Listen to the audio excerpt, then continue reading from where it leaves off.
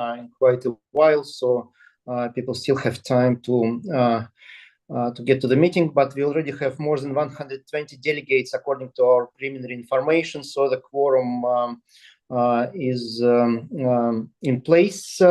And I would like to start with thanking all of you for all your work that you've done during the last few months since our last meeting of the General Assembly in Chennai, in India, in presence. The next in-presence meeting is going to take place in Budapest, Hungary, during the course of FIDE Congress, alongside with the FIDE Chess Olympiad. I would like to thank everyone who participated in the meetings of FIDE Congress events, starting from FIDE commissions that took place over the last few days. A lot of appreciation to commission chairman, secretaries, and members for all the hard work they did, and proposals submitted both to the Council and to the General Assembly. The Zonal Council had its meeting yesterday, and we had very interesting discussions regarding both planning and development levels, and other things, the role of the zones in general. I would like to thank our continents, all four, for also contributing a lot to FIDE and to the development of all individual chess federations. And of course, many thanks to my fellow council members and management board members for the support and active personal involvement in all kinds of projects and discussions. And you will hear today from many of them on the specific subjects in our agenda, as many of them are involved or lead those projects. As I mentioned, the agenda is long, so we should be very efficient. A couple of things that I would like to mention from the very beginning. First, one of the items on the agenda is taken out as applicants withdrew their proposal. It is the item 3.2.2. Application of International School Chess Union to be the affiliated FIDE organization. We discussed the matter at the council meeting and suggested to start the cooperation with ICU, and after the completion of all national and international procedures, we will come back to that at the next meeting, and hopefully General Assembly as well. So thanks a lot to ICU for understanding. Also, it is important to note that the time for presentations and voting on FIDE 2028 Olympiad bids is fixed. It is 5 p.m. Central European time. And that means that we should cover a part of the agenda before 4:40 CET, when we will announce a short break before the presentations. And I suggested to shift the financial matters to the time right after Olympiad presentations and voting.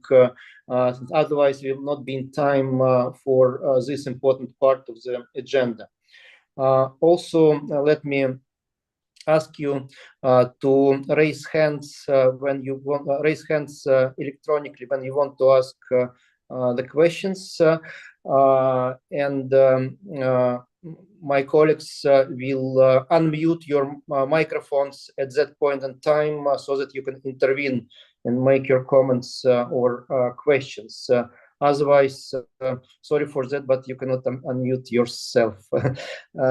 That's since there are so many of us, and otherwise we would have a bit of a chaos in the room. So please ask for your understanding on that. So that's my preliminary remarks. I will have my full-scale report just in a few minutes, but now we start according to tradition with FIDE anthem. So please stand or just pay attention to it if you cannot stand. Thank you.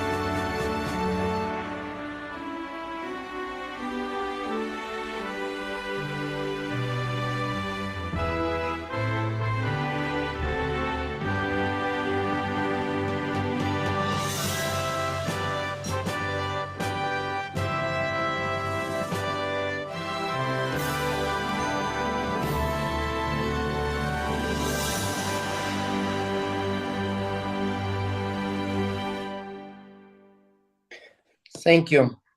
Thanks a lot.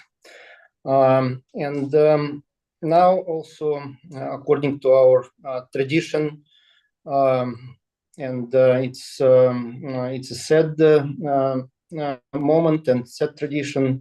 We will give a minute of remembrance to those FIDE family members who passed away during the last few months, and we will all remember them for their contribution and kindness that we all enjoyed during the lifespan. And I would like to mention also the Emir of Kuwait, who passed away just yesterday, and our condolences to the Kuwait chess family as well. So please put the video with obituaries right now on screen.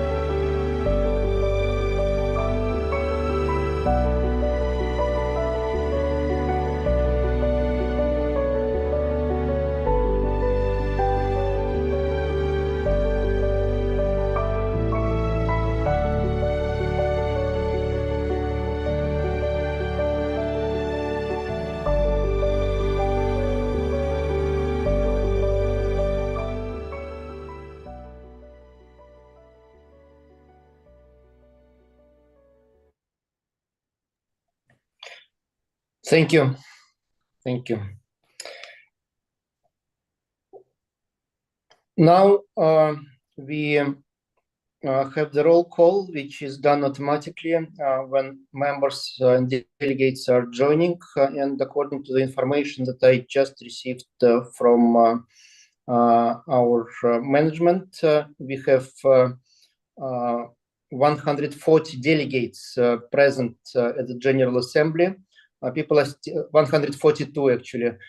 People are still joining. So by the time of the voting, of course, we will we'll have the updated number, but for the purposes of legitimacy, we have the fully legitimate FIDE General Assembly, and we can start working on the most important items on our agenda. Any questions at that point, or I can start my report?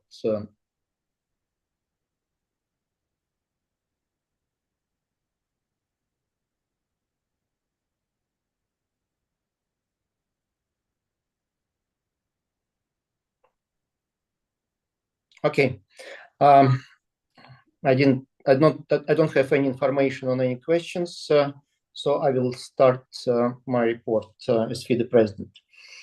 Dear colleagues, since the last General Assembly, FIDE has been concentrating on three main pillars of our work. First, our official functions as International Sports Federation, conducting all official events, giving World Championship titles, World Champions titles, other titles of chess players, and FIDE Olympiads. The second is social dimension of our work, expanding our mission to make positive influence on the societies all around the world, and making sure chess serves as a tool to improve people's skills and societies in general, as well as interaction among countries, groups of people, and continents. And the third pillar of our work is related to FIDE sustainability, both financial sustainability and institutional sustainability, which is supported by the recognition of FIDE as a partner in other international organizations and participation of FIDE in multi-sport events. Let me start with the first pillar. Since the last General Assembly, we conducted more than 40 FIDE official events at the world level, not counting for zonal or affiliated events. Only this year we have almost 30 events, including more than 15 events during the last 4 months. And the number is, I would say, big, and our institutional capacity to serve this number of tournaments had to grow. And besides working as it was traditionally with local organizers, we increased the capacity of FIDE internally, hiring more people to our event management team, and other colleagues who started working, if not full-time,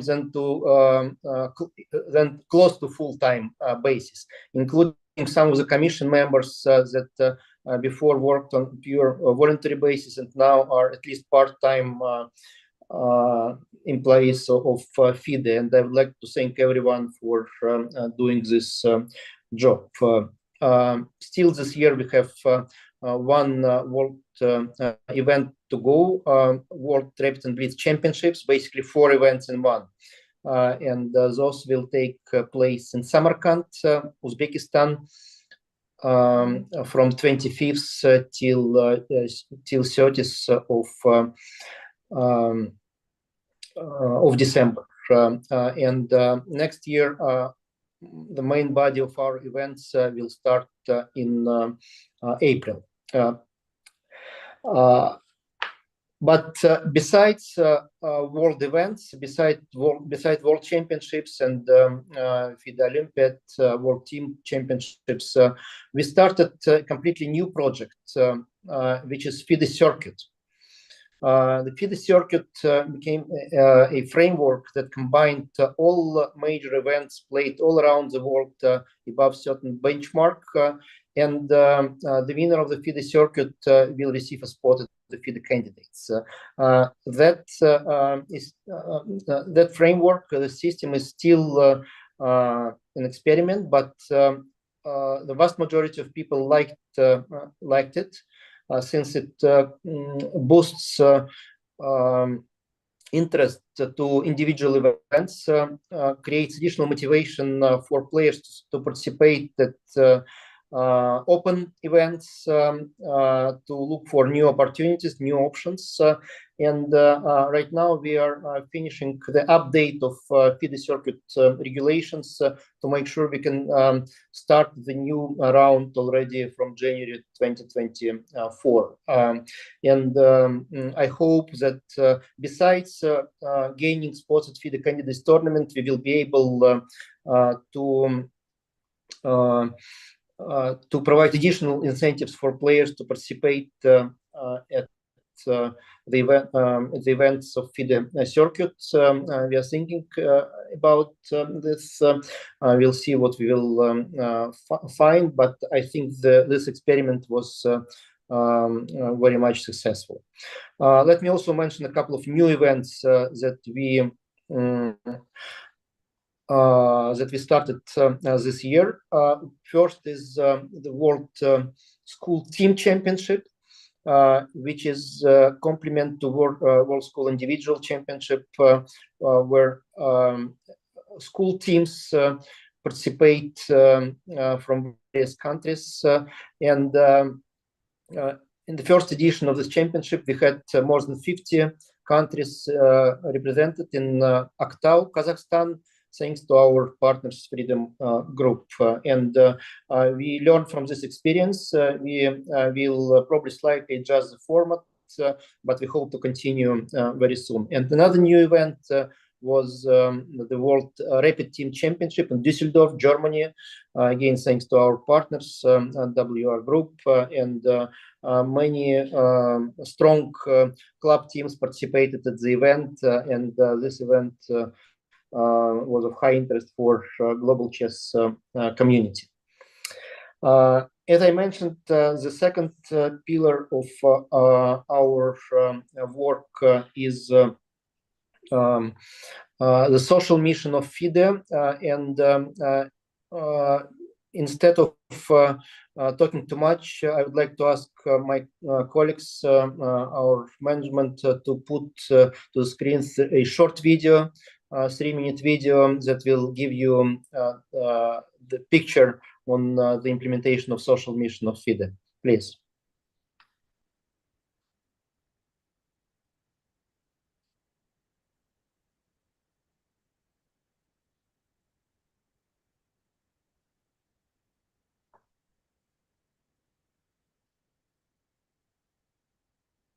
Can we do it now?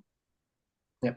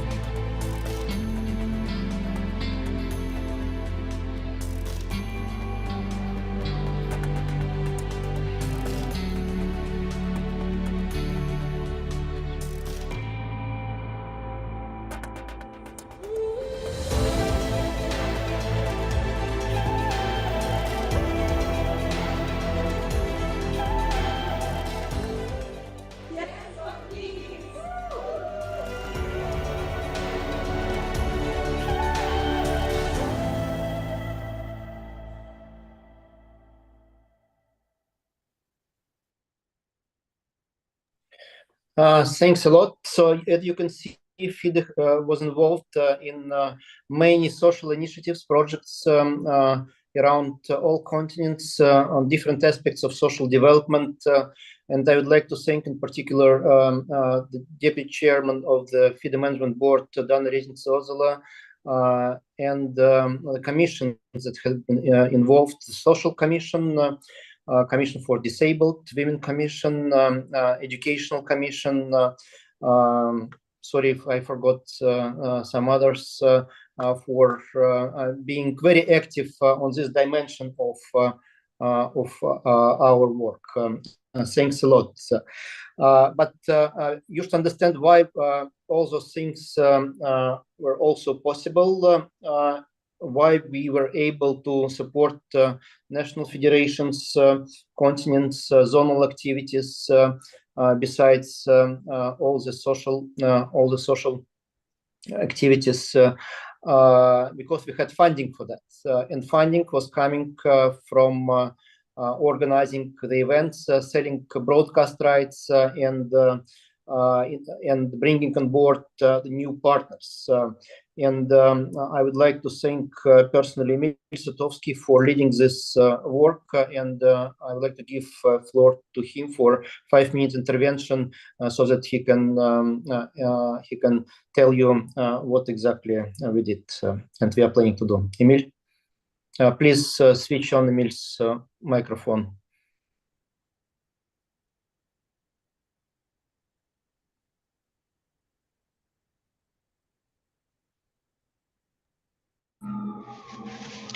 Thank you, Mr. President.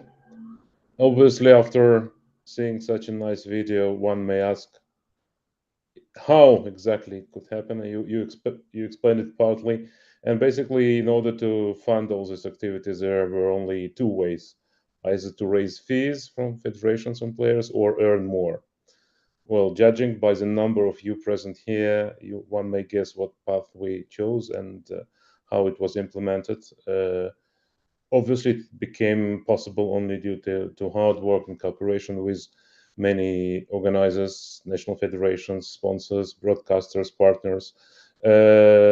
This year has been probably the most eventful in FIDE history in terms of number of events we had, literally. Top tier events, the tier one events, which included all the world championships, were not only important for bringing an attention to the chess world. Chess got on once again to the front pages of the media, but also obviously was important for supporting our financial situation. And in this regard, I think we managed not only to deliver but to over deliver, and the funds arrived were higher than our budget had foreseen before the start of this year. In particular, there were three major events which run this year, which was World Championship match, which took place in Astana, Kazakhstan, and I'd like to thank Kazakhstan Chess Federation and Freedom, our major partners there. World Cup, which was held in Baku, Azerbaijan, and I'd like to thank Azerbaijan Chess Federation and Sokar, who was supportive of the event. And Grand Swiss, which we staged on Isle of Man, and thanks again to Scheinberg family, who stood firmly behind the idea to have this event also bigger, stronger, and more funded. A part of that, we launched new projects, the projects which were not previously on cards. We never stopped to actually try and bring something new. And this year we had an event in Düsseldorf, which was the first of its kind, World Rapid Teams. We also started Global Chess League in cooperation with Mahindra. It was, I think, a success story already from the year one, and we are going forward looking at it as more and more events of the kind will take place. We expanded existing ones, as you know, the Women's Grand Prix Series, which was previously conducted with 4 stages, as it was in 2022-23. Now it's going to expand to 6 events, which will provide more opportunities for our female players, because we feel that now FIDE is in position and we're firmly committed to develop also not only to the very strongest players who enjoyed already in our previous years for raising funds in the World Championship matches and women candidates, but now already we can go and provide more opportunities for players who would qualify for Women Grand Prix series and consequently to other top events. So all these activities are important, but not less important is also to come with new ideas which would attract partnerships which have been not very typical for a chess world previously. We have managed to build a partnership already started in 2021-22 about the technology, hype technology by the time NFT, which brought us significant funds at the time. Then next step. Занимаясь этим. Whoops. I'm sorry, my computer is going crazy. Простите, возникли проблемы с подключением. Important stuff was the esports, which we organized together with IOC and with a cooperation in chess.com. And it is an event that took place in Singapore and was a success. And in addition to that, we keep adding up the new events, and we are also gearing up towards staging World Corporate Championship in 2024 to start qualifiers online and then to have a final event in New York. There is already a firm agreement about that. We need a final confirmation for the dates and details, but this is also on its way.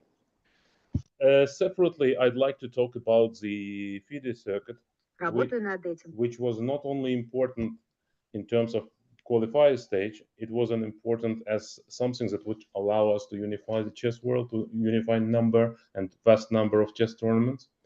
And it happened so that thanks to the FIDE circuit, which we now implemented, we also are gearing up towards a major partnership, which is likely to materialize already next year. We are negotiating with major partner about that, and I hope to deliver good news within a couple of months. In regards to FIDE circuit, I'd like to thank personally President Dvorkovich because it is his brainchild. I'm not shying away from taking a credit when it's due, but this was his brainchild and really great idea, which he mostly elaborated at initial stage and continued to work through with global strategy and other stakeholders, which enabled it to stage. Finally, I'd like to say that all that, I mean, bringing money is not our main function as FIDE, but it's obviously essential to conduct all the activities which FIDE finds important. And I feel that there is a very good distribution inside our team, which allows us basically to well spend the money which is earned. I think we also have been reinvesting in people who made the events we conduct on a high level. And I'm quite proud about the fact that the events which FIDE conducts, they are of high standard. And typically, organizations are less efficient than private companies which are running top events. But when I see events which we organize, like World Championship or World Cup or Grand Swiss, or I'm sure now for the Samarkand, Uzbekistan World Rapid and Blitz, I see that this is a top-notch event, and we see a lot of positive feedback from players. And these are events which we can rightfully be proud of. Finally, one big, massive, important point being broadcast. Broadcast is always a very sensitive issue. You have always to invest in production. You have to build smartly cooperation with partners, with networks, with TV, and we are expanding on every of this front. I think there is a potential for a breakthrough already in 2024. And we are not in, let's say, initial stages or just looking for partners. We are already on a very advanced stage. And once again, I hope that, as usual, we will manage to over-deliver and not only to deliver on our promises. Thanks, everyone, for your trust and your support. And if any questions, I'm always yes, thanks a lot, Emil. Indeed, all these tracks we achieved important milestones, and being personally involved in most of those activities, I can reassure you that our partners take take the negotiations and the whole process very seriously. It is far from being just a charity. We are talking about major collaborations where we bring mutual benefits to the chess world and to our partners. So that's an important note that I would like to make. Besides that, as I mentioned, the third track was working with international sport bodies and other international institutions, including our Olympic ambition. And a special committee had been created, led by FIDE Executive Director VRL Balagan. So I would like to give floor to him for 3-minute intervention. VRL, please, the floor is yours. Please switch on the microphone, VRL.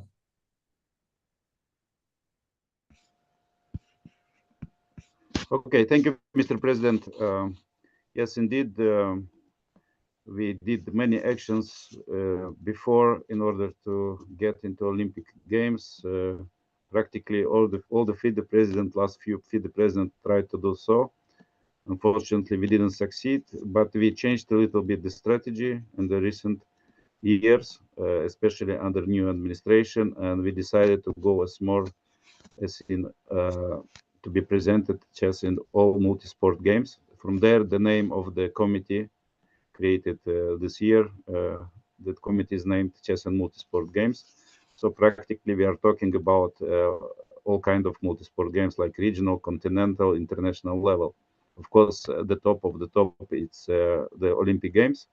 We are still in full contact with the International Olympic Committee. We are trying to be aligned as much as possible to all the criteria of International Olympic Committee. And this is permanent work. And the fact that our FIDE office is in Lausanne, it's also a sign for that. But if you all saw the report, there is a big list of tournaments of the games which we already part or we intend to be part of. The most important I would evidentiate it's the continental games, which we have 4 continental games, and in 50% in 2 of them chess is present already in the main program. We had chess this year in Asian Games in Hangzhou, and we always very thankful to Chinese Chess Association because they permanently include chess into the games, and when they are held in China, and of course one time it was in Doha as well, in Qatar. So chess was part of the program, and also a novelty which is very important to all of us, it's that chess was a part also of Para-Asian Games, of Paralympic Asian Games, which also was a full step forward. Thanks to huge efforts of our team, but first of all of Mr. President Arkady Dvorkovich and FIDE International Director Mohamed Al-Mudiaki, chess was included into the program of African Games, which was supposed to be this year, but it postponed for 2024. Still, the name is African Games 2023, and chess is privileged to be among of 23 sports only, part of the program. So here we are doing very well. Also, a huge step was done in the European community. So chess was part as a demonstration sport in the European Games in Poland this year.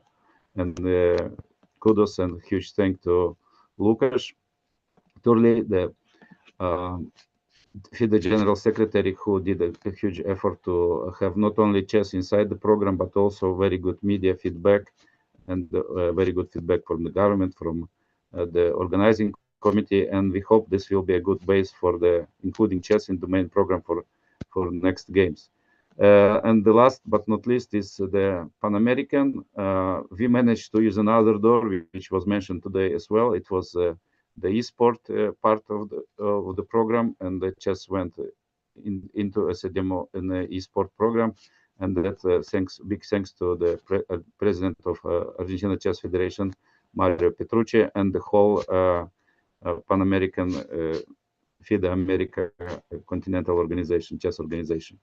We do have chess in multiple different games, and in the FIDE president was in the South American games last year in Paraguay, and we are advancing more and more in that regard. There was good negotiation about including chess into Indian Ocean Games. So we are progressing. We have a very good team with a representative from all continents. The co-coordinator is Mohamed Al-Mudiahki. The secretary is Danara Shovanova. We have a remarkable Nigel Shore together with us and many others for helping this progress. And the most important out of all this movement is that helps that chess is recognized by national Olympic committees. There is bigger support, bigger recognition, especially thanks to the fact that chess is part of these games. Of course, our main target is to get one day into Olympic program, but for that we need to improve in all fields, and on marketing and I don't know, on broadcasting and visibility. Even we are one of the most popular games in the years. Thank you, Mr. President. I try to be brief, so not take too much time. Thank you. Thanks a lot. Thanks a lot to all the colleagues. And to conclude my report, let me tell you that special attention was given by me personally to contacts with national chess federations, continents, and FIDE zones in various ways, not just via my phone that is sometimes hot because of your calls and messages, but I really appreciate all of you contacting me directly and communicating with me and other members of our team directly. I also visited many countries around the world. Yarel just mentioned Paraguay. On that trip, I also visited Uruguay, Argentina, and Brazil. It was another trip to the American continent where I visited Panama and Salvador for Central American and Caribbean games in particular. I visited United States, Chicago for Chess in Prisons project. I still owe the visit to Mario Ramirez Barajas since I missed the World Junior Championship this time, but I will find a way, and there are still many countries at the continent to visit.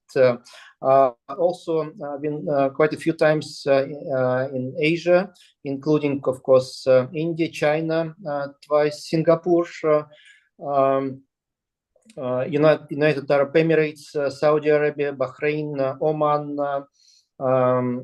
Maybe I missed some countries, but I think we were able to increase the awareness about chess, support from national Olympic committees, and also initiate some of the important tournaments in the region. So thanks a lot to all the colleagues. In Africa, I visited just recently. The first trip was to Egypt to secure the place for chess and African games. Yes, my colleagues reminding me that in Asia also I visited Hong Kong, Macau, and Qatar. Thanks a lot, Chen, for this kind reminder. And the second trip to Africa was to visit Senegal, Cape Verde, and Morocco. Again, all places I had an opportunity to meet high-level officials and make sure that national chess federations would enjoy support from the authorities and from national Olympic committees. So I am confident that those trips are not just to spend FIDE money, but to actually to bring benefits to FIDE, and the return on that is really high. But let me thank my colleagues who are able to travel to substitute me as well. Since still on this 365 days in 1 year, especially to Deputy FIDE President Vishy Anand. Vishy, thank you for your enormous support during not just trips, but the whole work you are doing to promote chess around the world. Nigel Short, who visited many countries and bringing some new members to FIDE, and some of the colleagues were mentioned as well. Lucas, in particular in Europe, and I really thank the whole European team for working to include chess into exhibition program of the European Games. I visited also many European countries during this year, including the celebration of the anniversary of Dutch Chess Federation and our Under-16 Olympiad in Eindhoven. So it was a nice event as well, and 3 events in Italy. You can imagine how difficult it is, but I think our colleagues are doing a great job. So thanks a lot for that. So I would like to conclude with that. And the floor is open for question or remarks if you have any, before we move to the things that I just mentioned, bringing new members to our FIDE family, based on the recommendations, including based on the recommendation of the Constitutional Commission. So please, any questions or comments on the report, on any pillar of our work, please.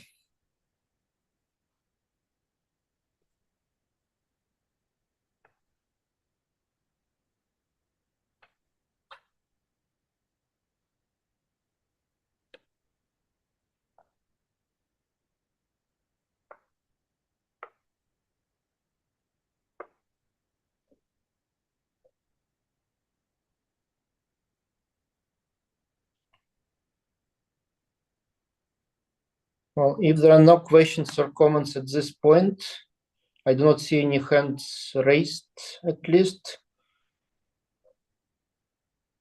Then I would like to thank you for your... no, there is one hand. Dana, please.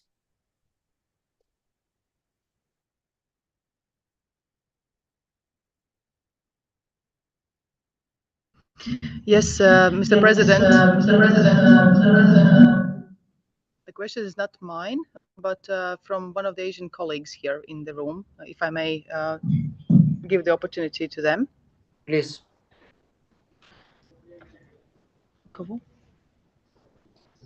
Enable. Unmute. Microphone. Yeah.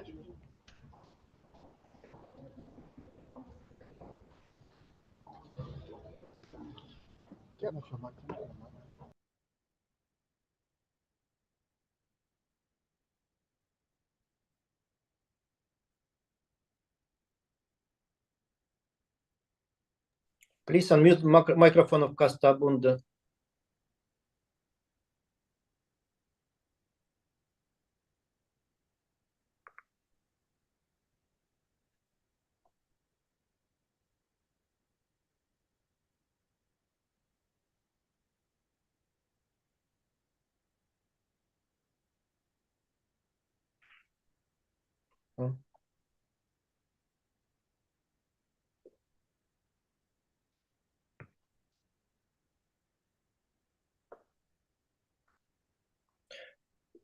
Well, if we cannot resolve the technical issue now with our Asian friends, let me give the floor to Bernard Vanjala, Kenya first, and then Thomas Korea.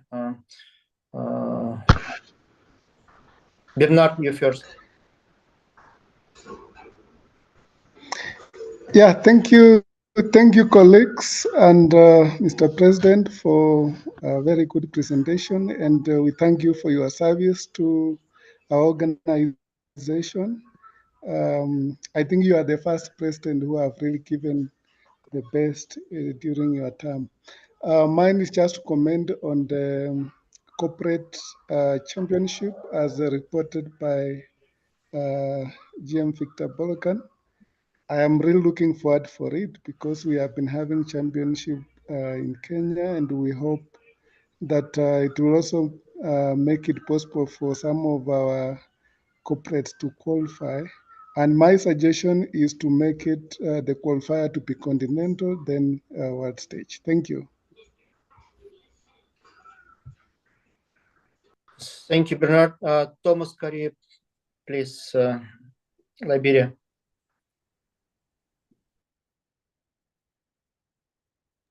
Please unmute, Thomas. Please, Thomas, you are unmuted.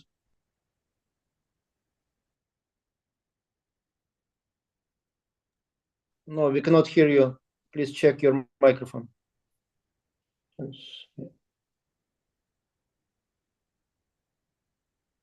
No. You were unmuted from our side, but your microphone is not working, I guess.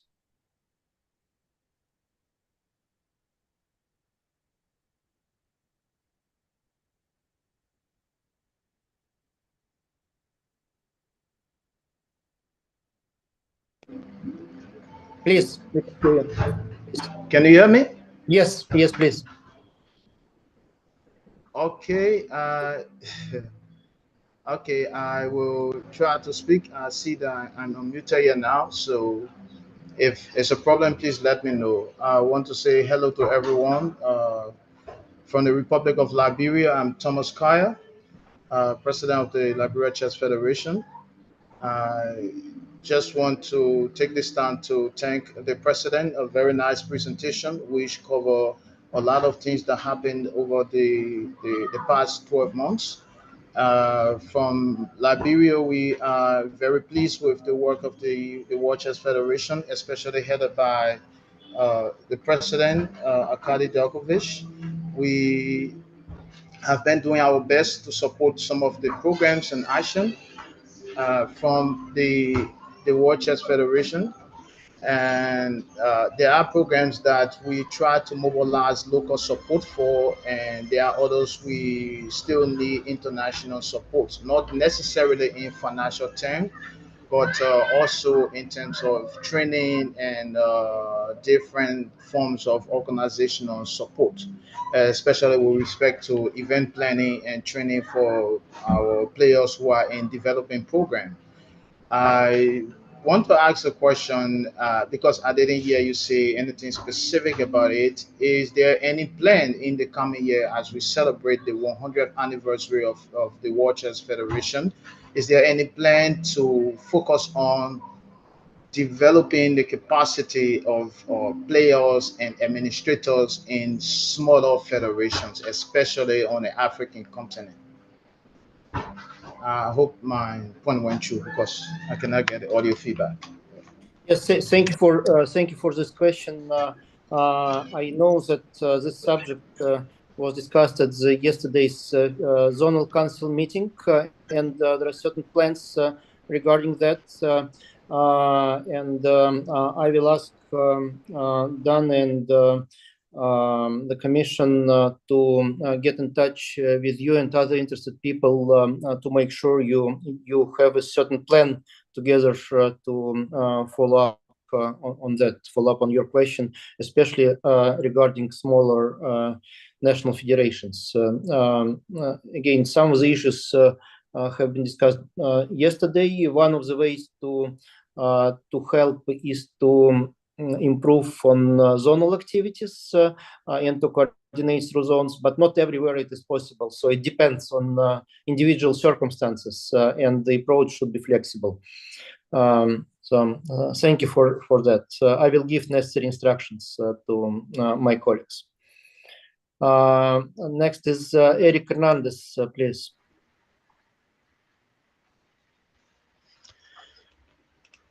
Hola, presidente. Solo no quería perder la oportunidad de mencionar el enorme apoyo de FIDE a través de su persona para que América, por primera vez, tuviera participación en los Juegos de ODESUR, que es toda Sudamérica, y que participara en los Juegos Centroamericanos y del Caribe. El seguimiento y su apoyo fue fundamental para que estos Juegos estén.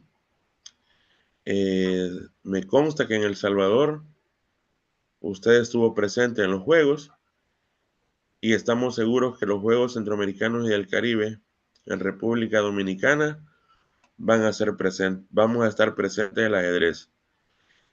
Son avances importantes que nunca se habían conseguido. Hay que resaltar que por primera vez en su gestión se han logrado y que tenemos la confirmación que República Dominicana va a ser sede de los Juegos Centroamericanos y del Caribe próximamente. Como Confederación de Ajedrez de América, gracias, presidente. Una FIDE fuerte nos hace a las federaciones fuertes. Gracias, presidente. Gracias. Um, since I couldn't switch the translation in time, maybe my deputy will respond to that. Visha, can you do it? Can you switch on Visha Anand's microphone? Yeah.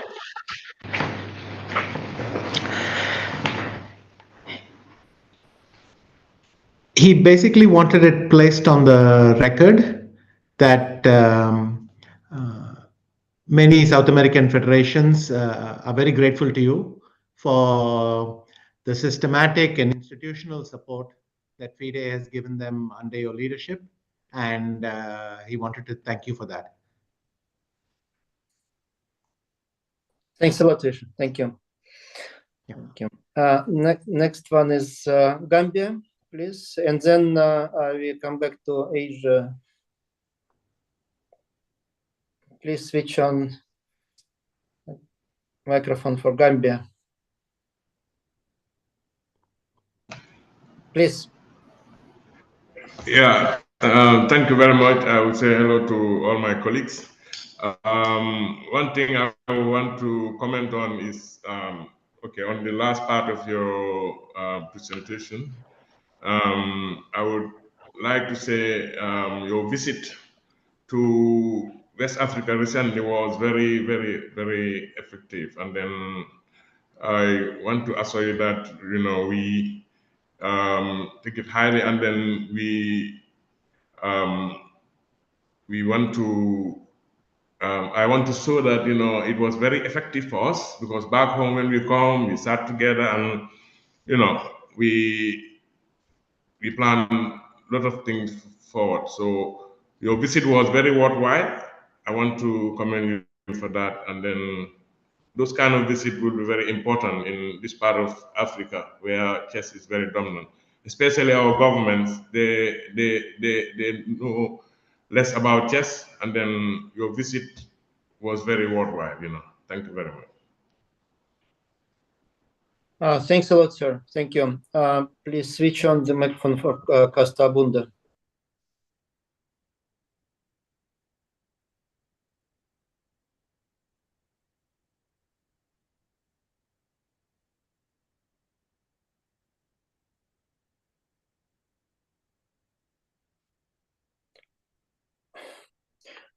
We cannot hear you, Luxman. Your face is really nice, but we cannot hear you.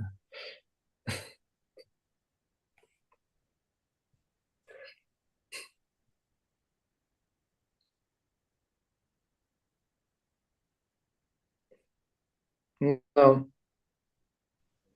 Yes, try again. Yes, now. Yes, please. Please. Yes, I want to thank you for everything you've done during your term, because, you know, we see a lot of improvement, developments, especially in various fields. You know, everything support chess get developed, going to very high heights. Here, actually, I'm talking to request you two things.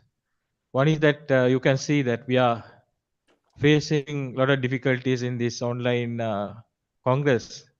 So I have a humble request that from here onwards, at least we can have this hybrid. So then the people who can attend can be in physically. In this hall, there are a lot of people, they are facing problem with these connections. Even we don't know we can vote at the time correctly. So I have a humble request that we'll have a physical Congress because this is only for 1 year, once in a year. The second thing, that Sri Lanka, India, and all are participating in all the FIDE events with more active way. But we are facing problems with the visas. Even I saw that India faced visas for Peru. So we couldn't send Mexico, sorry. We couldn't send couple of teams because of this problem.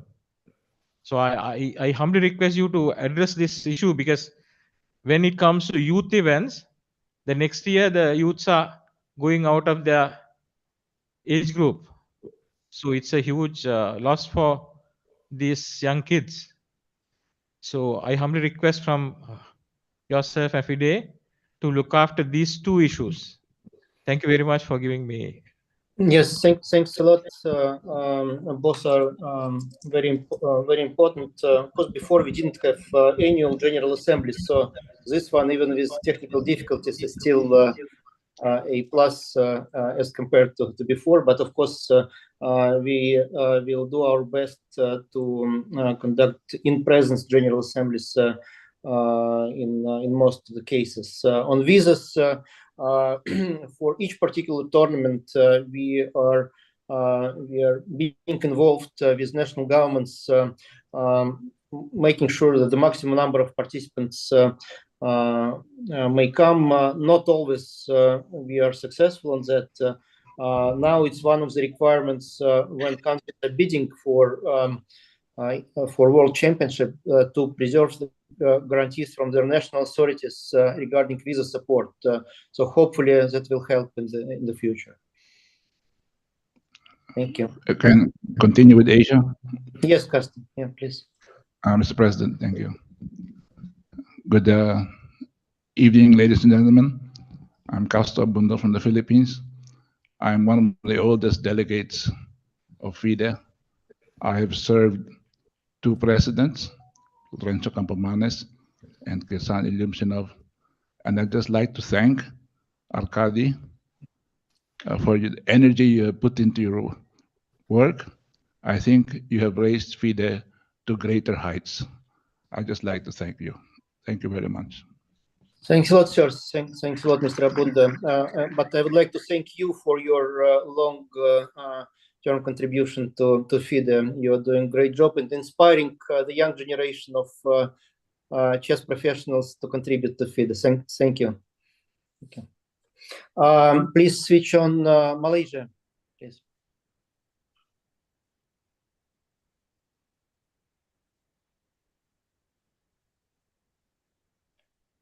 Sir, you are unmuted, but we cannot hear you. Sorry.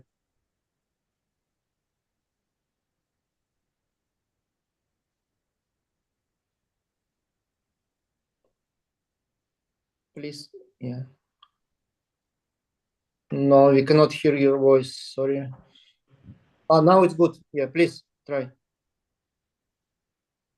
No, again. Sorry.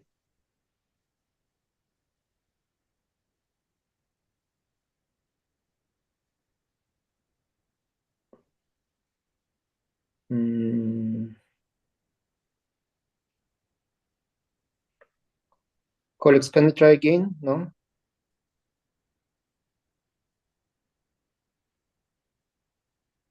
Okay, does this work? Yes, now it works. Okay, good.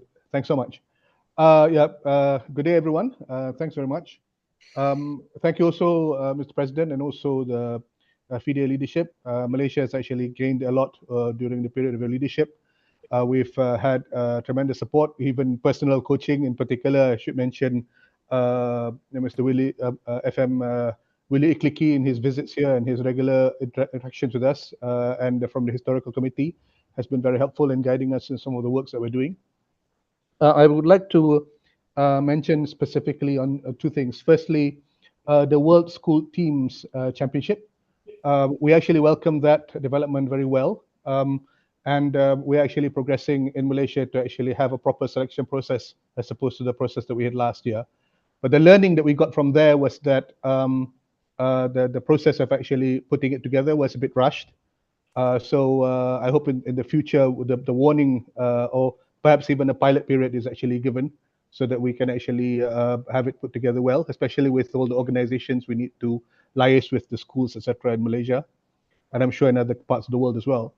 The second to mention is that related to that, we are very interested in what was presented by Victor Bologan earlier regarding the Corporations Championship. We are actually planning to revive a Corporations Championship in Malaysia next year. So since this is already a plan that's being put together by FIDE, I would like to request that we actually perhaps can have some discussions to align so that when we revive that in Malaysia, we actually then line it up nicely with what FIDE is planning for the world or for the FIDE level tournaments, both continental as well as world. And if there is to be the pilot, I'm happy to actually volunteer Malaysia also to be involved in that pilot. Thank you. Thank you. It was actually mentioned by Emil, but doesn't really matter. I suggest that if you will have more questions on the tournaments, we can discuss in the section regarding FIDE calendar, if you don't mind, not to be stuck here in this section. Pakistan, please. Thank you.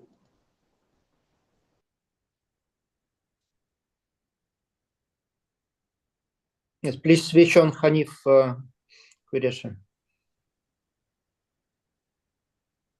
Sir, yep, please. Hello, can everybody hear me? Yes, it works. Very nice to be here. And Mr. President, FIDE leadership, Pakistan has been out of the game for a very long time. I'm very happy to report to all the delegates and the world watching that Pakistan is coming back. This is our 17th event that we are participating since the last year. The new leadership has taken. I'm very grateful to your help and the help of all the friends, Dana, Nigel, everybody else in FIDE who has helped us all along. And now we have the fruits in front of us. Here we have 15 Pakistani children participating in the Asian Youth.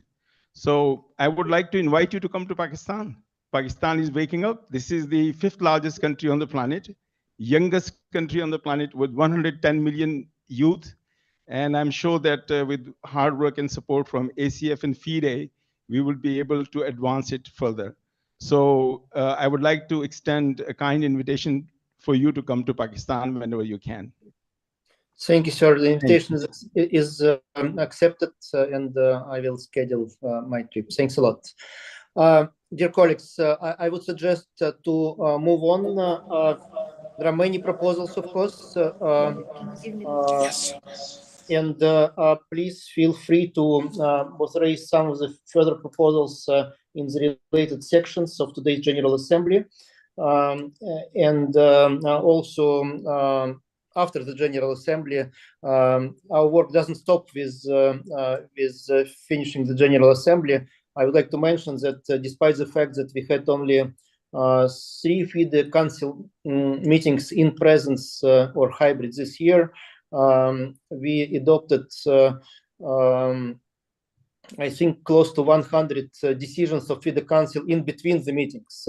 So lots of work being done in between various meetings, and this is how things are in FIDE now. So don't hesitate to contact us anytime with the initiatives, proposals, and we will respond, give you feedback, and work on the changes in the regulations or practices as quickly as we can. So thanks a lot for that. Let's, Asia has another question, or yes? Please switch on Casto microphone once again, and we will finish this section. Please. Hello. Hello. I'm newly appointed delegate of Korea Chess Federation. First of all, I would like to deeply apologize to FIDE management board for surprising withdrawal of World Cup. We didn't mean to that, but I deeply apologize. Our fault. Yeah. So please don't hate our Korea Chess Federation. We need your, yeah, we need constant your support and interest about our Korean Chess Federation. I will do my best to improve my country's chess background. Please help us to improve as we Koreans want to improve chess into the international level. Yeah. Okay. Thank you so much, Mr. President. It's my great honor to meet you. Yes. Thanks a lot, sir. Congratulations with the appointment. Emil wants to respond very quickly. I remember we both were involved in discussions with you regarding the World Cup. But, Emil, very quickly, since we need to move forward. Yeah. Switch on Emil's microphone, please. Yeah, I'd like just to thank the newly appointed Korean president. Actually, for us, it has been a very welcoming initiative to stage the World Cup in Korea, which didn't materialize yet, but no hatred or whatsoever. We actually welcome the continued work with Korea. We think that the country is very much suitable to host a top event of the format of World Cup or something similar. In addition, as I mentioned, for the World Corporate Championship, we would be welcoming Korean team taking parts because we have many big companies which it could in a way contribute to popularity of chess in country if biggest corporations team up a team for the World Corporate Championship. So welcome, and I'll be happy to visit the country for further dialogue. Thank you. Thank you, Emil. And yes, I can also visit. Thank you. Let's move on. I suggest we take note of my report, FIDE President's report, and we will put in the minutes all the suggestions that you presented in your interventions, and we'll follow up on all of those. So thank you for your contributions. So now it's time for Roberto Rivella, the chairman of the Constitutional Commission, to present us the Commission's report so that we can have the final list of delegates with right to vote and all the procedures established for our future work. Please, Roberto, the floor is yours.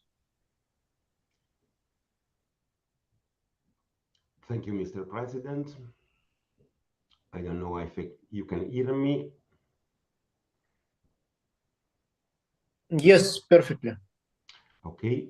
So, dear delegates, I'm sure that you read my report, the Constitutional Commission report, so I will not repeat what is written there, but I just will try to focus on some more interesting point to explain them. We had quite a lot of work to do for this General Assembly, but first of all, our main task as a non-electoral year is to decide about the list of member federations having right to vote and the list of the delegates having right to vote. About the first point, we decided that luckily only 2 federations this year has no voting rights, South Africa and Bulgaria, for different reasons.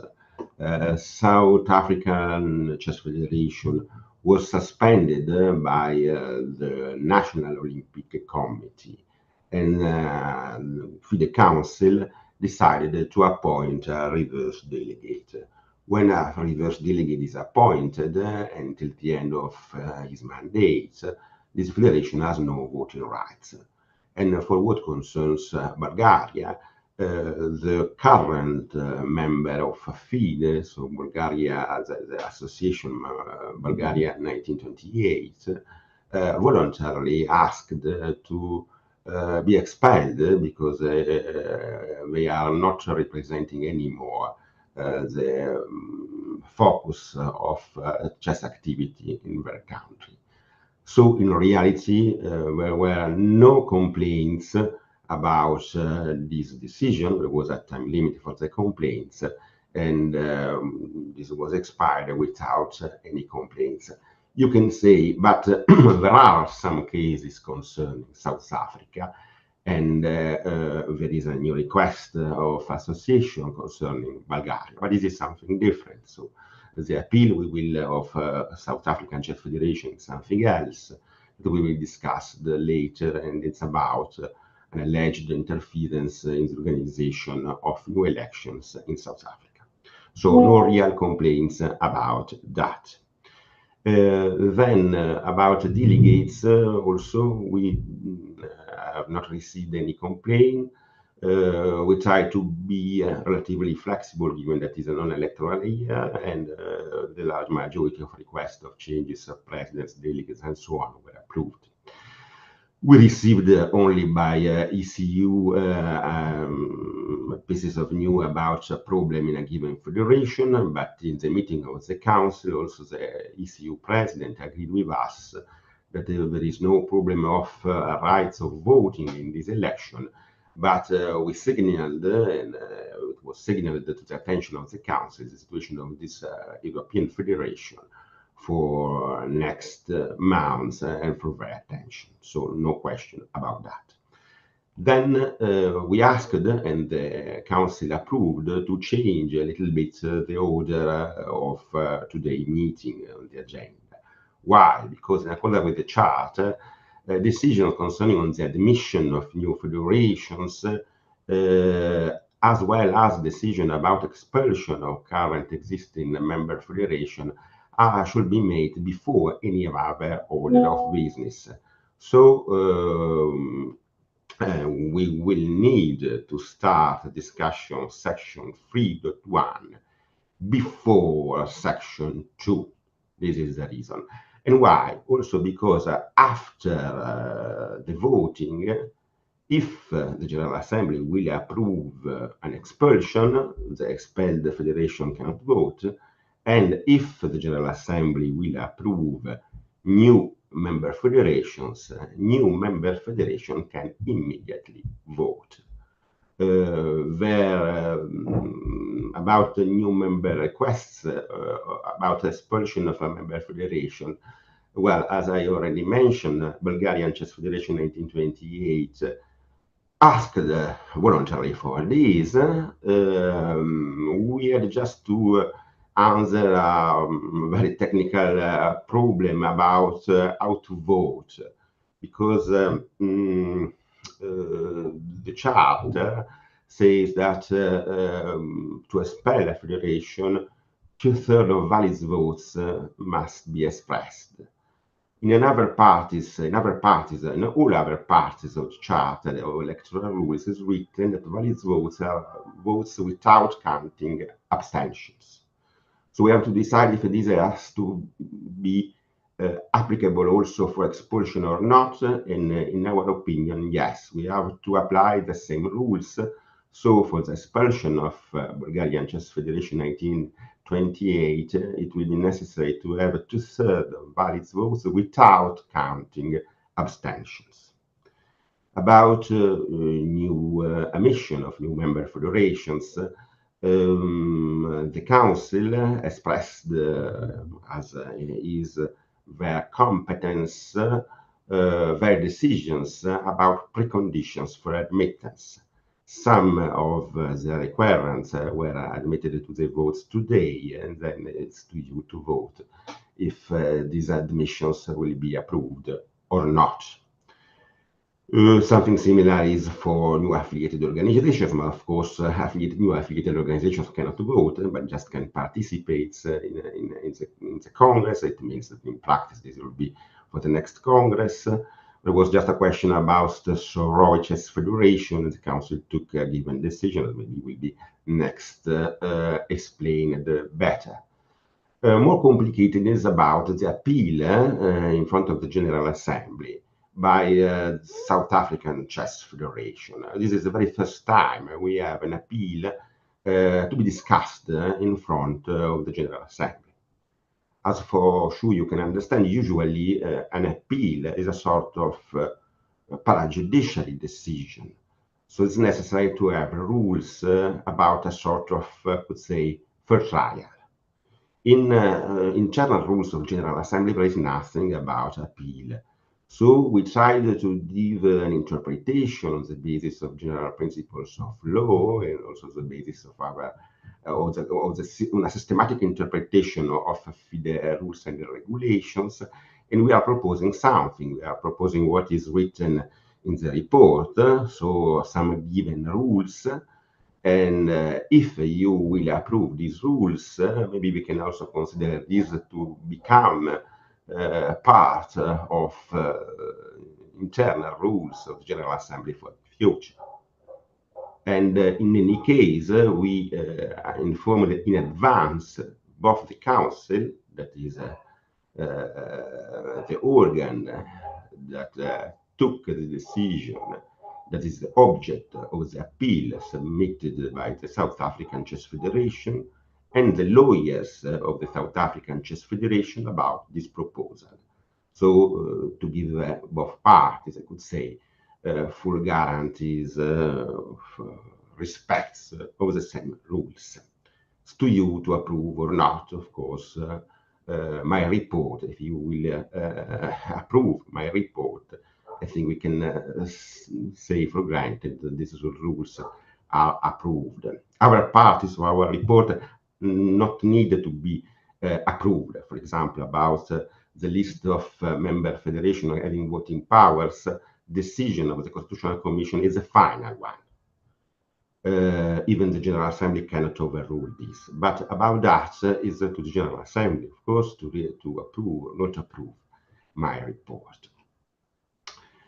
Finally, about a proposal changes of the charter, we for sure, again, you read our comments, but for us, all requests are legitimate. I just to underline that about Lesotho Chess Federation, we wrote something. We just reminded the existence of a rule of the electoral rules that concerns the same object, but it's not exactly the same object. I want to clarify this. Maybe the changes that were approved in 2021 in the electoral rules gave an answer to one of the risks that were the rationale of Lesotho Chess Federation request. But other risks could exist, and so it's a perfectly reasonable request, and is to you, of course, there are pro and against, again, the same as all other changes of rules, but this is the merit. This is not about the Constitutional Commission to decide about the merit. About the request of changes of Article 18.12, we after our meeting, there was a little bit a change because there was a withdrawal of one of the proposal, and is as a simplified the GLA picture, so also the rules about how to vote were a little bit changed, and the council decided about the rules to follow about these proposals. Finally, about the request of Norway Chess Federation, we had to intervene, but just with very technical aspects about the exact formulation of this proposal. After an open discussion with the Norway Chess Federation, they very kindly accepted our remarks. Now there is a little bit different, not in the substance, absolutely not in the substance, but in the formulation of their proposal, and in the Constitutional Commission idea this is possible. That's all for me. If you have no questions.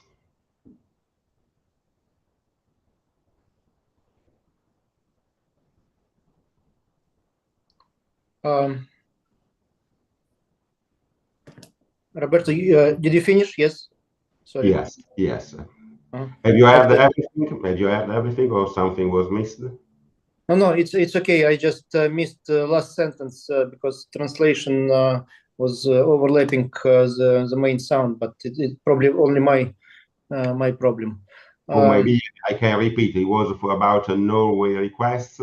Norwegian Chess Federation very kindly accepted also if maybe we have not agreed fully, but they accepted our proposal to change the formulation of their proposal. Now there is a new amended proposal that is a general principle and not an exact amendment of existing rules, because legislative powers on that, we can say, is to the Council and not to the General Assembly. And now the substance of their request is one of the points to be discussed and voted by the General Assembly. Thank you. Thanks a lot. At this point, I would like to ask everyone if there are any pure legal questions to Roberto, since the substance of each item, besides the procedure on South Africa, we will discuss when we will come to each particular item. So right now, only if you have just pure legal questions, please raise your hand.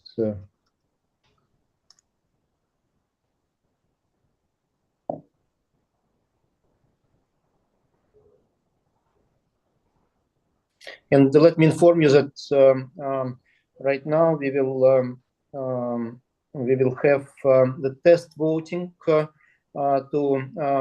make sure that the voting system works according to the requirements. So just in a couple of minutes, we will present just two sample questions that are not related to our agenda. You would see it from the substance of the questions, very general questions about chess. And we will test how our voting system is working to make sure that we do not have any technical issues. And I was informed that right now we have 161 delegates who entered the room and have the right to vote. 162, sorry, the latest number, 162. But anyway, we will see the results of the voting every time, and we will see how many delegates voted, and we will calculate all the percentages from that number. 163 already. Yeah, popular platform. Let's do this test voting right now. So I would like to ask my colleagues to proceed with that. And we will have 3 minutes for this voting. If you will find that it is not enough for official voting procedures, we will add time. Now we will try to do it during 3 minutes. Thank you very much, Mr. President. It's Alex from Lumi here. Good afternoon, everyone. Hopefully you can all hear me okay. So the voting today will be conducted on the Lumi voting platform.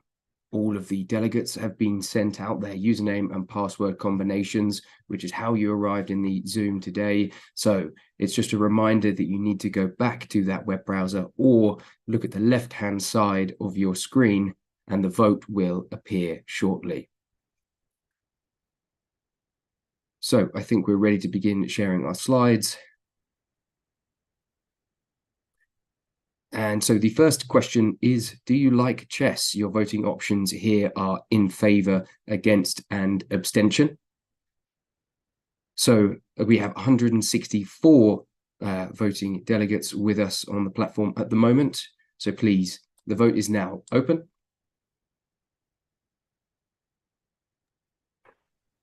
And apologies, we put a 2-minute timer on this test vote, but we won't close it until that 3 minutes has elapsed. This should give everyone plenty of time to make sure that they are connected to the Lumi platform and that they're able to submit their vote. Yes, the results will be published. So be careful with your answers. And unfortunately, we have no power to change those answers. So I can just say that I can see the votes coming in, and it's favourable so far. So I don't think you have to worry, Mr. President. We have 133 received votes so far, with 28 and reducing not received. So it looks like most of you have connected and are able to vote. I can see a hand raised by Casto Abundo. If that's to do with questions around voting, I'm happy to field those questions now, as this is a test vote and we have time here to make sure everyone's connected. Yeah, we have two questions. Casto Abundo first, then Philippe, and then third question. Yeah, okay. Mr. President, we have got a lot of delegates representing the Asia over here in Abu Dhabi, but we have a problem in connection. So we would like to know how we can vote, because like almost we have got 10 participants over here. So we all have issues in the system. So we would like to raise our issue right now and to find a solution for it. I have another question. Go ahead. I have another question. We'd like to know who are the members present to vote, not only the total number.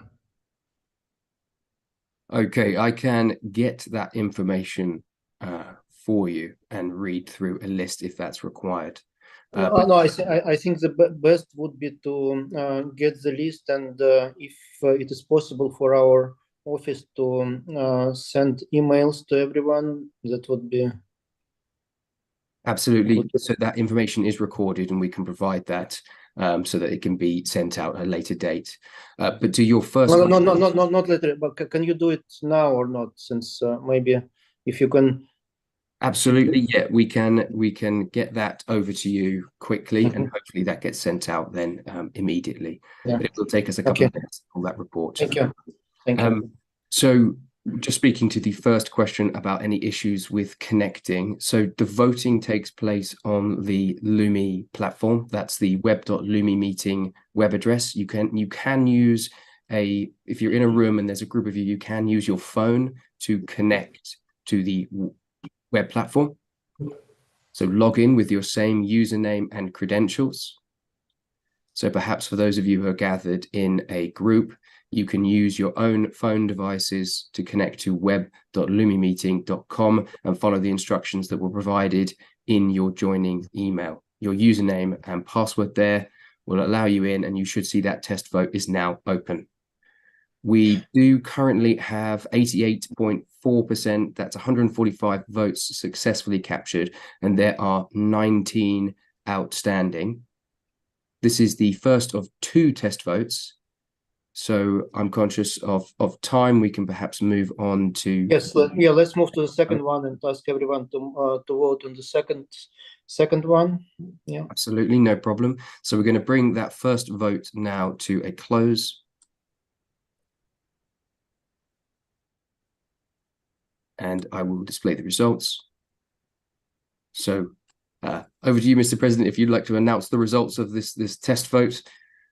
Yes, total registered 164, abstentions 3, not participated 19, valid votes 142, 137 in favor of liking chess, 5 are against. It's okay. Probably people just tested the system, hopefully.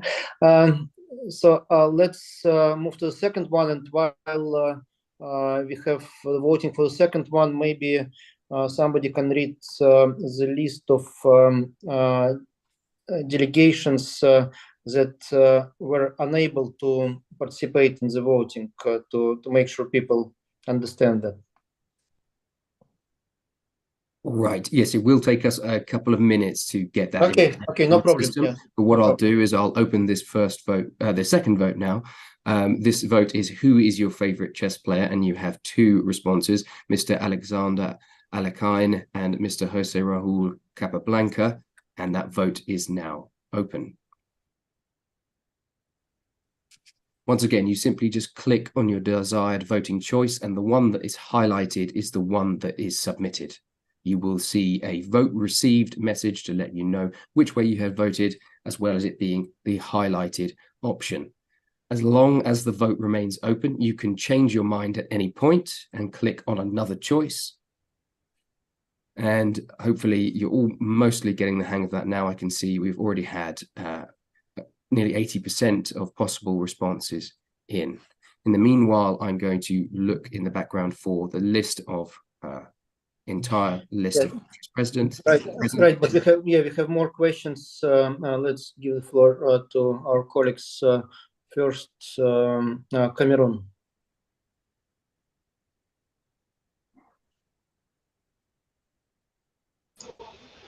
Oui, bonjour à tous et merci. Je voulais savoir si le vote est secret. Est-ce qu'on sait ce que quelqu'un a voté, a fait comme choix dans son vote?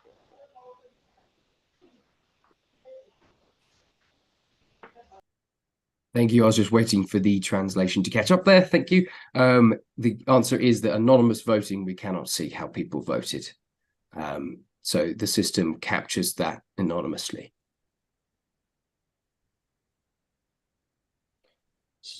Thank you.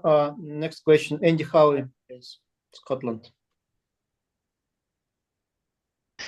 Mr. President, I just wanted to point out to people, if they wish to know which delegates are here, if they click on the participants button, it will list everyone who's here, and all the delegates have the DEG at the start.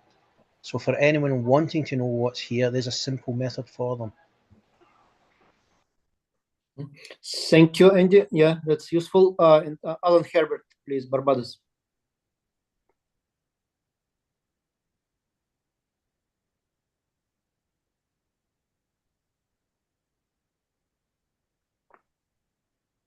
Can you unmute Alan, please? Oh, sorry. Mr. President, it was mentioned once you took an option on the vote, you'll get a message saying that the vote was submitted. Exactly where does this message come? Because I've selected my option, but I didn't see the message. All I see is a cancel button.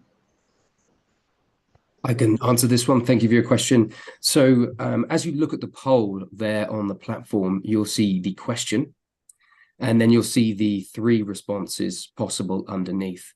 And then as you click between those choices, you can see at the very top of that list in sort of a bold font that says, in this for instance, it'll be a name. So Mr. Jose, for example, vote received next to it.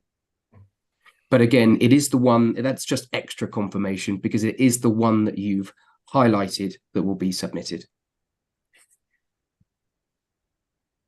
Thank you. How many votes do we have cast?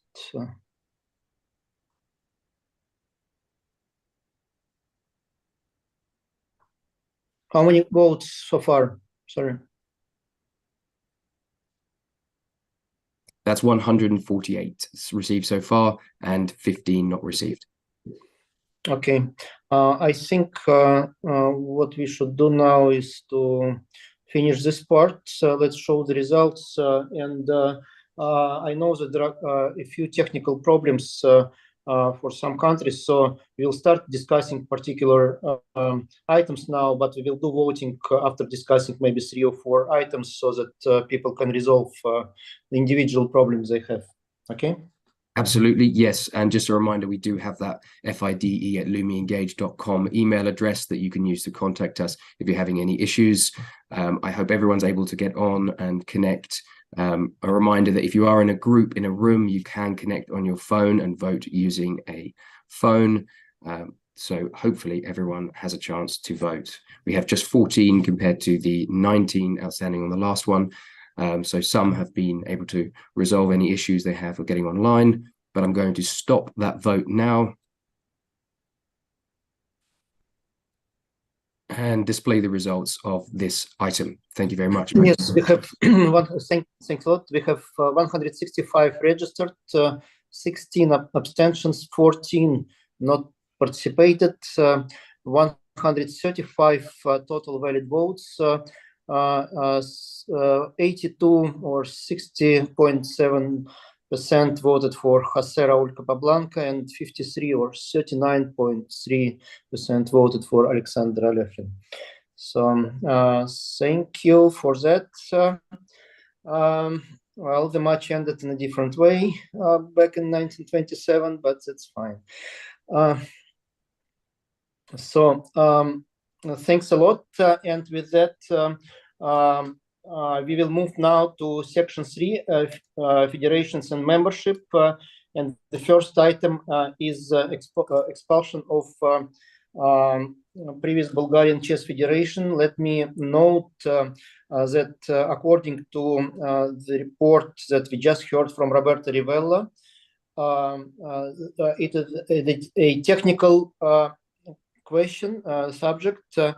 This federation, as a legal entity, has sent us a letter, an official letter, confirming that they agree on expulsion to give away to another federation to become a member. So no separate report is needed. Roberto had already reported on this subject. Are there any questions regarding that, please?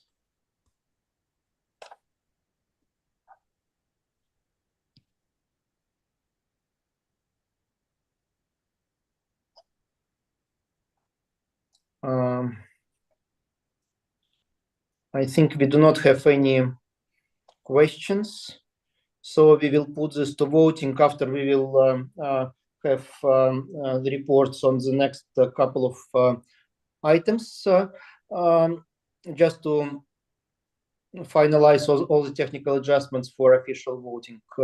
And I can see that more people are joining our meeting. So let's no, there is one hand from Cameroon. Cameroon, please. Oui, merci. Moi, j'ai pas bien compris la raison pour laquelle l'Afrique du Sud est exclue.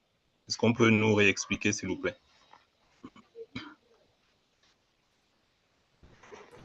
Roberto, are you with us?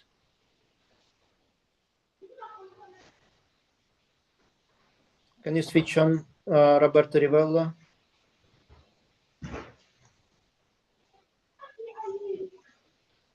Okay, can you hear me now? Yes, the question is on South Africa. Can you repeat the arguments why they do not have? Maybe I explain the ones in English. Maybe let's try to explain in French now. Well, okay, that's fine. Yes. Oui, alors la raison, c'est que cette fédération a été suspendue par leur comité national olympique. Et après ça, le conseil de la FIDE a décidé de nommer un reverse delegate. C'est une institution qu'on utilise depuis quelques années, qui est quelque chose de différent de la suspension, mais un petit peu moins. Mais il importe qu'il n'a pas le droit des autres à l'Assemblée. De toute façon, il n'y a pas eu aucune, comment dire, complaint, aucune réaction contre ça. Je pense que la Fédération d'Afrique du Sud a compris ça. Mais il y a une autre question à propos de l'Afrique du Sud. C'est la question concernant la légitimité d'autres élections et les rôles de la FIDE dans cette différentes élections. Et ça, c'est l'objet d'un article qui sera traité dans cette même meeting un petit peu avant. Et c'est, vous aurez la possibilité aussi d'écouter les différentes raisons expliquées par les différents partis. En ce cas, les partis sont le conseil de la FIDE d'un côté et de l'autre côté la fédération sud-africaine. De toute façon, il faut clairement faire une séparation entre ces deux objets. D'un côté, les droits de voter, c'était une décision en ce cas du Conseil de la Commission constitutionnelle que je représente et qui de toute façon n'a pas été objet d'aucun appel. Et d'autre côté, l'objet de l'appel de laquelle j'ai parlé. Je ne sais pas si je suis réussi à vous expliquer de la meilleure façon la raison de cette suspension. Thank you. I think we have a question from Zambia also.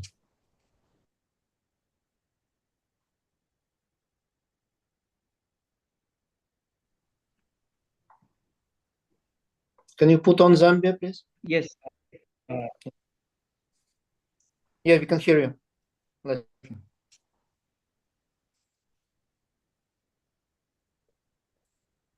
Oh, sorry, I just joined the meeting late. Good afternoon, Mr. President and everybody. I was just trying to test whether I was connected. Otherwise, I just wanted to say hello and how are you? Thank you. Yeah, that's nice of you. Thank you.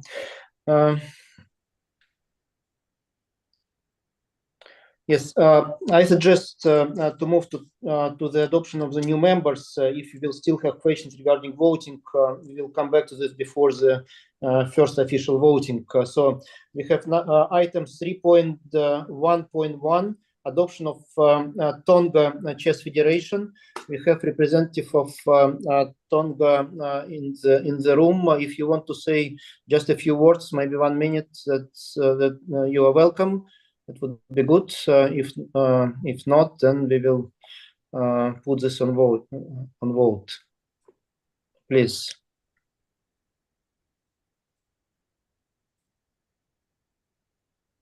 Can we switch on Tonga?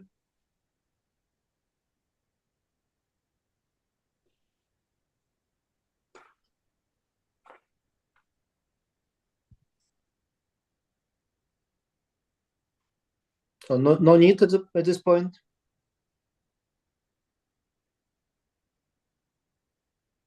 Bill, please.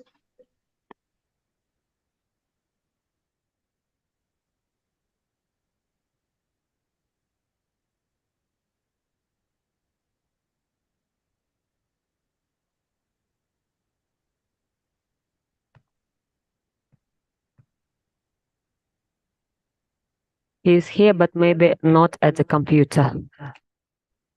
Okay. So if he will come back, then we will give a floor.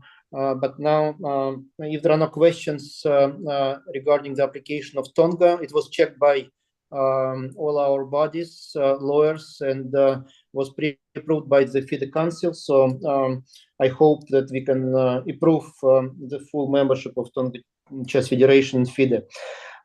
Next one is Vanuatu Chess Federation. Can you unmute Vanuatu? Sorry, Tonga. Are you here, Bill? Did you come back?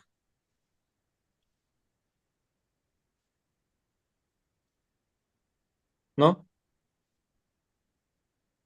Bill?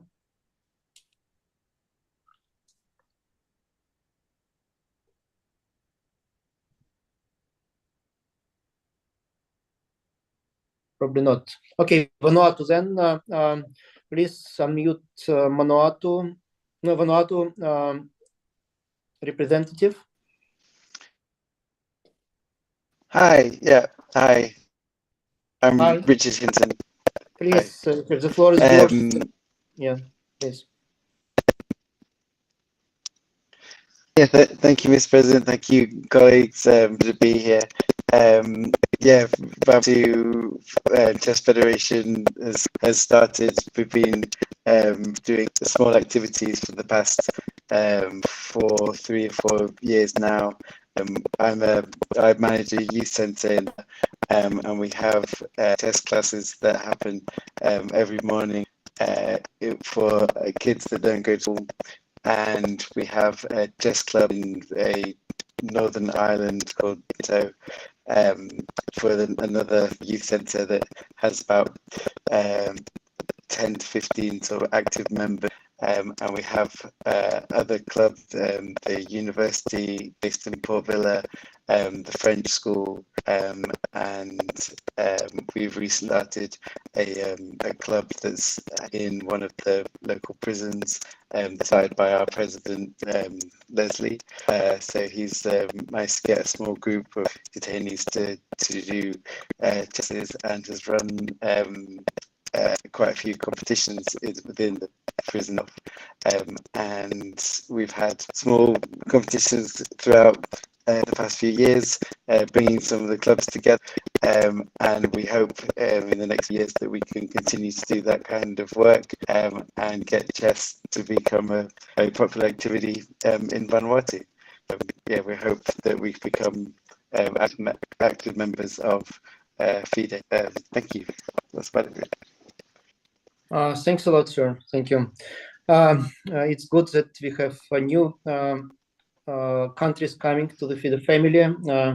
I really hope that our delegates will support your application, and you will start working immediately and voting for other subjects on the agenda. So let me see if there are any questions. I think no. Leslie, do you still have a question, or you just forgot to unraise your hand?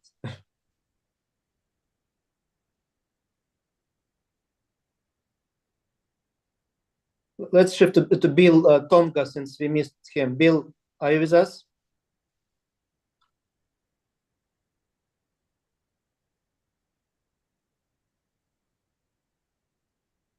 The floor is yours, please.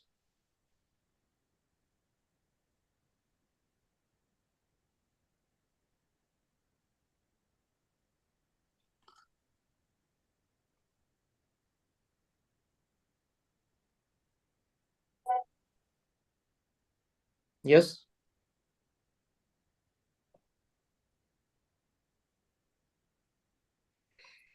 I think something went wrong still.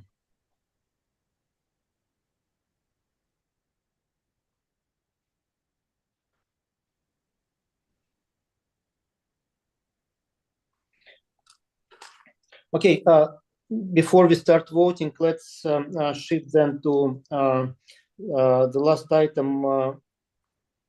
Sorry, not the last item. The next item in this list, the adoption of new chess federation representing Bulgaria.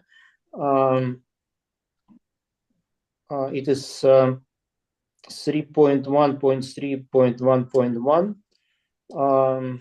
I think we have a short video from Antoaneta Stefanova, Grandmaster, who represents this new body that was considered at the council meeting and pre-approved for the adoption at the General Assembly. So if we can see the short video, please put it on screen.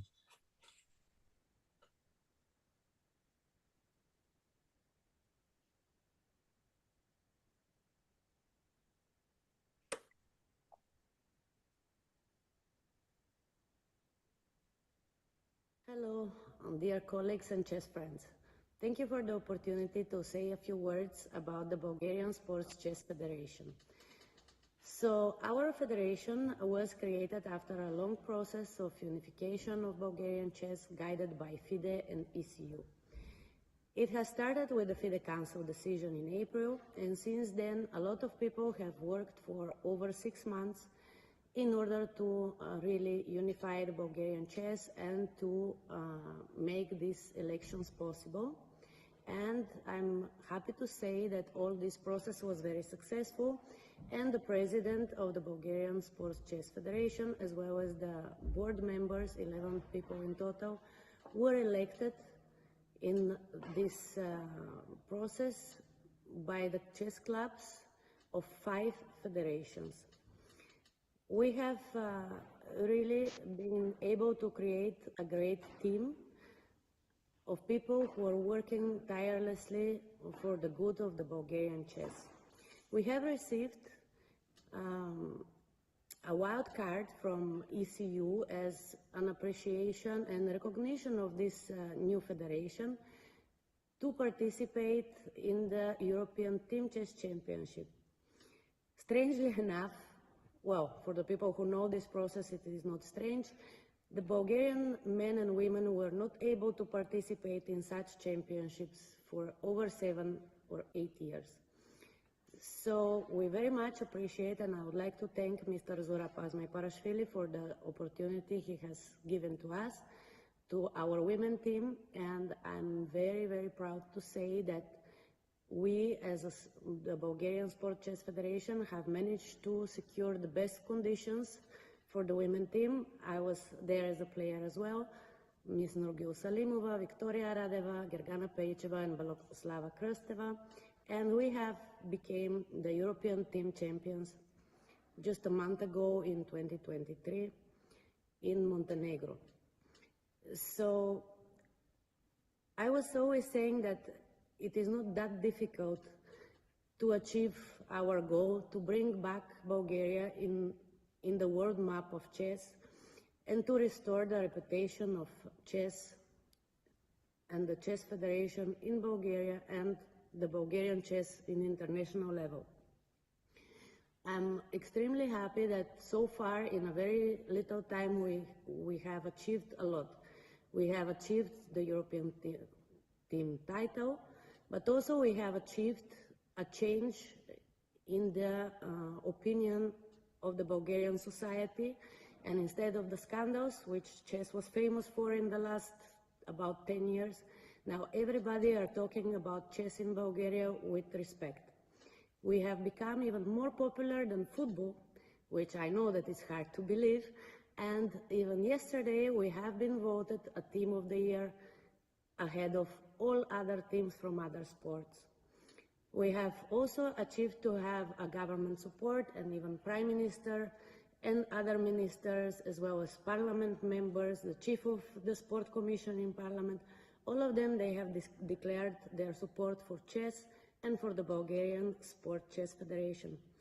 So I'm really hopeful that becoming a FIDE member is the next logical step.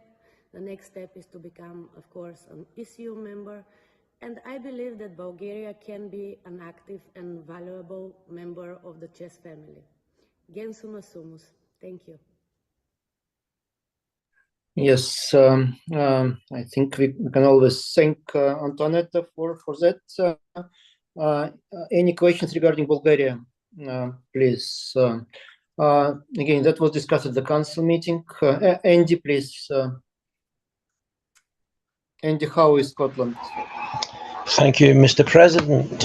Dear delegates, I have concerns about this, and it's due to the communications we've had over the last few days from the other organisation, stating that A, they want to appeal the decision by the FIDE Council, and B, they are the only ones who have a sports licence in Bulgaria for chess.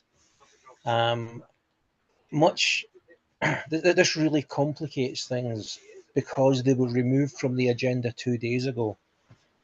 This should have been sorted out before then, in my view.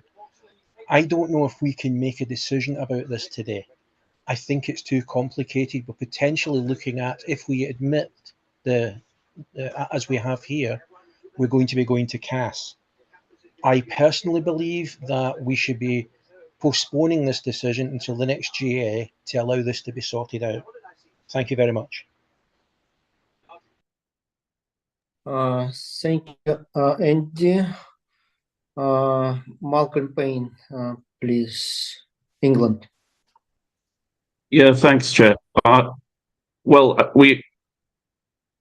the last European Chess Union meeting, Andy, which you didn't get to, there was overwhelming support for the admission of Bulgaria, and the issues were widely discussed and debated by the ECU board and the council, and we don't see any issues with it at all, and we support Bulgaria's admission back into FIDE. Thanks. Thank you. Let me have a short explanation if needed, then I will ask our lawyer to add, and also a special envoy that we have if he is here to deal with the subject of multiplicity of the bodies who intended to represent the Bulgarian chess community. We established a special track, appointed a special envoy who is a member of the FIDE Constitutional Commission and also a member of ECU bodies. So Daniel Florea from Romania and Erald, president of Albanian Chess Federation. So they visited Bulgaria, they communicated with local chess community, and what they did is they opened the opportunity to all interested parties to participate in the integration process to unify Bulgarian chess. So all parties participated in this process, open process, as I said, established by FIDE and European Chess Union, except for one that Andy mentioned a couple of minutes ago.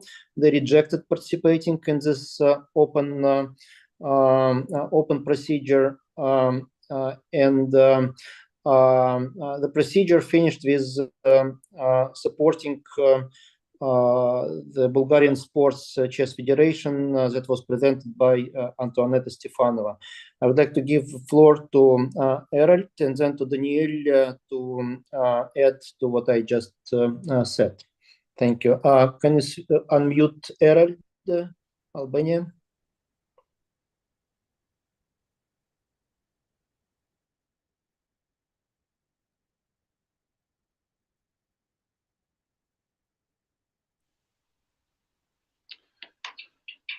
Thank you, Mr. President. Good afternoon, everyone.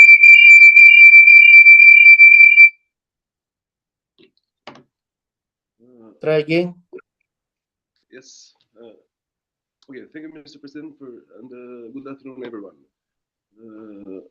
I'm really glad, okay, that now we are at the end of one year already process regarding the Bulgarian Chess Federation issue. It was, I mean, long procedure that we started since February 2023, based on the FIDE Council decision, who gave the power to, who decided to get a special envoy, Mr. Daniel Florea, my colleagues, and get the opportunity to thank him for all the job done until this 6-7 months already. And me as the ECU representative. First, I would like to say that it was my pleasure working with my Bulgarian colleagues. Bulgaria is a wonderful country of chess. The people love chess there, and the chess, beyond the great results that the chess player in Bulgaria had on the international competition, and as every one of us know, that we have two world champions coming from Bulgaria, Mr. Topalev and Mrs. Antoaneta Stefanova. But not only these two. The Bulgarian chess is very popular there. The Bulgarian chess players are stars, and but there is a huge community of chess with great trainers, great chess players, and great young talents. When you have such an important country of chess, of course, the responsibilities are much higher, and we was trying, together with my colleagues, Mr. Daniel Florea, to do our best to give an end to this issue concerned since 7 years already now. We don't want to speak about what was the reason why Bulgarian chess was in these conditions, but here I would like to just stress shortly, very shortly, that the process was divided in different steps. Was trying to get we get a joint round table first. We invited all the chess stakeholders, main chess stakeholders, to get in a provisional committee with 7 members. all the main chess stakeholders participating in this process. Not only the main, but the dominant chess stakeholders participating in this process. It was dominant part of clubs participating on the elections that was taken, was done on the 24th of September 2023. And the results of this fair, transparent elections on 24th of September 2023 was that now we have a very good new leading team on Bulgarian chess. Mr. Milan Vasilev was the president of this new Bulgarian Sport Chess Federation, and Mr. Antoneta Stefanova is deputy president and delegate on FIDE and ECU of this new Bulgarian Sport Chess Federation. But not only these two, all the board is with very respected people from the chess community, and they really represent the dominant part of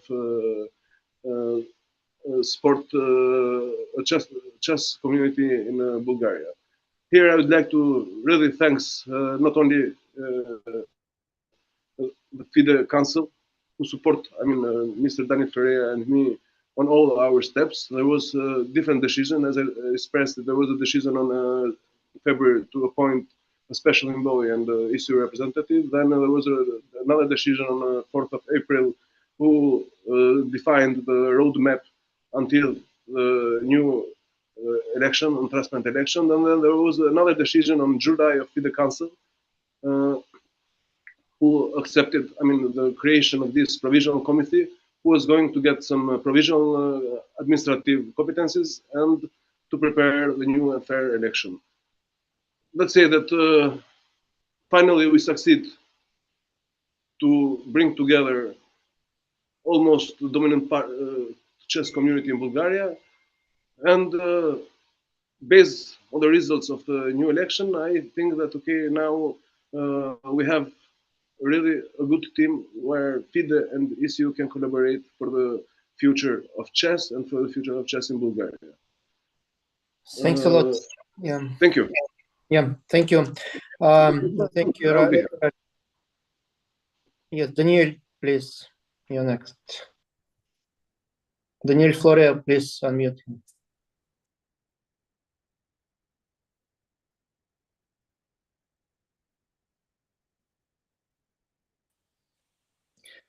Hello, Mr. President. Hello to everyone. I'm very glad to talk about what we've done there. I'm very proud, and I collaborated very well with FIDE Council, with Eral Dervishi, the representative of ECU, and with all the Bulgarian stakeholders.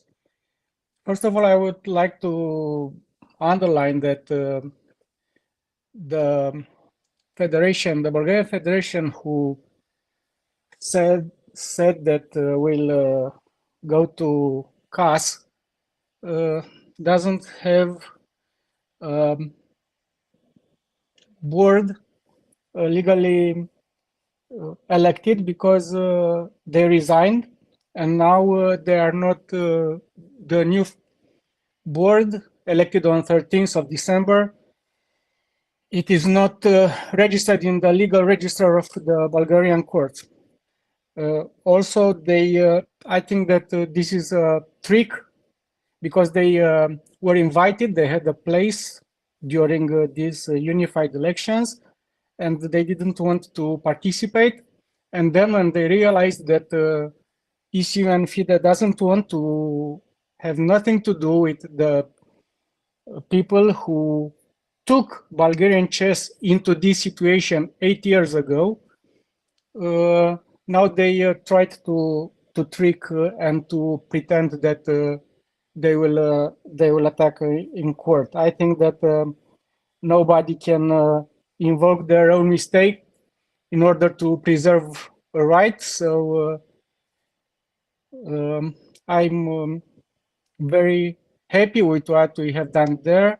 We wrote everything in the report, and I think the correct decision to be done is to let the new elected Bulgarian Sport Chess Federation to be the Bulgarian representative in FIDE and ECU. Thanks a lot. Yeah, thanks a lot, Daniel. I think those comments are exhaustive, and everyone can make his mind on this subject. And we have one more item in this section, that the Association of New Caledonia Chess Federation into FIDE. We have Julien Bellier, I think, with us. If we can have him on the floor for 1 minute, that would be nice. Please.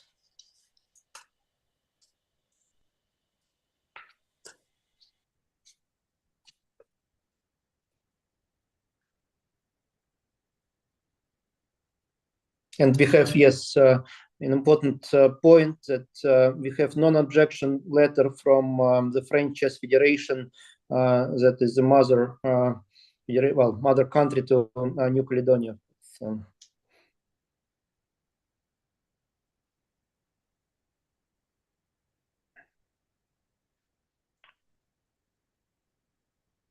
Do you have Julien with us? No?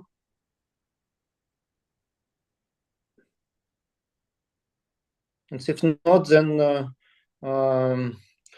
I would propose to support this application and to affiliate New Caledonia Chess Federation with FIDE, in accordance with FIDE Charter, when we will start voting. I guess there are no questions on this one, and while our colleagues are preparing now for the voting procedure, let me know that we will have 4 separate votings now. First is to approve the report of the Constitutional Commission. Second is the expulsion of the previous Bulgarian Chess Federation that agreed with this expulsion, so there is no contradictions here at all. Then we will have voting on the adoption of 3 new member federations. All those 3 items will be on screen, but of course votes are separate. Bulgarian Sports Chess Federation, Tonga and Vanuatu, and then affiliation of New Caledonia Chess Federation as a separate vote. And while our colleagues are preparing to put the first vote on screen, I think Malcolm wants to add something again. Malcolm Payne, England, please.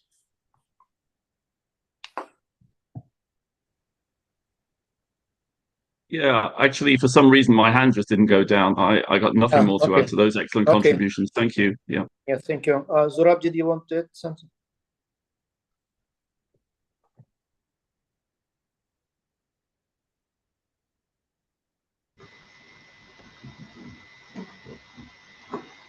Yes. Please, please, Zurab. Yes, please. You hear me, yeah? It's okay? Yes, Zurab, please. It's okay? Yes, Zurab, please speak on. Yeah, please. Okay. First of all, I would like to thank FIDE Council and Mr. President for supporting about Bulgarian Sport Chess Federation. It is really very important because 7 months, even more, FIDE and ECU spend the time and send their best people like Daniel Correa and Errol Dervishi to solve the issue with Bulgaria. They were very successful. And what I want to say that all parties who want to join, and we know that big majority of parties, they join the meeting. Finally, they have an election. Everybody have full right, and door was open for everybody until the last moment, until the election. Who didn't join, this is their problem.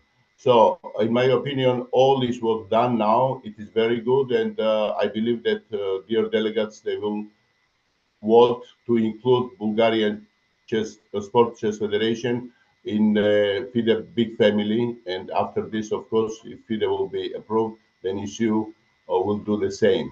Thank you very much once again in advance to all delegates, and I wish big success to Bulgarian Sport Federation, generally Bulgarian chess, because I believe that they will become very active member of FIDE and issue that they will have a lot of tournaments there, and we will witness this very soon. Thank you. Thanks a lot. So, dear colleagues, we conclude the discussion on these items, and I would like to ask our colleagues who are responsible for putting the voting on screens to start with item 3.1.3.1 to permanently expel the Bulgarian Chess Federation 1928 from FIDE. Just to remind again that there is no controversy on this item. This federation agreed on this decision. So let's start the voting. Thank you. That vote is now open.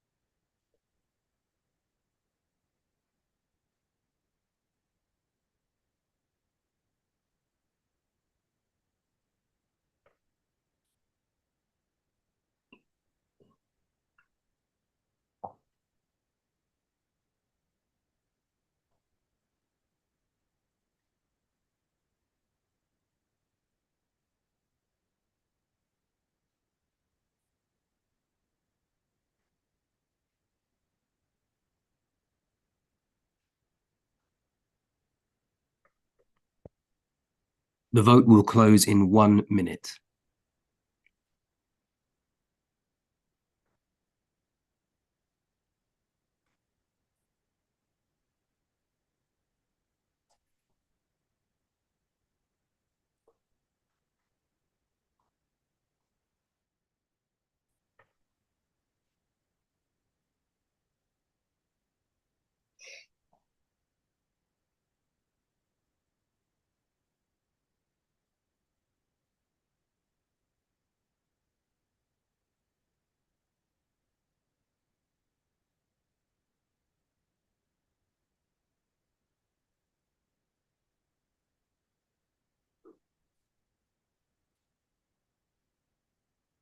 That poll will close in 10 seconds.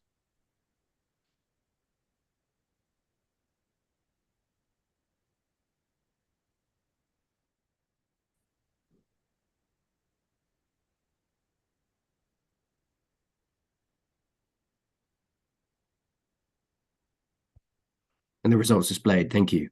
Yes, thank you. We have the results on the screen. Total registered 169, abstentions 36, not participated 15.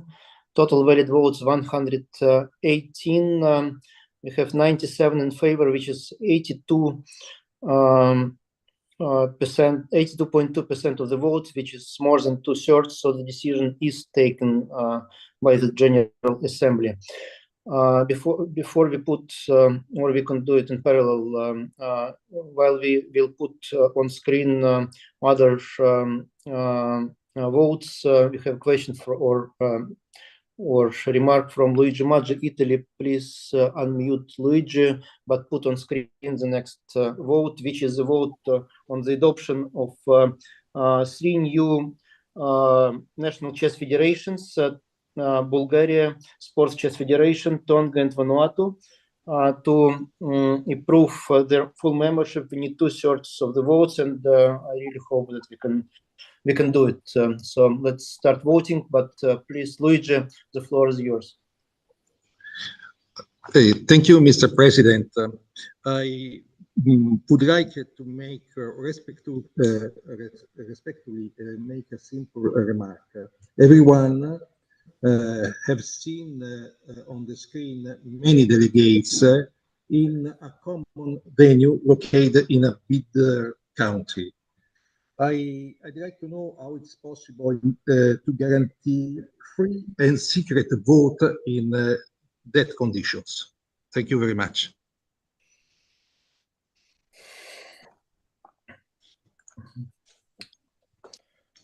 Thank you, Luigi. Well, most of the votings that we have right now are open votings, besides the voting for the Olympiad bids, as far as I remember. So let's make sure that we go through the agenda step by step, and I hope that everyone will preserve the integrity while voting, including on the closed voting procedure regarding the Olympiad bids. So thank you for your intervention. So we have around 5 more minutes to vote for the 3 countries, 3 national federations to be approved as full members of FIDE.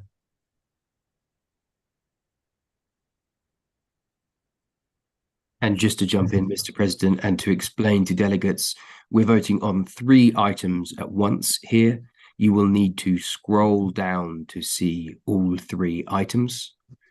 So make sure that you're scrolling through the 3 possible questions and submitting voting responses for each. You will need to submit a response for each individual item. Thank you.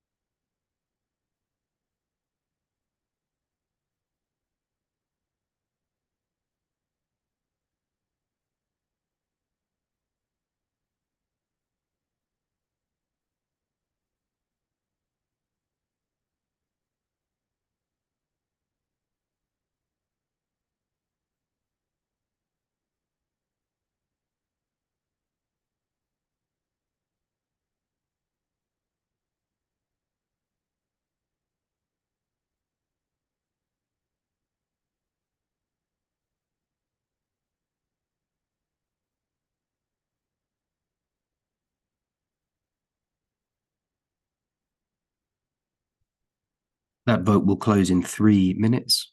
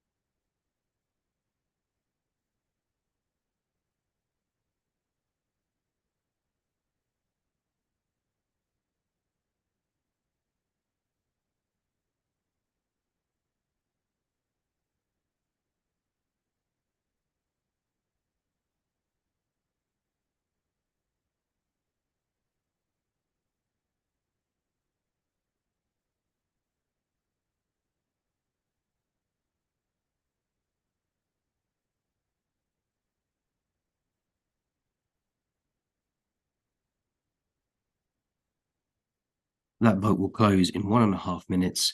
And a reminder, please, for delegates, you need to scroll down on your device in order to submit responses for each question.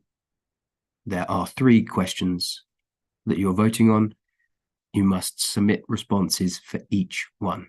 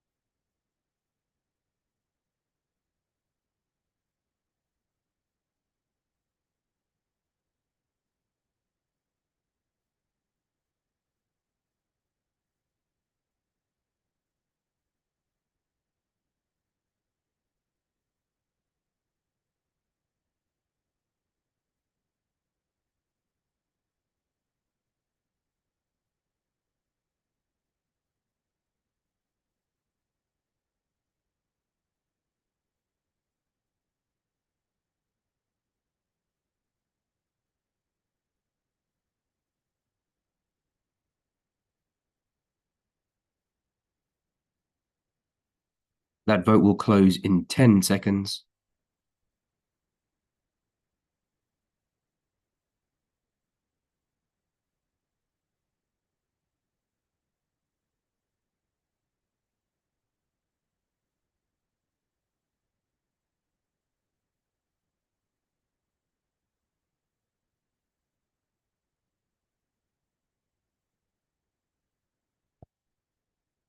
And the result of the first item is displayed.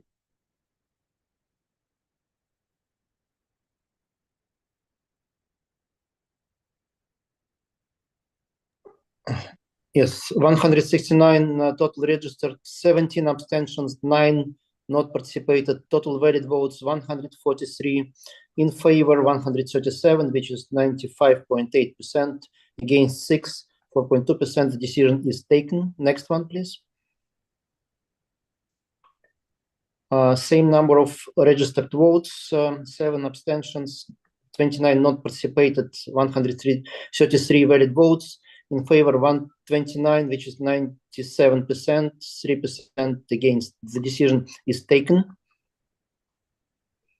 And the last one on Vanuatu, same number of registered votes, 7 abstentions, 28 not participated, 134 total valid votes, 130, 97% in favor, 4 against, 3%. The decision is taken.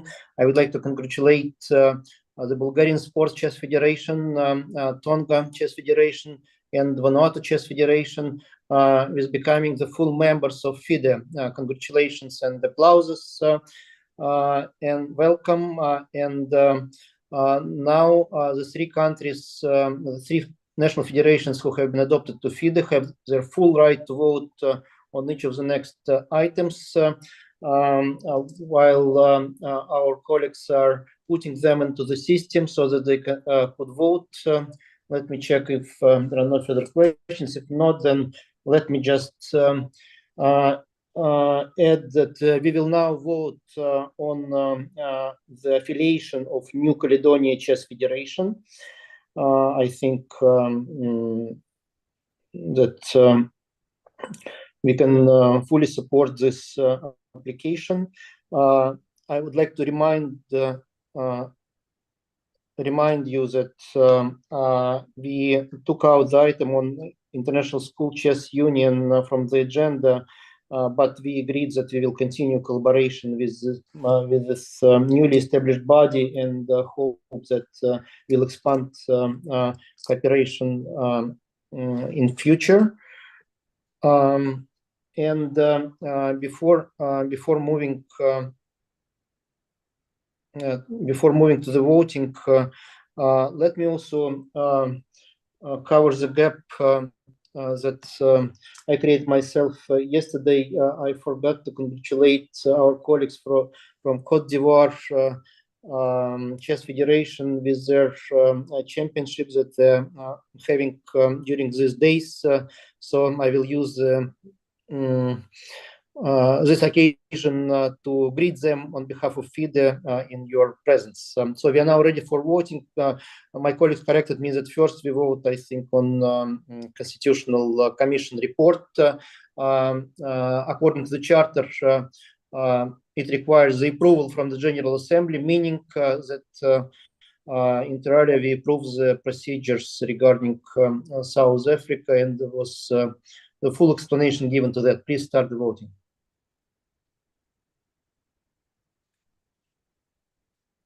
Thank you. That vote is now open.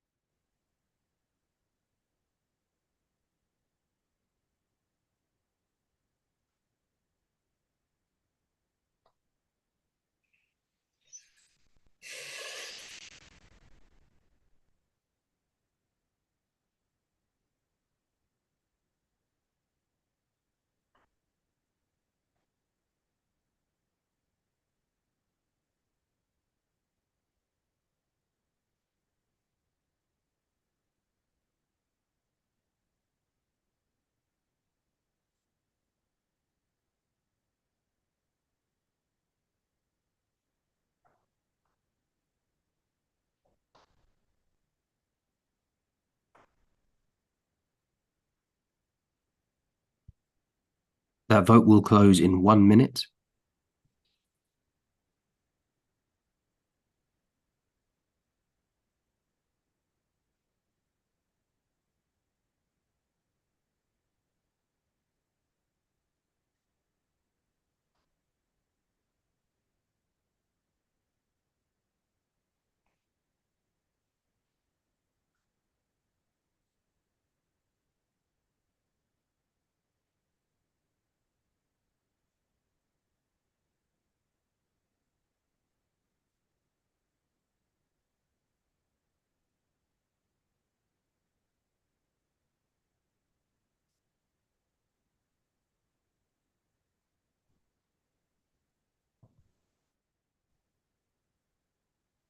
That vote will close in 10 seconds.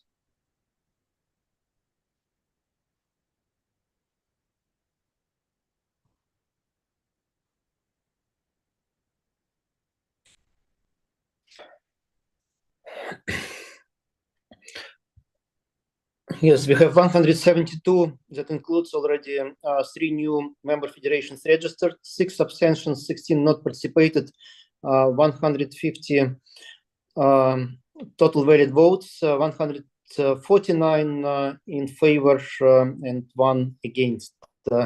So the decision is taken. We approve the Constitutional Commission report, and we move to the next one, which is New Caledonia affiliation. Please open the voting. Thank you. That vote is now open.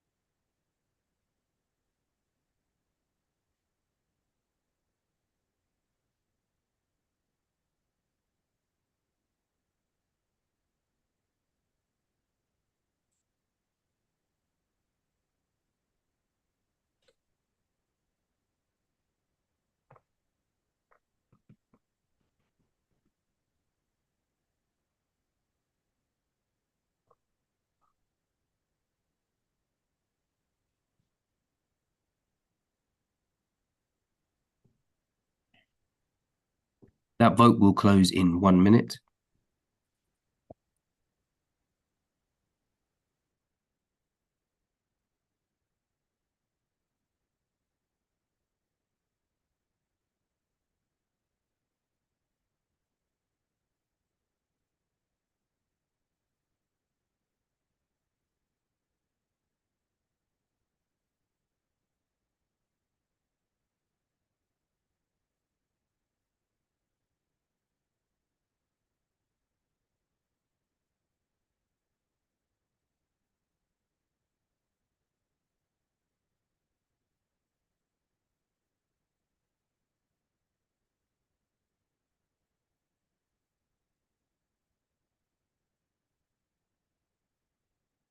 That vote will close in 10 seconds.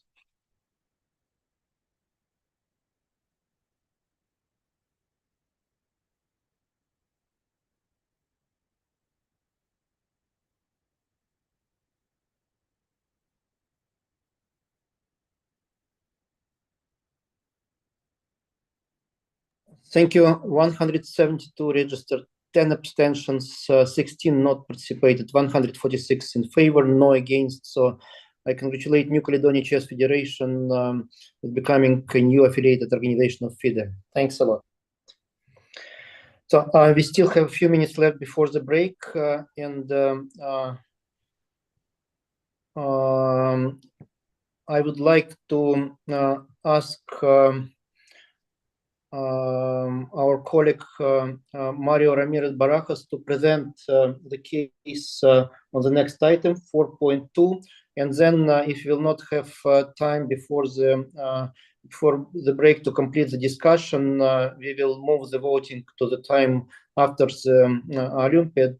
But let's be efficient and work according to the schedule. Mario, please, the floor is yours to present the proposals that came initially from a few members of Americas, actually. So that's why I asked you to do that, please.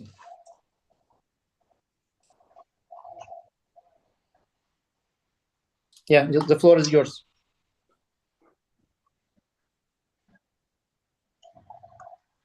Bueno, voy a hablar en español para tratar de no ser impreciso, solamente para precisar que hay una propuesta para ampliar el término del periodo del presidente. Fuimos varios países que enviamos una carta solicitando la inclusión de este punto en la agenda. Lo hicimos por escrito. Tenemos tres posibilidades: la eliminación completa de la restricción respecto a la duración del periodo, la ampliación a 4 términos o la ampliación a 3 términos. Esto en función de muchas razones. La principal, la afectación que tuvo la pandemia durante un periodo largo que nos causó conflicto. Y la segunda, que somos muchos los que consideramos que están siendo profundamente positivos los cambios que ha generado esta administración. Estamos claros de que se requiere más tiempo para lograr consolidar todos los cambios que se están logrando, y esto generó que fuéramos varios países quienes platicamos acerca de esto y decidimos solicitar por escrito la inclusión de este punto en la agenda para poder discutirlo y poder votarlo, para lograr que se entienda que pensamos nosotros que es muy importante dar la oportunidad de que tenga continuidad la administración, y no es pensando solo en la actual administración, sino pensando en el bien de la institución, que es necesario que podamos tener un periodo más acorde a la posibilidad de consolidar los cambios tan beneficiosos que se han logrado. Adicionalmente, muchos cuerpos de organización internacionales como el COI tienen periodos más extendidos, tienen periodos ilimitados o con cierto espacio delimitado, pero muy amplio. Y en el caso de FIDE, creo que solo tener 2 periodos, y más con la inclusión de la parte de la pandemia, limita la posibilidad de que podamos seguir avanzando y consolidando. Es por esa razón que bastantes países de distintos lugares discutimos entre nosotros y consideramos enviar esta solicitud para que se presentara durante el Congreso y solicitar que encontremos cualquiera de estas, entre todos, la forma de que podamos consolidar los cambios. Nosotros lo que estamos proponiendo básicamente es la eliminación de las restricciones, aunque tenemos tres opciones en la mesa: la eliminación de restricciones, la ampliación a 4 términos o la ampliación a 3 términos.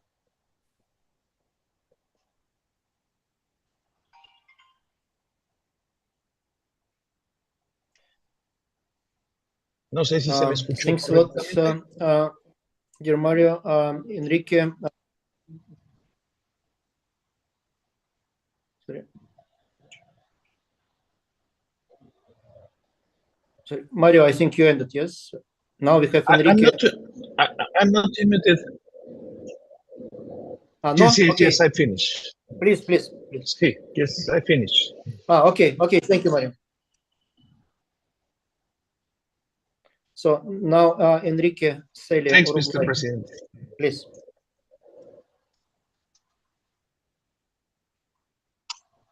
Can you unmute Enrique? Please. Thank you.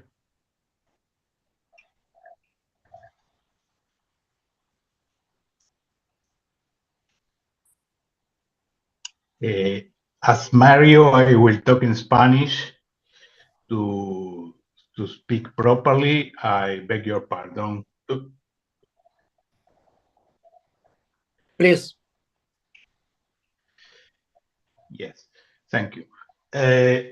Cuando discutimos en América, cuando surgió la posibilidad de discutir en América esta situación, vino de la mano de los proyectos que América tiene pendientes y que ha entendido que la pandemia, en primer lugar, ha enlentecido.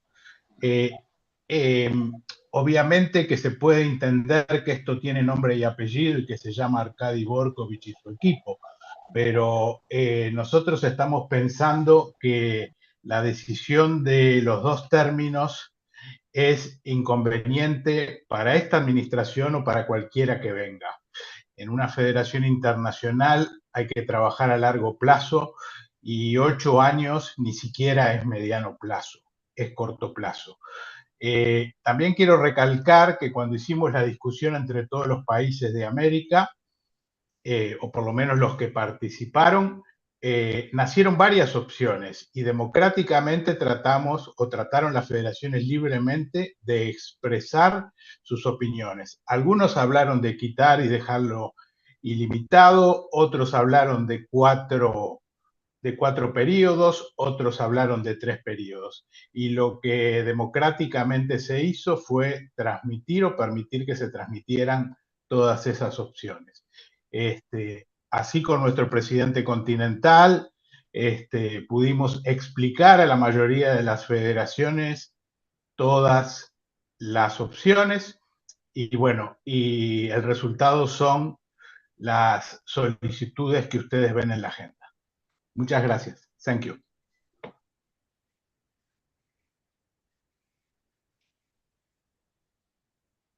Yeah, thanks a lot, Enrique. Dear colleagues, I was advised that since we have the fixed time for the presentation of the Chess Olympiad Bids 2028, we cannot shift the break. We should restart our meeting in 15 minutes at 5 p.m. CET. Only 15 minutes break. Please make sure that you come back for the presentations. And we will continue the discussion on section 4, the amendments to the charter, after the completion of the voting for the Olympiad Bids 2028. Thanks a lot, dear colleagues. So 15-minute break now.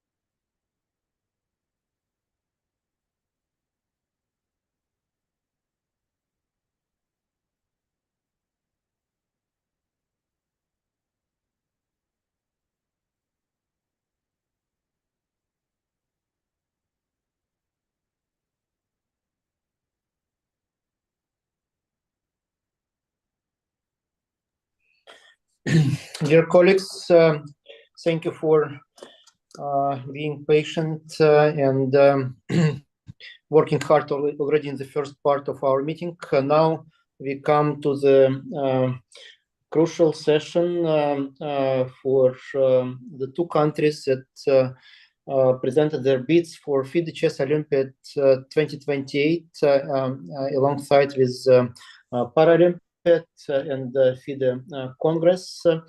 I would like to thank both bidders, both Abu Dhabi and Genoa and their countries for putting together very strong bids and making us with a very hard choice.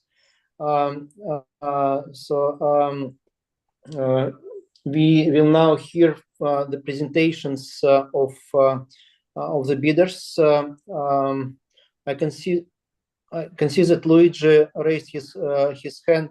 Luigi, please, can we switch on the microphone for Luigi Italy? Please. Thank you, Mr. President. Thank you very much. And thank you also for your reply. I'm for sure, I'm convinced that the delegate will be vote according to the rules. But I'm Sorry, Mr. Maggi, we cannot hear you.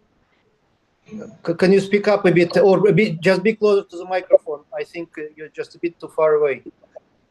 Yes, now it's yes. Better? Great. Okay. Great. Okay, thank you very much. Mr. President, thank you for your reply.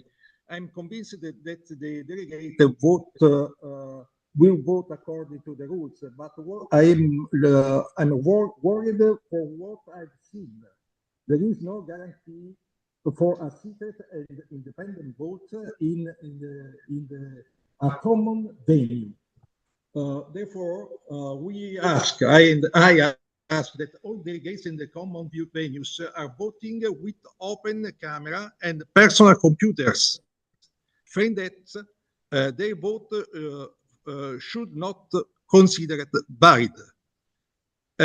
In any case, we ask to note in that the person in that collegial venue. Thank you very much. Thank you. While we have two presentations of two bidders, we will check the conditions for voting, of course, but I'm sure and I'm confident that we should trust the integrity of all the delegates and everyone will vote independently and cast his vote in the way a particular person or country believes they should vote.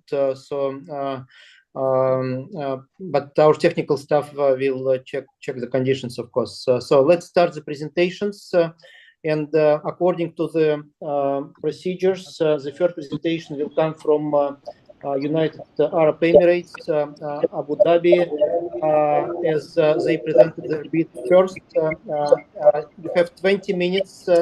Then Italy will also have 20 minutes. Then we'll have the inspection report, and then we'll have Q&As, and then voting in about 1 hour. Please, the floor is for Abu Dhabi. Dear friends, please, the floor is yours.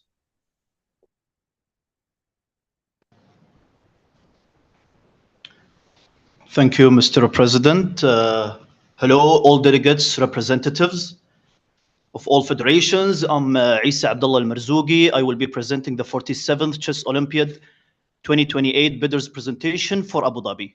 So please, let's move to the next slide, please. So first of all, most of you would ask why Abu Dhabi, and it's well known to everyone that's a diverse and global connected city, the capital of the United Arab Emirates that has more than 1.5 million of people with 200 nationalities worldwide. It's an inspiring global world-class tourist destination and a cultural center, and it's also a financial hub to the world. The reason why Abu Dhabi, I will speak about it in the rest of the presentation, but first let me introduce His Excellency Arif Hamad Al-Awani, the General Secretary of Abu Dhabi Sport Council, for his speech. Mr. President, ladies and gentlemen of the International Federation of Chess, esteemed guests, delegations, I'm honored to join you virtually today to advocate for Abu Dhabi as the next host for the esteemed Chess Olympiad. In this digital space, I stand before you driven by conviction that Abu Dhabi encapsulate all the essential elements necessary to host this mega event. Abu Dhabi is not just a city.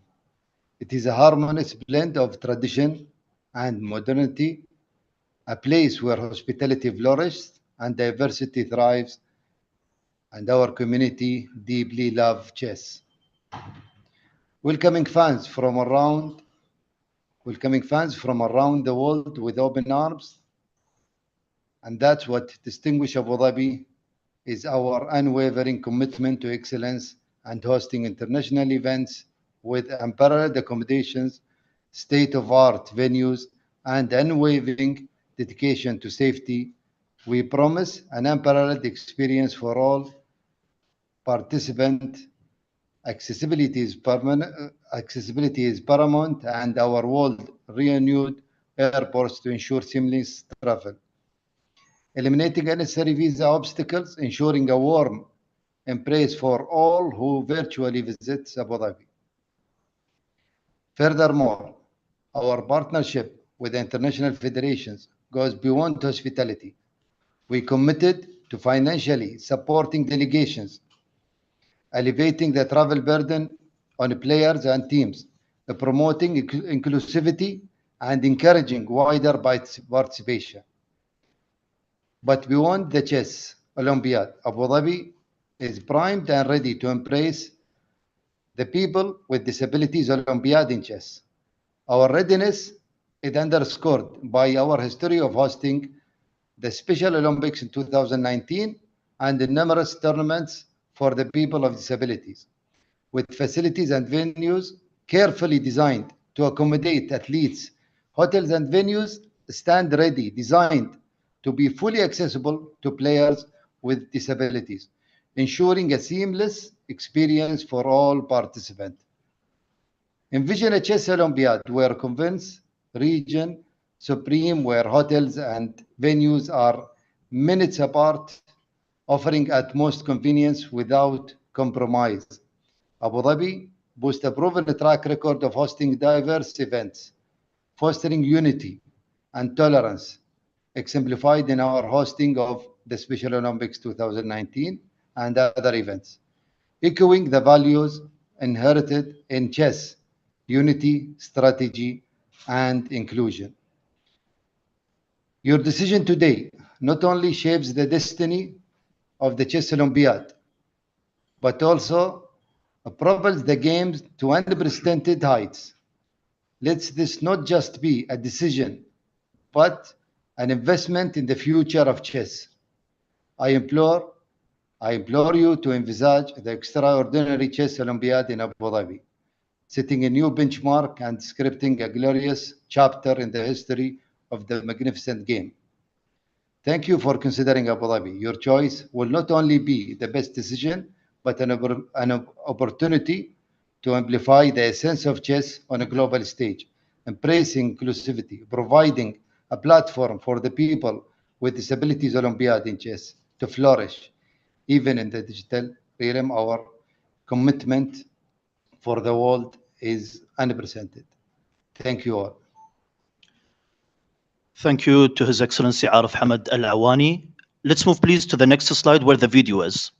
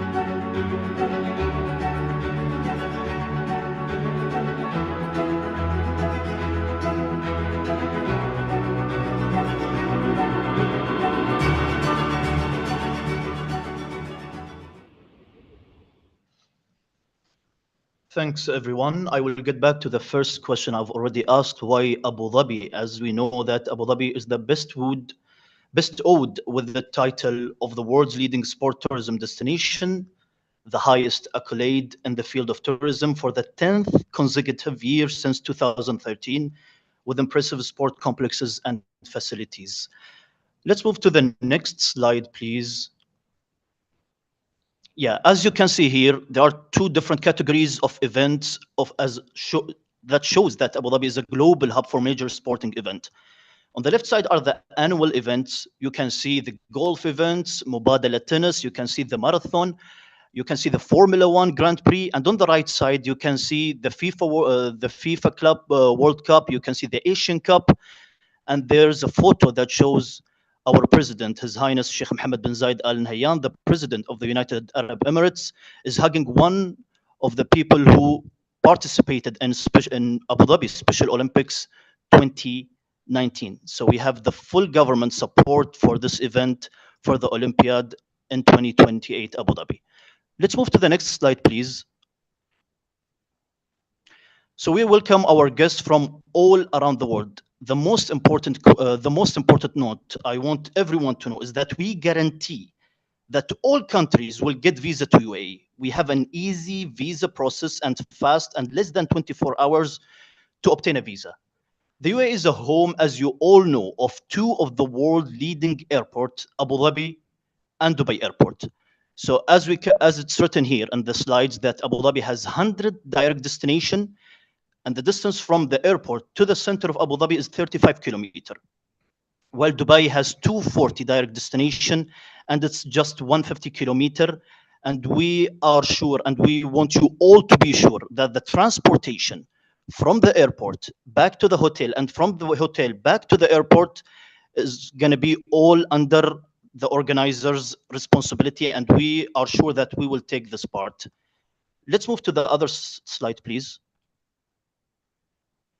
So as you all know that, thank God, we have the best infrastructure in transportation, as it's written here.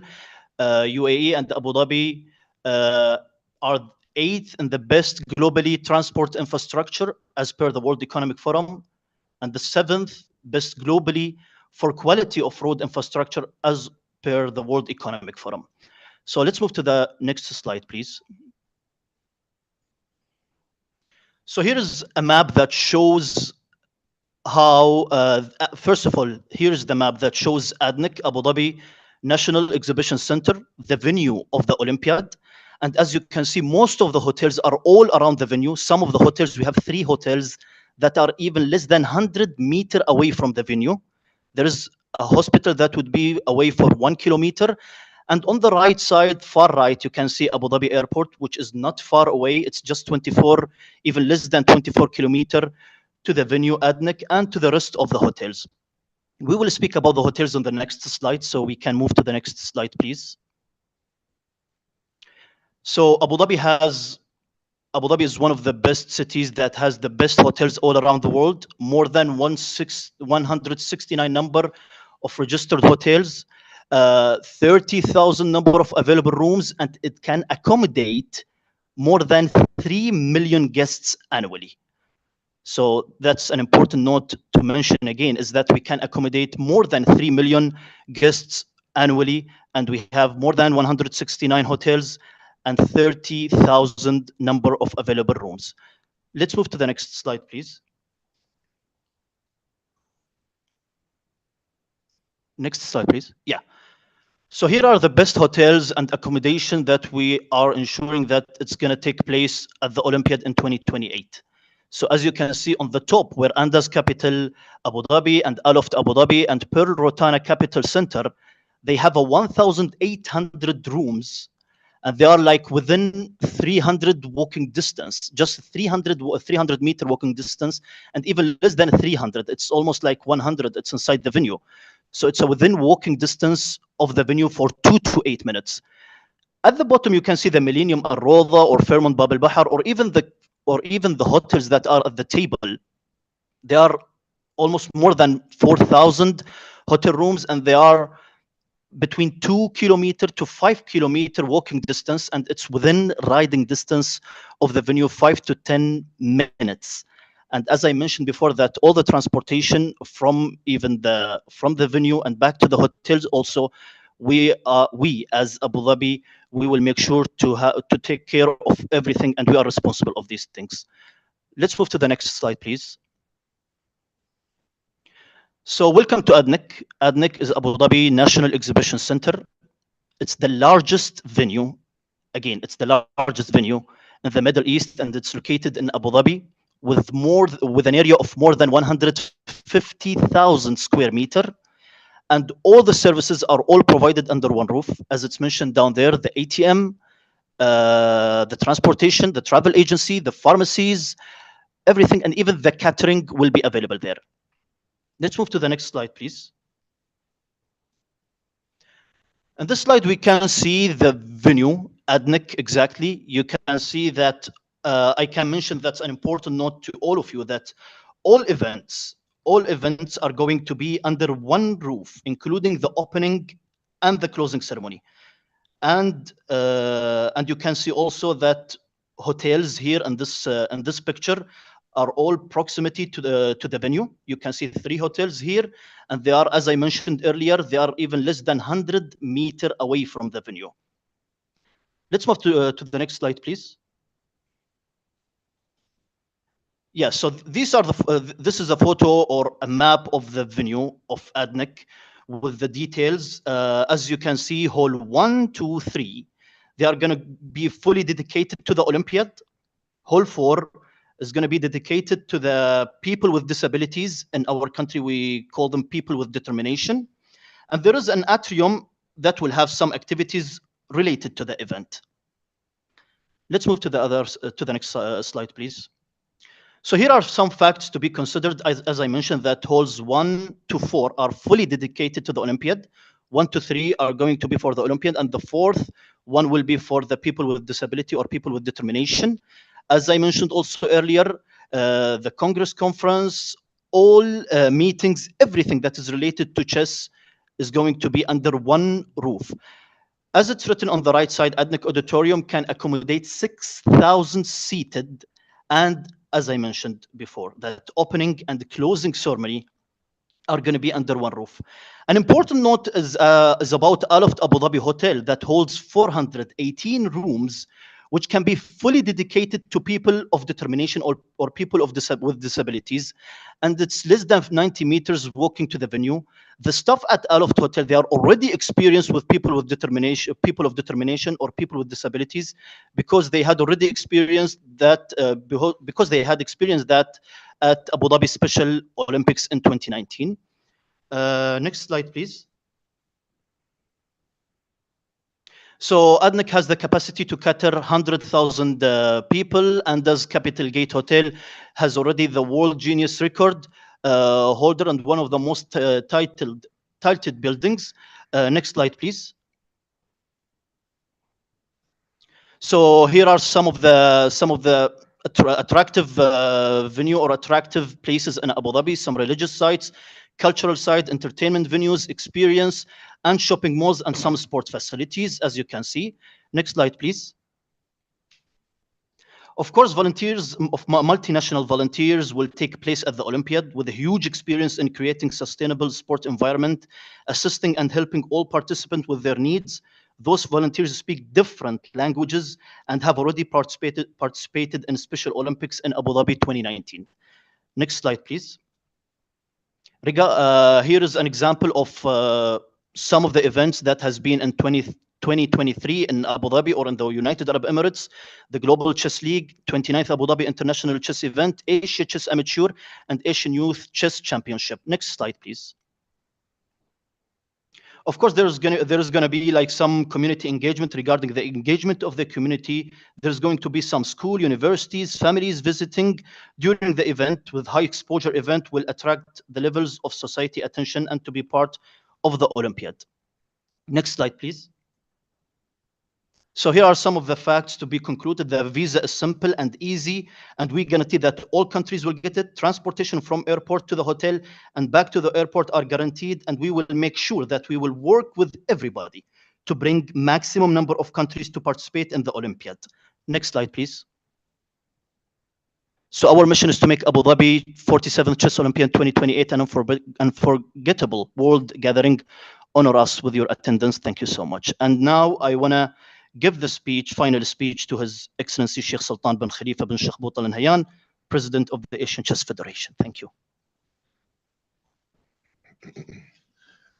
Dear friends, I believe my colleagues already explained about the bid in details. I would like to urge everyone to take consideration that UAE did host one of the most memorable chess Olympiads in 1986, and we're looking forward to set the bar higher in the Olympiad in 2028. I would like to emphasize that in the UAE, we host over 200 nationalities promoting coexistence and tolerance. I would like everyone to take our bid seriously, and we're looking forward to hosting you all. And I assure you that the sporting community is eager to host and show you the best hospitality and to guarantee satisfaction. And we assure you that we are proud to say we are a very safe and secure destination. And we're looking forward to having you in 2028. Thank you so much. Thanks a lot, Your Excellency. Thanks a lot, dear colleagues, for the presentation, which was concise and clear. Now we move to the second presentation, Genoa, Italy. And after that, we'll be able to present the inspection results and ask questions to both presenters. Let's give a floor to Italy, and then we will go for questions. Thank you.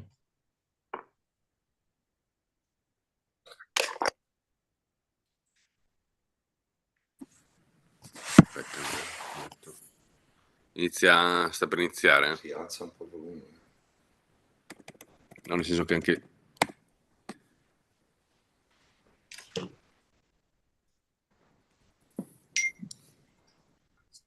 Aspetta, mi sto chiamando. Pronto?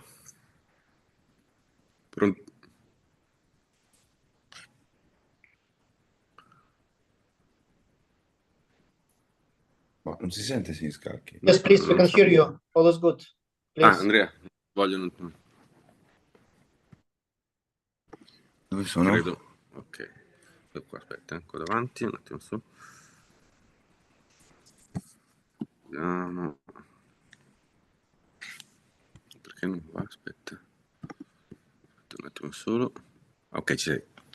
Ma devo parlare? No? Non so. Sì, puoi parlare. Good morning to everybody.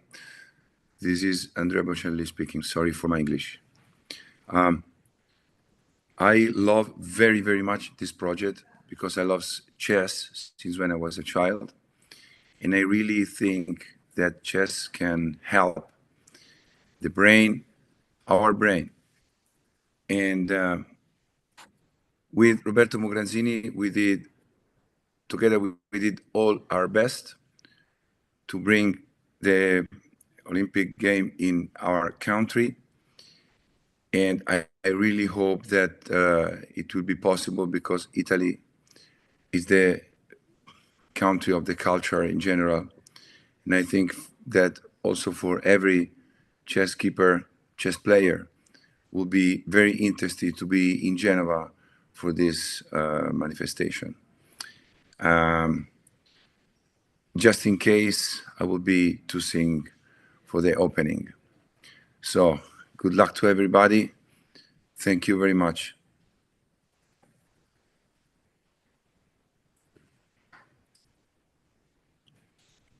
Thanks a lot, dear Andrea. Please continue with the presentation. Cosa ha detto? Ok, grazie, possiamo staccarci, credo. Ok.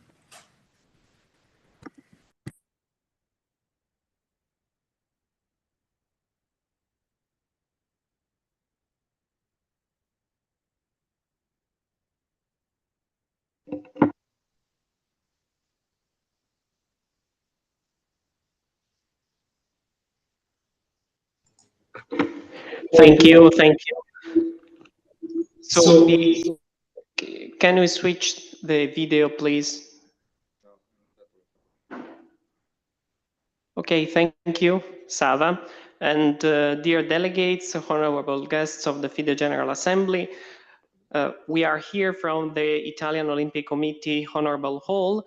And before starting with the technical presentation, I would like to pass the stage to Mr. Domenico Siniscalchi, who is the head of the sport department of the Italian government, who will introduce our bid.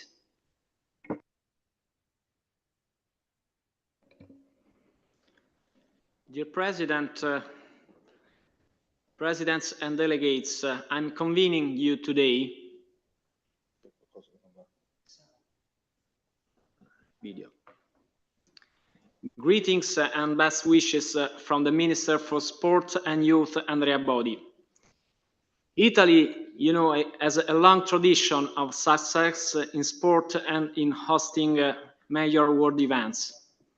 We are proud of the candidacy of the city of Genoa, which offers the chess community modern infrastructures, excellent hospitality, a unique artistic and cultural heritage, and an adequate budget to make the 2028 Chess Olympics unforgettable. Genova 2028 is supported by the government and the top management of Italian sport, by the territorial public authorities represented by the president of the Liguria region and the mayor of the municipality of Genova. We trust in your appreciation and look forward to see you all in Genova. Thank you so much.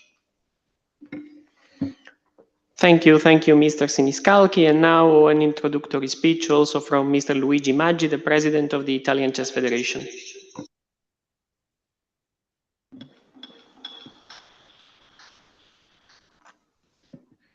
Mr. President Dvorkovich, dear delegates, dear colleagues, the Italian bid was prepared to achieve one of the best chess Olympiad of ever, with a budget of 18 million euros to give exceptional service to each federation.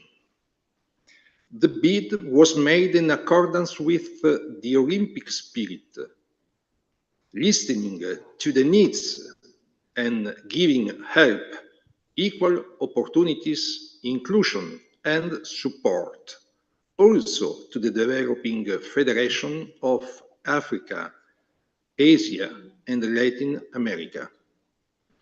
For this reason, in the bid, under additional proposal, we put 1 million euros for the development of these federations. We will provide 50,000 chess sets to schools. We'll finance the implementation of courses for arbiters and instructors. We'll support the technical preparation of their Olympic teams. I believe that approving Genoa's candidacy for 2028 Chess Olympiad will be a great opportunity for the world chess community and will give a fair attention to the needs of the developing federations. Genoa is prepared to welcome you. Thank you very much. Thank you, and we can now proceed with our presentation. Please put next slide. First of all, we would like to explain why we choose Genova and why we hope that also FIDE will choose Genova as the venue for the 2028 Chess Olympiad. Genova is the real spirit of whatever Italy can offer We offer art, we offer history, we offer culture, and whatever we offer can be gathered together in Genova, which is also a city with a very good infrastructure and powerful transportation system, which grants that all the participants of the Olympiad will enjoy their stay in Genova and hopefully see all what Italy can offer, including our beautiful landscape and all our potential. Next slide, please. We want to show you some photos of the places we have chosen, starting from the Porto Antico, which is the place where the venue is. Next slide, please. And next slide, please. We see now the core center of the city of Genova, Piazza de Ferrari, where also the municipality and local government are located. Next slide, please. And here the beautiful suburb of Boccadasse, which is just a few minutes far away from where the playing venue will be, in the very typical and famous area of Cinque Terre. Next slide, please. And also you can see how many places you can reach in very small time from Genova. Genova is in the core of the northern Italy, close to Milan, Florence, Turin, and located in the middle of the area of Cinque Terre, which is worldwide famous. Next slide. So here we would like just to show the essence of why we chose Genova. Genova encapsulates the spirit of the Olympiad.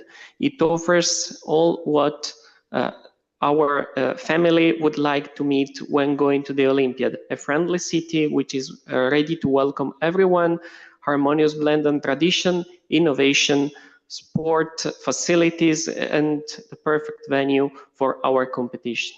Next slide, please. And now we would like to explain about the support we got as, next slide, please.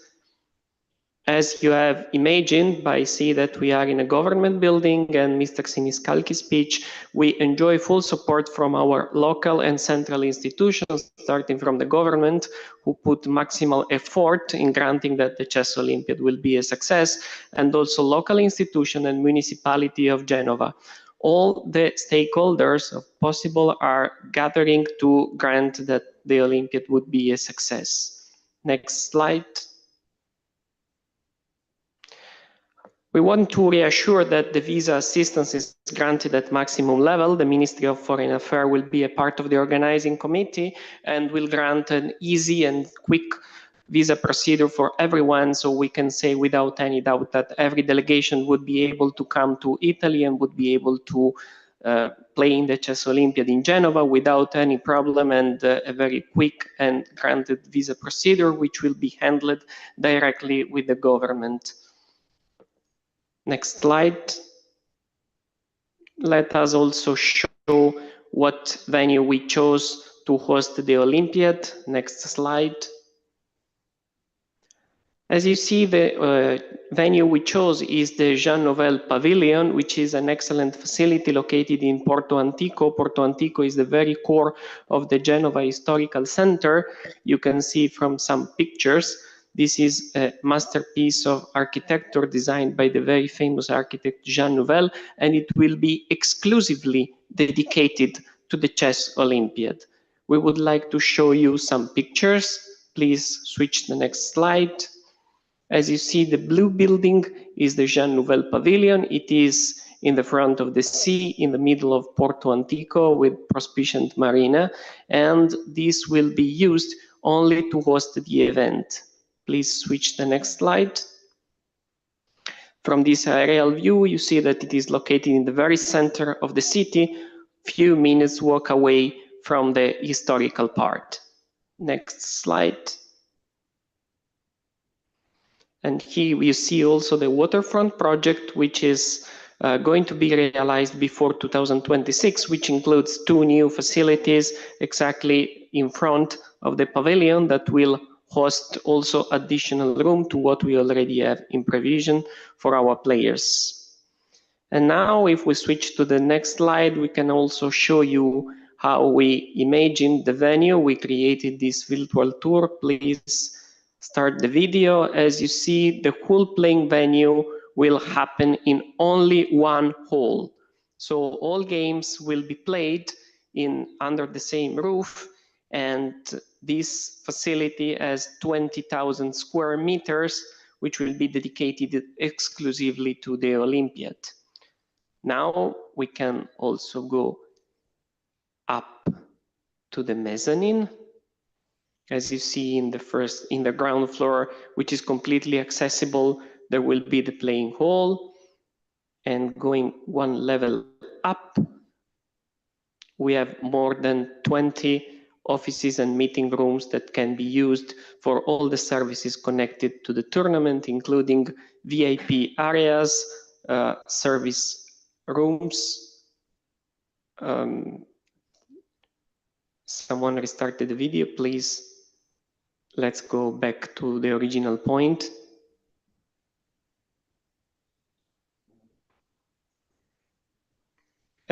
Please, let's go back to the video, as one part was missing.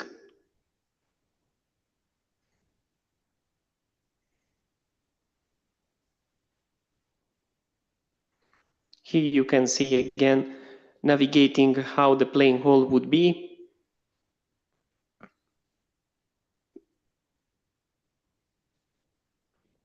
As we said again, it would be everything only in one hall.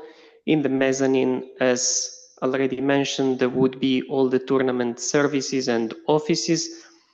And finally, there will be a third floor. In this third floor, you will find the international showground, where there will be all the stands connected to the Olympiad, but not only stands connected with the Olympiad, because we imagine one international exhibition area where every federation would enjoy to have a space and a stand to present their products, to show their tourism opportunities, and in general to let their country be known.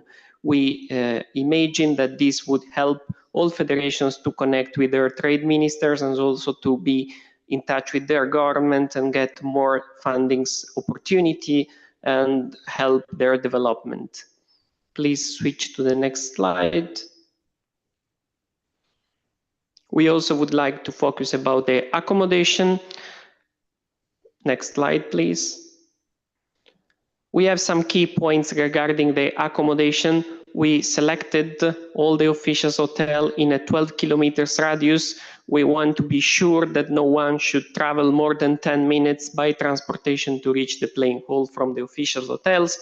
We take care about the players, would like them to arrive well fresh and rested to their playing hall and not to stay a long time in transportation. All of them have been chosen also to a high international standard according to the best standard of the Italian hospitality. We grant minimum 5- and 4-star hotels. The meals will be done in a buffet style according to FIDE standard, and everything in a working group framework where everything will be done in accordance with each federation special need. The hotels will be, as said, not only close to the playing venue, but also close to the Congress venue and close to the core of the historical city of Genova, so that everyone would be able to move, if not on walking distance, only by 5 minutes transportation maximally. Regarding the infrastructure, we have thought that every delegation will have a dedicated assistant service with a contact person who will speak the language of the federation and not just tournament secretariat, but individual assistance. Also, the organizing committee will provide SIM cards to every registered participants to let everyone be in contact with their families and to be permanently reachable. Next slide. We have put a record budget of 18 million.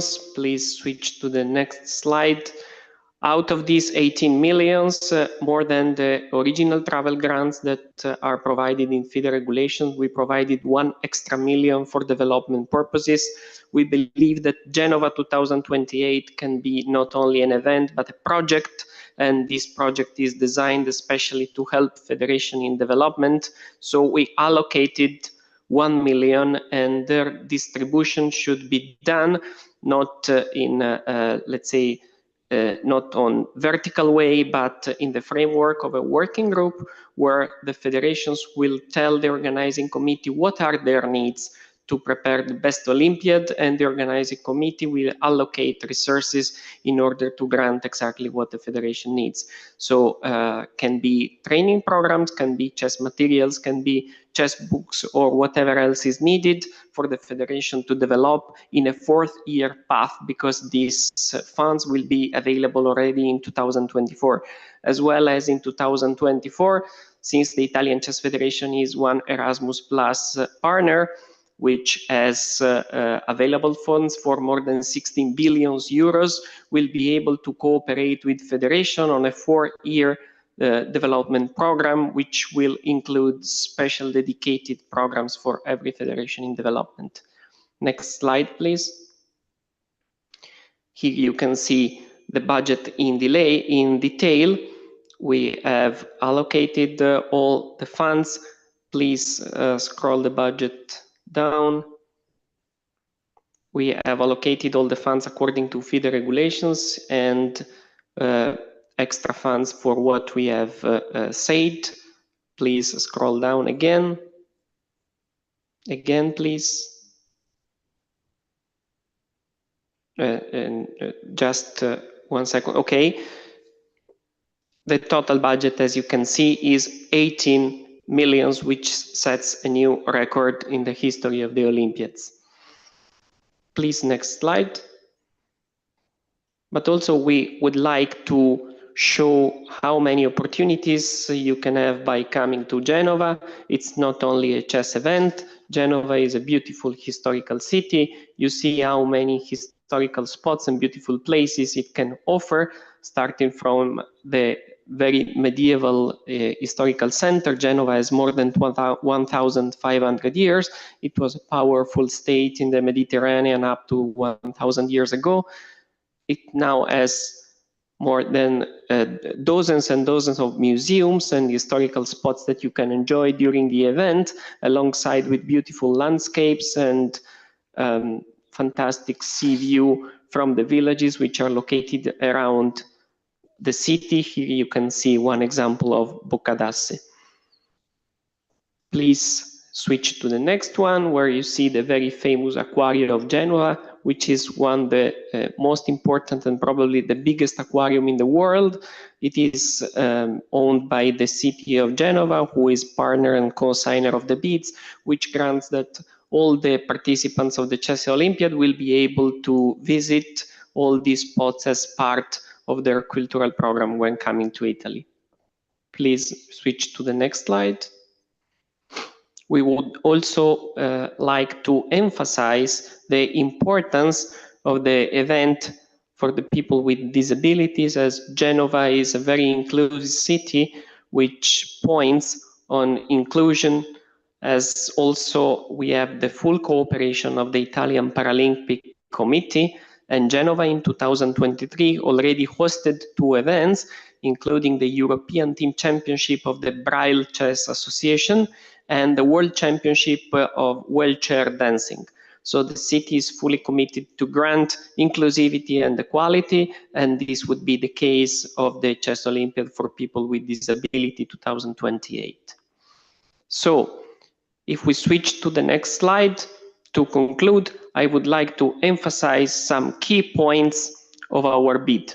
These key points are the full commitment of the institutions, here represented by Mr. Siniscalchi, that you have heard before, here represented also by Mrs. Barbara Grosso from the municipality of Genova, who co-signed the bid, and the full support of the iconic tenor Andrea Bocelli, who is testimonial of the event. Second key point, the beautiful venue. As you have seen, a big Congress Center entirely dedicated to the Chess Olympiad, and absolute proximity of this facility to the hotels and the historical city center. Then multiple choices also for the Congress, as can be staged in Magazzini del Cotone or Palazzo Ducale. One is a very modern facility which is in front of the playing hall. Another one is historical building used by the state of Genova as its parliament more than 1,000 years ago. The special care that we will put on the players, because we will have premium level transportation, premium level accommodation. Finally, the record budget that we have put, and especially 1 million on development purposes. Finally, I would like to reassure also about the logistics, as we have two official airports. One is Genova, one is Milan. Both of them can be reached by maximally 2 connections from basically any FIDE federation, as we have researched, and transportation will be completely free of charge and responsibility of the organization by the airport of Milan and by the airport of Genova, with complete services running every 30 minutes in the arrival and departure days. But as sometimes images are stronger than word, I would like to close before giving the floor once again to Mr. Luigi Maggi for the final greetings, to the next slide where we have a video which summarizes all our presentation. Please switch to the next slide and start the video.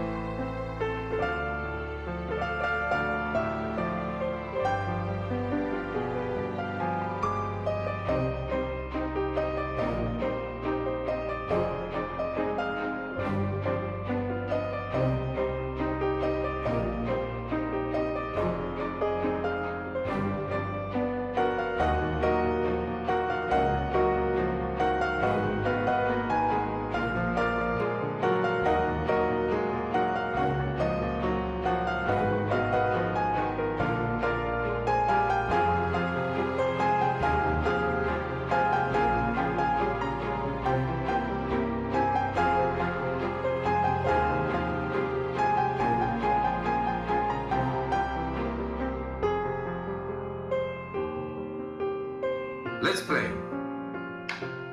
Join me in Genova.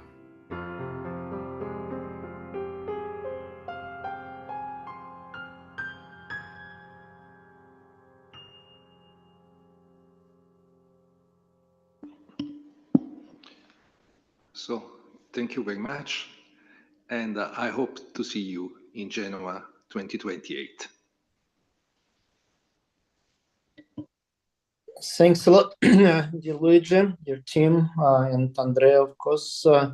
We listened to 2 presentations, and now it's time to hear the results of the inspection report that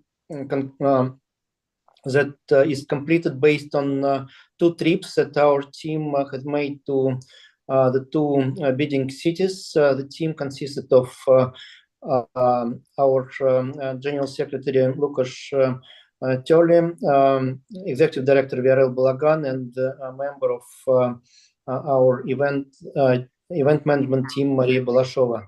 So, Lucas, please present the results. Thank you, Mr. President, honorable delegates. At first, I would like to thank both bidders for two very strong bids. It was very visible during the inspections that a lot of people and institutions were involved, and a lot of work was done to prepare the best possible offers for the chess community and to host the best Olympiads. The inspection team visited both cities last month. In both cases, it was 48 hours with many talks, presentations, and discussions. Full reports are attached to the General Assembly agenda. I really hope that you have some time to have a look at it, since both bids are very interesting, but on the other hand, both of them are having different advantages. The reports are having 10, 12 pages, so now I'll just come to the main points, main conclusions in the most important areas. Bidders' commitment and government involvement. Bid of city of Genoa is co-signed by Italian Chess Federation and municipality. We saw full engagement and commitment to become host of the Olympiad. The bidders are fully committed to fulfilling all the requirements in accordance to the FIDE chess Olympiad regulations and the main competition. Which will be secured also by free of charge venue facilities, congress venues, visa services, and the amount of the budget stated in the bidding proposal of 18 million euros. During the inspection visit, Abu Dhabi Sport Council in UAE, the Chess Federation, and Abu Dhabi Chess Club showed full engagement to become hosts of the Olympiad and Congress. The bidders are fully committed to fulfilling all the requirements in accordance to FIDE chess Olympiad regulations of the main competition, and the amount of the budget stated in a bidding proposal is 15 million euros. Here, I think it's important to add that both bidders guaranteed that some additional service which are not included in the budget will be added for the Olympiad. The playing venue in Genoa corresponds to regulations of the FIDE Olympiad in terms of facilities and location. The above described allocation of spaces is preliminary, as the venue has a lot of facilities which provides flexibility in usage of the venue. The playing venue in Abu Dhabi, ADNEC, corresponds to regulations of the FIDE Chess Olympiad 2028 in terms of facilities and location, and has a long history of hosting different kind of events, including for people with disabilities. The allocation of spaces described in the report is preliminary, as the venue has a lot of facilities which provides flexibility in usage of the venue. The Cotone, it's not located just next to the playing hall, but it's not far from the playing hall. It corresponds to FIDE requirements of the Congress, and it's recommended that General Assembly will be held in two halls. Organizers also propose other venues for meeting, like historical Palazzo Ducale and similar places in the city. Abu Dhabi proposed to have the Congress basically in the same venue as the playing hall, and the ADNEC conference halls corresponds to FIDE requirements for the Congress venue and provides several options for hosting the General Assembly, Council, Zonal, and Commission meetings. As for the ceremonies, both bidders offered very interesting places. In case of Genoa, is a theater in the city center with many opportunities, and in case of Abu Dhabi, it's also ADNEC, the same place as playing hall and Congress. Regarding arrivals and departure, Genoa City Airport is not very well connected with countries outside Europe. However, bidders guaranteed 2 Milan airports with a free transportation to Genoa, so it significantly improved the proposal. Abu Dhabi is well connected with many destinations, and bidders are eager to provide high-level service. Besides, the bidders confirmed that their readiness to provide transportation services from Dubai Airport and other UAE airport. So here we should see no risk in bird transportation. Local transportation in Genoa requires through planning, as Genoa city, especially the old town, might be challenging in terms of having bus parkings and spacious zones, but it of course comes with the advantage of the old historical city center. In case of Abu Dhabi, we see no risk in transportation services provided in Abu Dhabi, since the hotels are located in proximity of the playing and congress venue. Regarding accommodation, we were discussing, and Genoa offered the opportunity to organize Olympiad and Olympiad for people with disabilities together or separately, to guarantee the best standards of hotels and to guarantee the location of all the rooms as close to the playing hall. In Abu Dhabi, all the offered hotels corresponds to high standards, and room inventory is enough and to host the events, and it is close to the venue. Regarding medical services, both bidders acknowledge the necessary medical assistance, and it will be provided according to requirements. Regarding side events, both the bidders had many different ideas. In case of Italy, bidders are very motivated to organize different kinds of promotional events, activities. As we heard in the presentation, also projects for chess in schools and other projects before the event. In case of Abu Dhabi, the bidders are motivated to organize also different kind of promotional events, and also some events before official events before the Olympiad. Regarding volunteers, in Genoa, bidders acknowledge that the volunteering program will be elaborated, and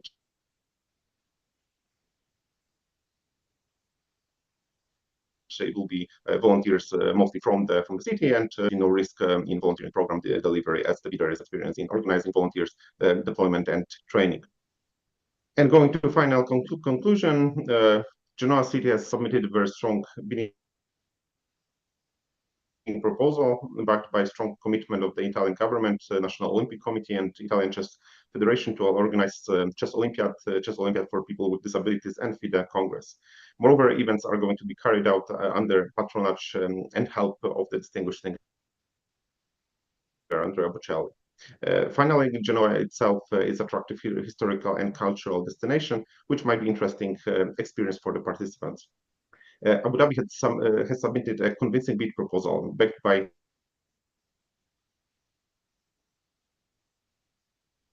what was seen during the inspection visit. First of all, Abu Dhabi structure. Secondly, the venue corresponds to top international standards. Finally, the bidders are experienced in organizing world international events, not only in chess, but also in other kinds of sport and spheres.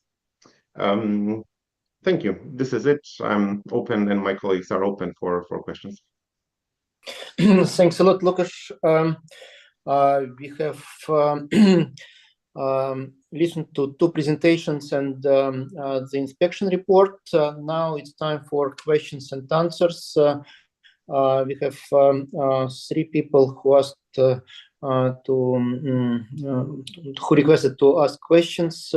You should name who you want to ask the question, to respond. So we start with Tahar Batih, please. Morocco, reverse delegate. Yes. Thank you very much, Mr. President.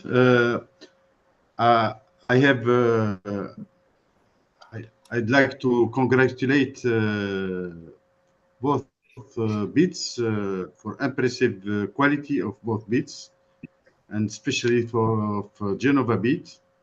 But to reassure myself and the chess community throughout the world, all over the world, I would like just to have a guarantee that visa Schengen visa will be granted easily and rapidly, not only for player and journalists, but also for all chess community and lovers all over the world. It's very important.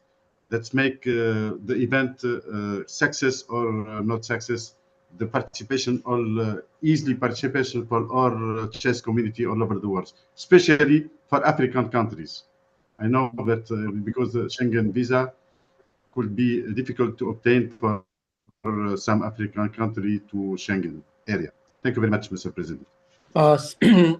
Thank you. Let's accumulate 3 questions and give possibility to answer. Now, Luxman, Sri Lanka, please.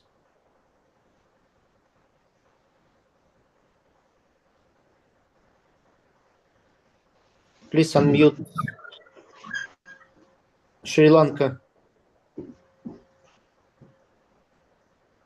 Colleagues, please mute Tahar and unmute Sri Lanka, please. Yes, I also have the same kind of question because, you know, visa always a problem for countries like us. You know, when it comes to Olympics or Asian Games, we always get the visa as the accreditation. I mean, I congratulate both bidders. They are going to, you know, give us a lot of facilities, and they are offering them. Their governments are very well supported to the bid. So then this even someone issue us visas, we don't know when we get it. For example, in 2014, I got visas for my team 2 days before the event. So I had to pay double the tickets.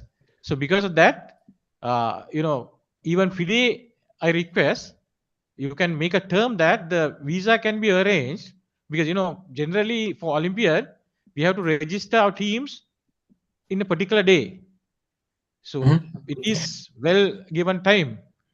So if the FIDE can request them to make the visa as this accreditation card, like IOC doing, like AOC doing, it will be a support for all federations. Can the federations, the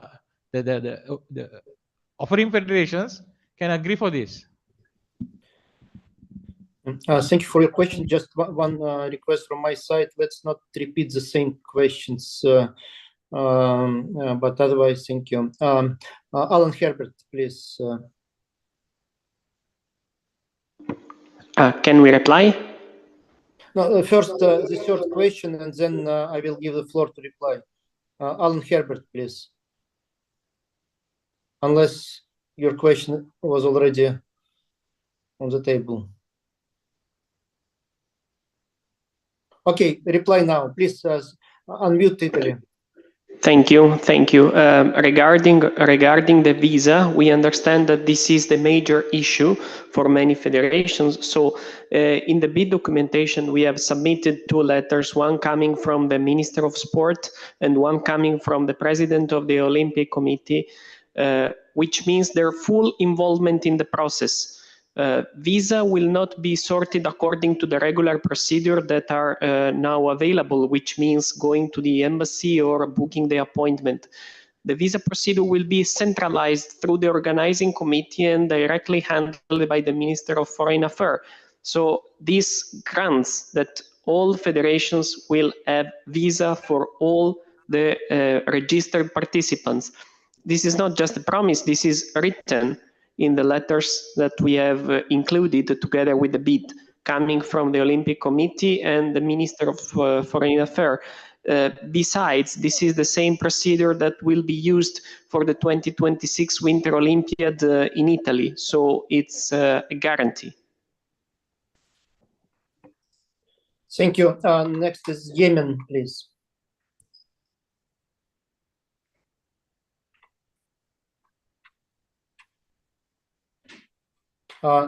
We can't hear you. Sorry. Can you unmute Yemen, please? Please, you can start. No, there is no sound.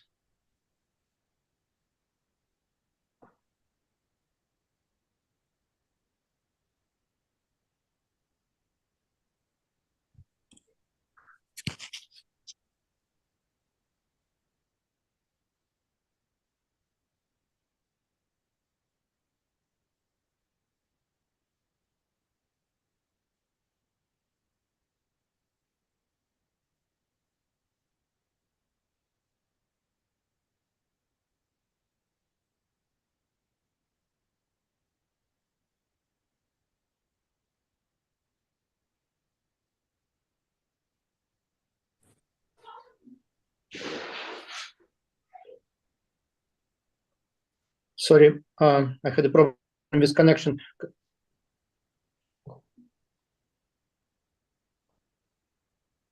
Can you hear Yemen or not? No? If not yet, please go to the next one. Mair Mamedov, Azerbaijan.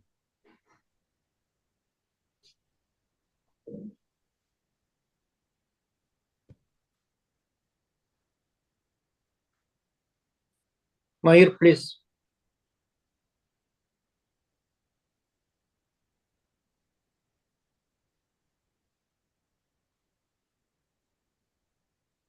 Mair?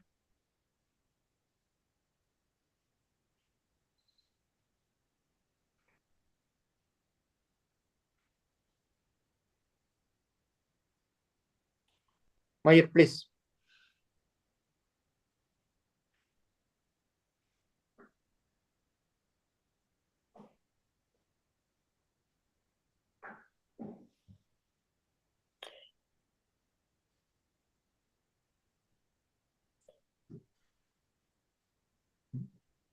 Colleagues, please, can you resolve the technical issue?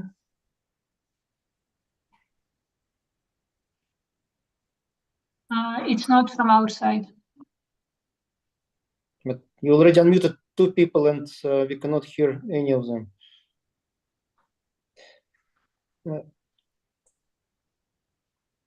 Let's try to unmute somebody else. Alan Herbert.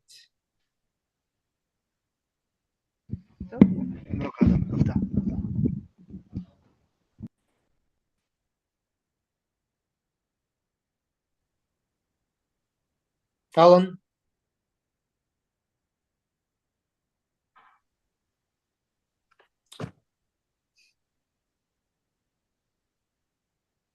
Alan, please switch on your microphone and speak.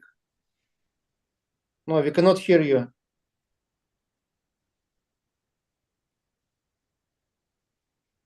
No. Now you yes, hear me? Now we can hear you. Please, please. Yes. Yes, Mr. President. I confirm the same things with our brother speak before. Due to Yemen Chess Federation, we try to participate this year in two official tournaments, one held in Netherlands and other held in Germany, and both trial was failed to get the Schengen visa. Schengen visa is very difficult and not easy to get it. Our players must go to other country to get the visa, and we lost too much and not found any response. And the organizers who make this official tournament must be do more to let all the players to be participate in that event. And I'm so sorry for that. It is no good response from them for get all players to be in the same to participate in the same tournament, you know. And it is not easy to get the Schengen visa as we have trials from the past. Thank you. For the reason must be hardly or get some solution for that. Due to no guarantee, as I think, for the visa, Schengen visa. Yes. Thank you. I think this question was asked and the answer was given. Whether you are satisfied with the answer or not, it's a different matter.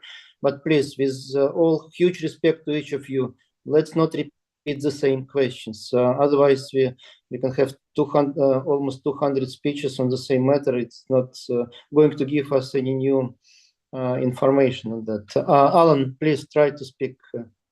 But no, we cannot hear you still.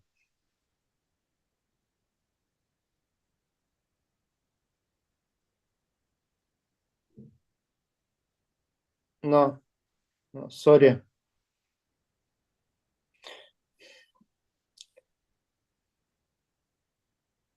Let's try it in the next one. Isa Al-Marzuki, please.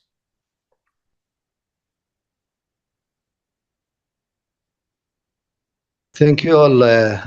Just to clarify in the visa matter for our bid, it doesn't need any future promise because we already currently having that one of the most successful events here with the Asian Federation. And any country, any member of the world can now participate through the system and obtain his access or visa to UAE directly from now, because it's, as we know that Abu Dhabi and the United Arab Emirates, it's a welcoming country. Okay. Thank you. Thank you for your clarification. Somali, please, Mr. Hassan.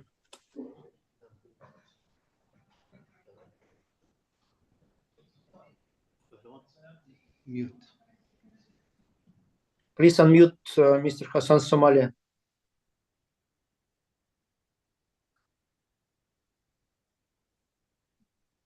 Please, Mr. Hassan.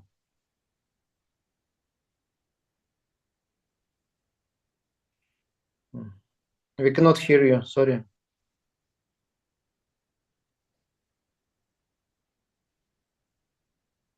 Sorry about that.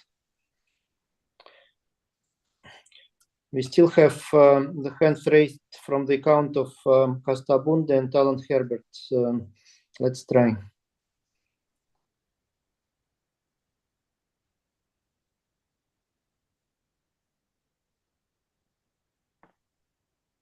No.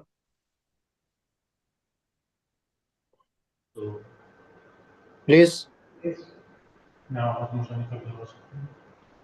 We can hear somebody. Mr. Mayer. Mayer, please.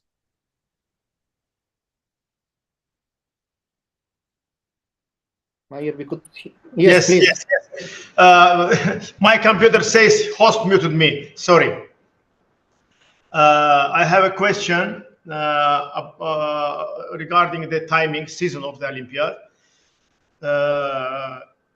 If we are talking about the summer season, include September, then I am afraid that Abu Dhabi will be too hot for this. People simply could not walk outdoor. It's very important for everyone, for players especially, you know. If we really want to go to do the Olympiad in the mid-year, then only one preparation is the Genova. But my question about the timing of Olympiad. Thank you. First, Abu Dhabi and then Genova, please.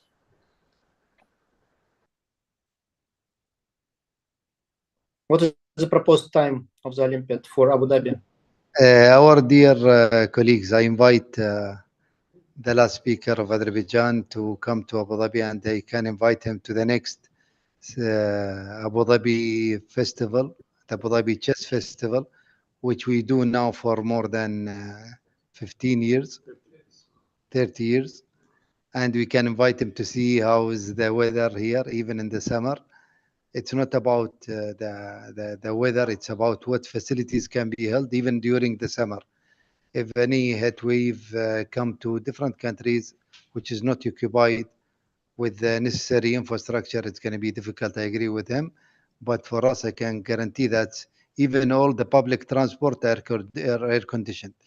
But at the same time, we didn't promise that it's going to be in September. September is already a cold, good weather, which we started all the season in different sports. The tournament or the event, the Olympiad, will be held, and we promised the FIDE, that the International Federation, that we held it for the time which they have, and they have been here during the visits which they have for the inspection.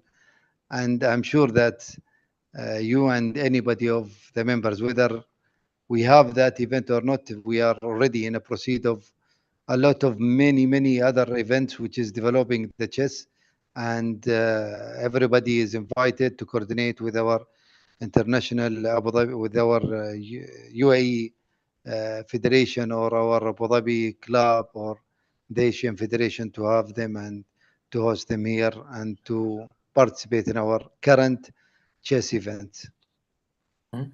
Thank you. So The proposed time, as far as I remember, is either from late October to November or from late November to December. So not the hot season. And from Italy, can you clarify, dear colleagues, Luigi or Marco, what are the dates? Yes. The proposed dates are from 16th and 29th of October, which means that we are in early autumn. The temperature is from a minimum of 20 to a maximum of 25 degrees. We are still with the summertime, which means that the dawn is normally at 7:30, between 7 and 7:30. The sunset is between 7:30 p.m. and 8 p.m. Generally never below 18 degrees, never more than 25. Thank you. Now, Jonathan O'Connor, Ireland.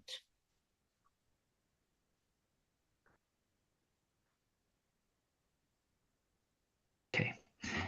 Thank you, Mr. President. I have a question for the Abu Dhabi team. Given the history, I believe in Dubai in 1986, the Israeli teams did not take part. I presume the Abu Dhabi Ministry of Foreign Affairs or whatever will allow Israeli to come to the event, or is there some restriction on visas for them? Thank you. Please, colleagues, please respond. Abu Dhabi.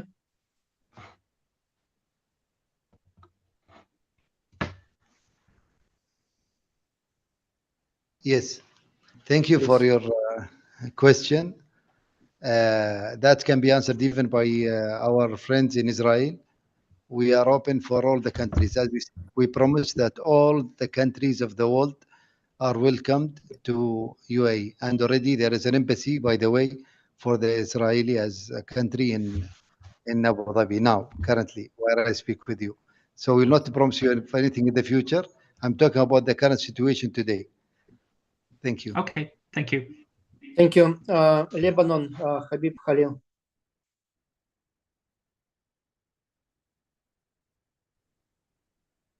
Hello, Mr. President. Hello, colleagues. And we wish good luck for both bidders, Abu Dhabi and Italy. I just want to interfere because we just came from Italy for the World Cup under 18, under 16 on Monte Silvano. I know Genoa is not like Monte Silvano, but we faced a few problems with hotels. And Monte Silvano, hope in case it will be in Genoa, we don't face such issues. And concerning the season, since it's autumn, we also we had 2 days raining, and we didn't get any support. I said the distance between hotel and venue it's so short, but all players came to the venue wet, plenty of water. The second day, I was obliged to bring 2 taxis to my team to get in a proper way. Even we faced a problem to find a taxi in Monte Silvano, but I know Genoa, it's not Monte Silvano. Thank you so much. Thank you. Thank you. Marco, please. Yes, thank you. Regarding the facilities in Genova, Genova is the 6th biggest city in Italy with more than 1 million inhabitants in the urban area. So transportations are premium level, and this is a guarantee by the organizers in the bid that all transportation will be for free and organized at premium level. Regarding the accommodation, we selected only 4 and 5 stars hotels. So they have been also inspected, and we can grant about their quality in any moment. Regarding the weather, I understand, I remember the issue you were referring about in Monte Silvano, but what we can say is that the organizing committee is committed to provide any kind of assistance with dedicated personal assistance for every federation. So every federation will have a contact person in their hotel that will be ready to provide any possible assistance regarding transportation and regarding accommodation.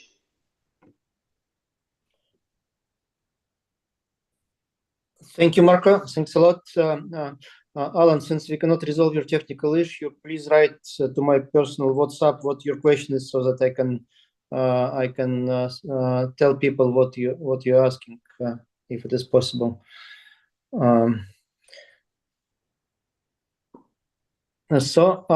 Right now we do not have any more questions. So I would like to give a floor to both bidders for final words before we will open the voting. First Abu Dhabi and then Italy. Please, Abu Dhabi.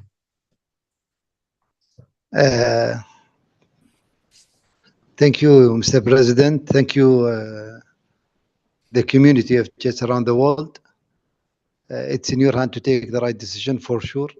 But I promise you, as a representative of the UAE government and Abu Dhabi, the capital of the UAE, that we're going to look forward to apply and to commit with any conditions required from whether the International Federation as per the bidding process or the bidding file, but even though for any future development, as we are already currently hosting the Asian Youth competition here in Abu Dhabi, and we are already continuing, and we're going to continue in having our support for the chess. That's one of the important mind games which is necessary for our youth, for our future generation. And I would like to close our speech with His Excellency Sheikh Sultan. Please. Thank you so much, everyone. And again, best of luck for both bidders. We'll be happy to host you all here, and rest assured, we're going to be, and we're working on giving the best conditions and to have a memorable experience, not just for 2028, but for decades after, to be remembered and to set the bar high.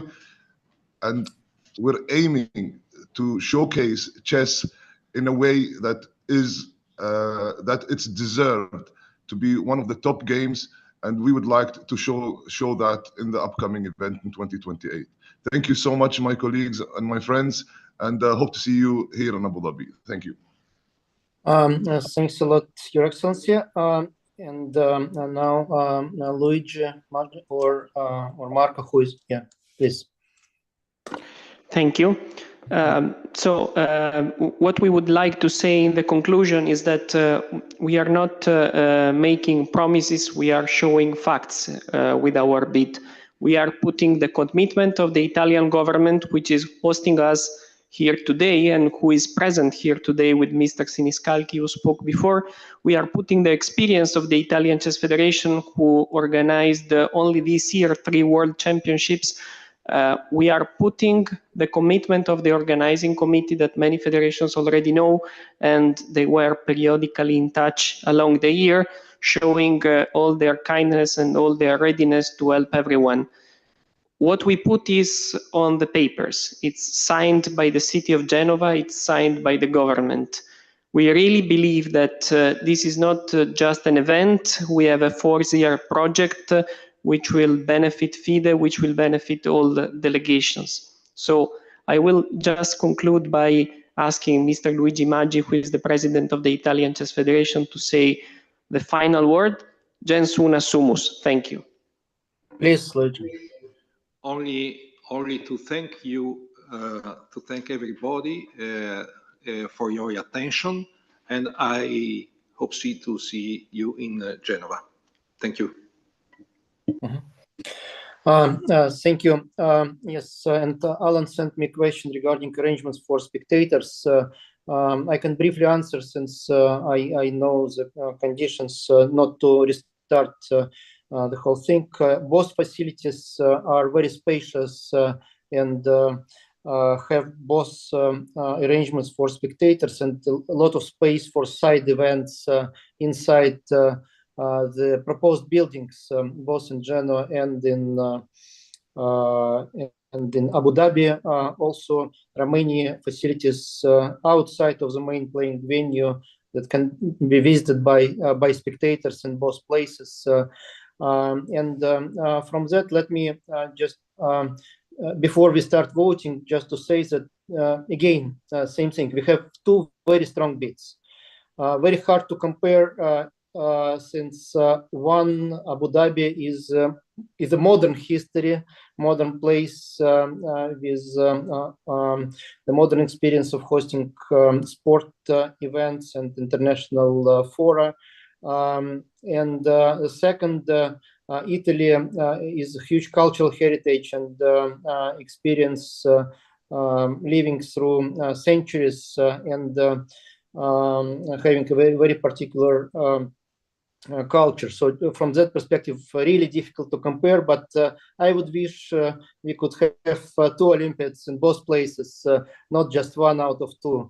That would be my dream, actually, coming back to voting.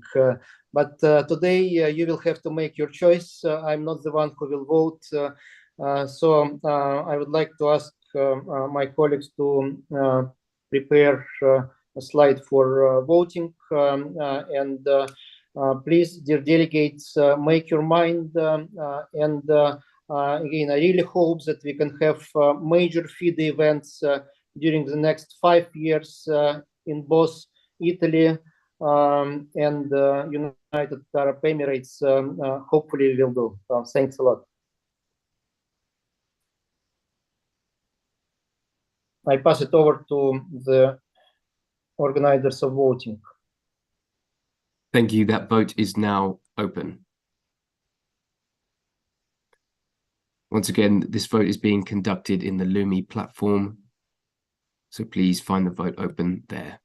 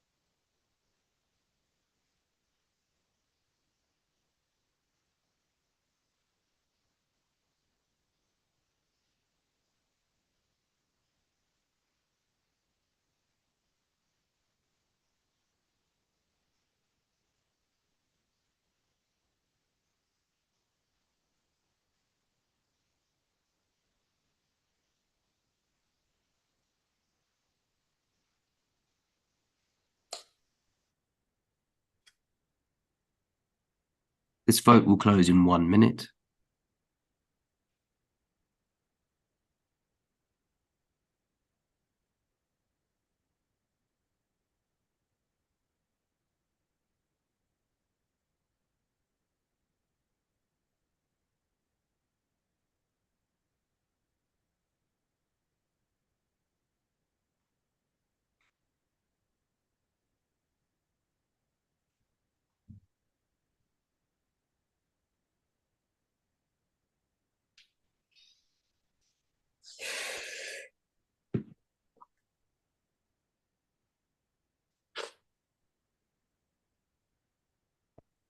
This vote will close in 10 seconds.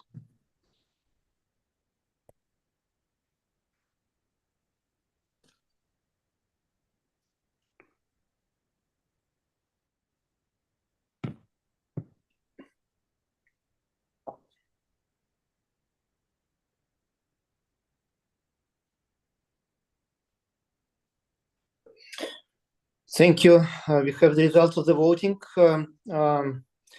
We have 156 total valid votes, 16 not participated, and there is 1 abstention. 96 votes, or 61.5%, are in favor of Abu Dhabi. 60 votes, or 38.5%, are in favor of Genoa. I congratulate both bidders with very strong bids and strong competition, and my congratulations and everyone's to Abu Dhabi for winning the bid, and we will be all, I hope and I'm sure, enjoy your hospitality in 2028 at FIDE Chess Olympiad, Paralympiad, and FIDE Congress. But again, I really hope that we will have many major FIDE competition in both places during the next 5 years at least. So thanks a lot for that.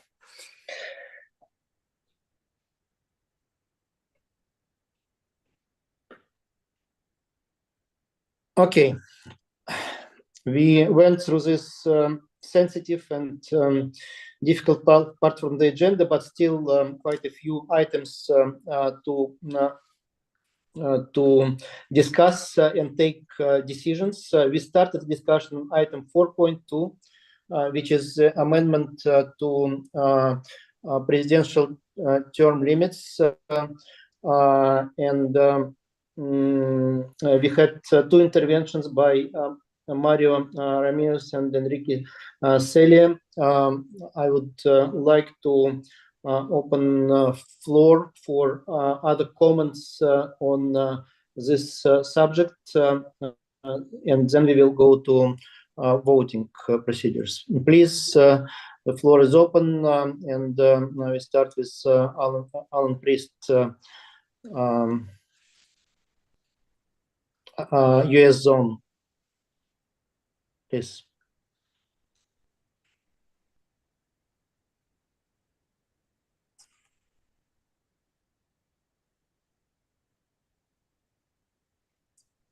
Thank you. I've just been unmuted.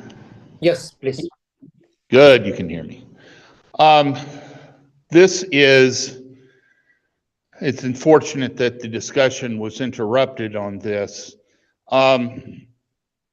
Mr. President, you campaigned on reform, and you campaigned on the reform of term limits in part. You set the standard in your campaigning of only 2 4-year terms. Yes, COVID happened. Something is always happening. There is always some disruption.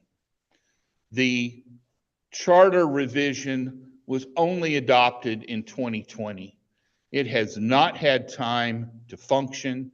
We have not had time to see how well the reform works. I understand when people get into positions of power that they like to hold on to those positions of power, but no one man is indispensable. No one man is irreplaceable. And while the current administration has indeed done an admirable job in many respects and made some very good reforms and very good changes, this amendment is premature. It is, and it is inappropriate. It takes us back to where we were and where FIDE has not been well served by long-term incumbencies. The power of the incumbent to get reelected is very, very strong. My particular national political situation started out with no term limits on its executive.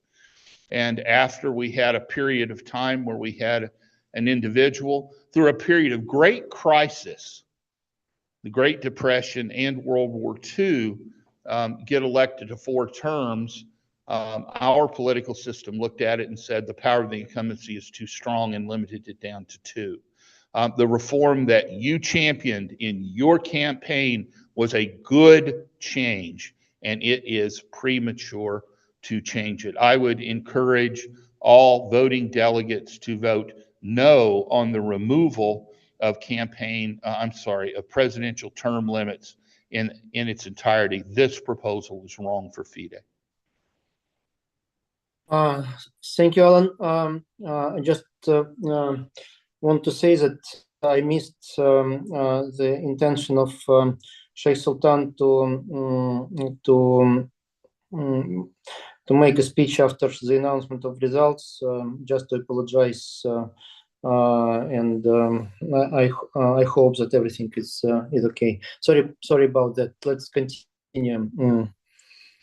Next one is Zurab Ademfrashvili, ECU president.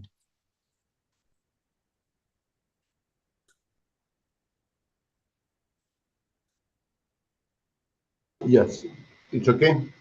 Yes, please. Can I speak? Yes, dear Mr. President and dear colleagues and dear delegates. You know, when Arkady Dvorkovich first time he was running for FIDE president in 2018, it was his project actually to limit the presidency terms for 2 cycles. I was against, and I was always against, and I'm today also against this, because if you have a good president who is doing great job, and we proved this many years, already 5 years, Arkady is caring about chess like caring about the baby. And all this effort, all this success, what FIDE did last years, it's visible. It's nothing. We are not bringing something from the street. It's visible. Everybody knows this very well. What Arkady is doing, what FIDE management is doing, what FIDE Council is doing, and your honorable delegates also are supporting this. So I will never change my mind on this, that we are not a superpower country. We have to limit the terms of the president, not to have him superpower. So here we are just calling to have a best possible president who will promote chess, who will bring chess on the level which we are dreaming. And here I believe that most of you will agree with me that Arkady, it's a president who have to continue, if of course he will wish. Again, this will be up to him, but why to limit? That's why I'm in favor not to limit the terms of the president. Thank you. Thank you, Zurab. Thanks for your kind words. And next one is Vepa Maliguliyev, Turkmenistan, please.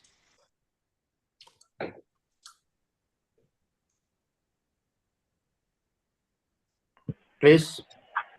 Hi, everyone. Yeah, I hope you can hear me. Yes, please. Yeah. Yeah, I am relatively new to this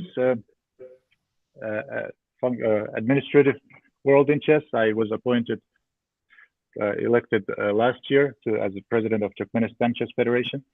And yeah, I came with an intention, and I was asked to transform chess in Turkmenistan. That was the key idea. And I've worked in other corporate worlds, in the development world, and the support I see and I experience as the federation, as a relatively distant federation from FIDE is amazing. I haven't seen this kind of a mechanism function in other areas I've worked so far. And I see a professional team. I see a system working. I see flexibility where necessary. I see attention to specific needs of the team. So basically, I don't want to repeat the words that our other colleagues said.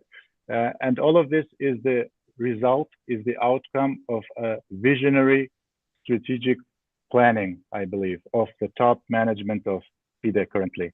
And this vision needs to reach its natural peak.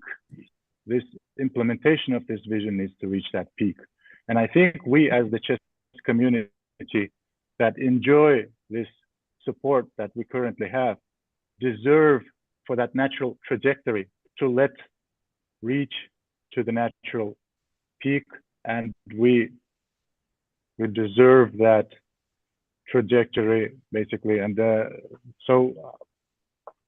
yeah, that's the chance that we're basically providing. It's a natural development based on the good intentions, good motivations, and the professional approach.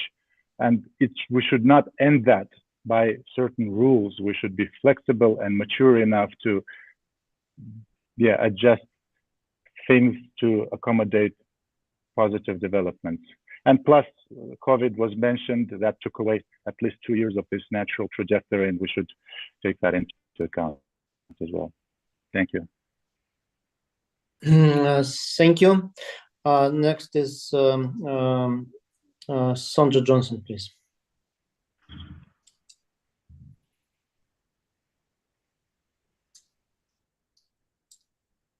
Thank you so very much, colleagues, for this opportunity. And Mr. President, of course, on behalf of Trinidad and Tobago, I want to endorse what I know all our colleagues have said in terms of the kind of work that you and your team, and I've been fortunate to be part of that team as well. But I must say that I do have some concerns about, and it's aligned to what Alan Priest just said, that I don't think that we should remove the article altogether in terms of term limits. And my own is the reverse of what my colleague from Turkmenistan has said. It's because you are professional, because you've done such a good job, because you have a good team with good plans, that we must also trust all the things that we've done to reach this point. Yeah. Remember that we are a global organization and we have to align to global standards. I know people tell us about IOC and so on, but within the constitution in IOC really, and they've rolled it out to all Olympic committees. They ask for people to have 2 terms. Now, what I'm saying is that we could be a little more flexible and say, for example, okay, let's do the 2 terms, but if we want a third, that we do have that option, either, as Amy said, we're moving towards sustainability or whatever it is. But I don't think we could take the risk, because at the end, we have to preserve you, Mr. President, and we have to preserve the institution, in my view, by making sure we have certain language that shows that we have strong governance, a strong governance framework within FIDE, because we want to expand our list of sponsors and partners and so on. And these are some of the things, based on my understanding and experience, are things that they look for. Thank you. Thank you, Sandra. I can see that Costa Abunda raised a hand. I don't know whether it's him or somebody in the room. Please. On behalf of Casto, it's Lakshman, because we are together. Okay, sure. Actually, my idea is that, I appreciate what you've done. Your team has done excellent. But, this proposal is not only for you. And that's what our membership should understand. Here, no one says that we increase your term. What we are going to do is just remove the number of terms you can contest. That means at any time, there might be election, and in the election, the members can elect whatever the president they need. So because of that, I don't think that there's any harm in changing this number of terms thing, because at any time, the members had the power to appoint any president they wish. So, I mean, there's no harm having this proposal, approving this proposal. Can I continue? Yes, please. Yes, Abundo from Philippines. Yes, I just had open heart surgery. I may not be here next year or during the elections. I think that we should leave it, as the last one said, FIDE is a democracy. We should leave it to the General Assembly, who are voting whether they want anybody or not. Well, why should the General Assembly, 2 years away, tell the next 2 years from now, you cannot vote for somebody, you cannot elect somebody. Leave it to the democracy of FIDE. Thank you. Next one is Babur Talbayev, Kyrgyzstan.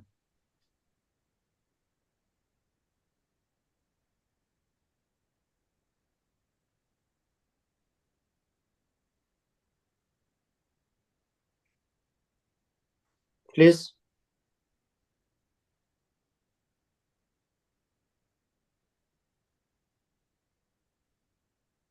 We cannot hear you.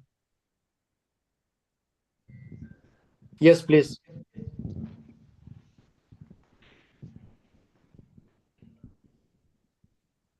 Please.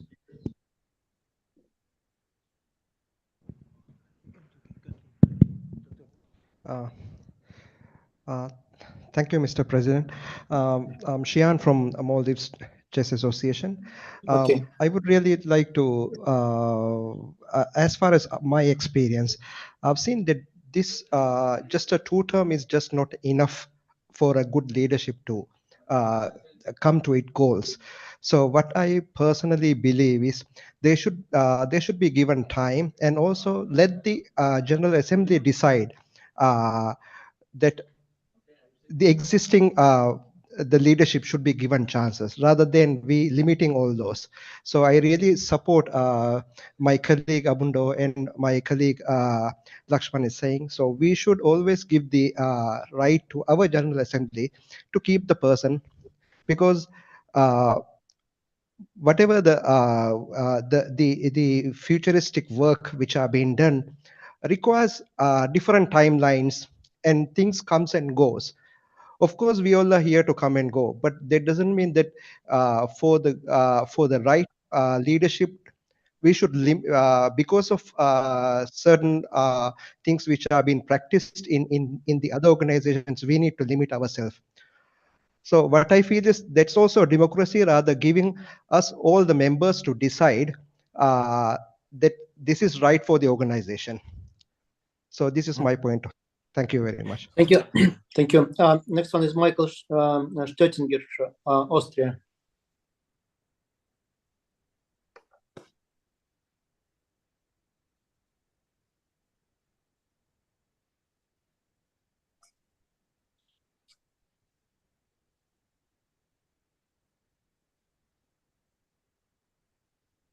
Can we do it now?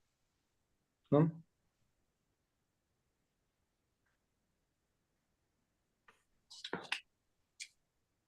If not, then Ingrid Lauterbach, Germany.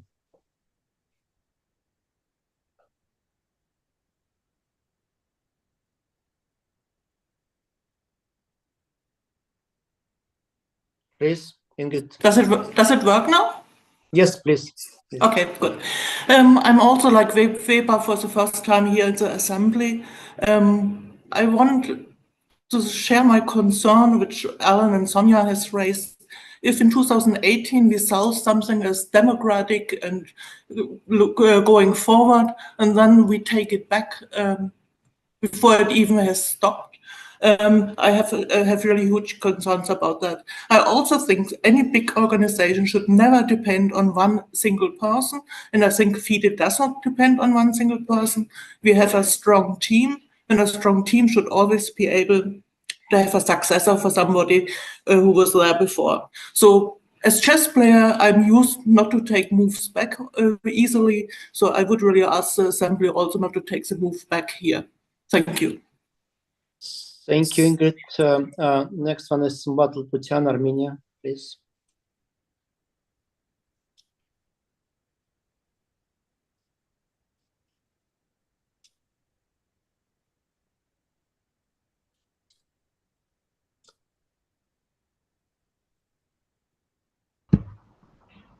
Алло, вы меня слышите?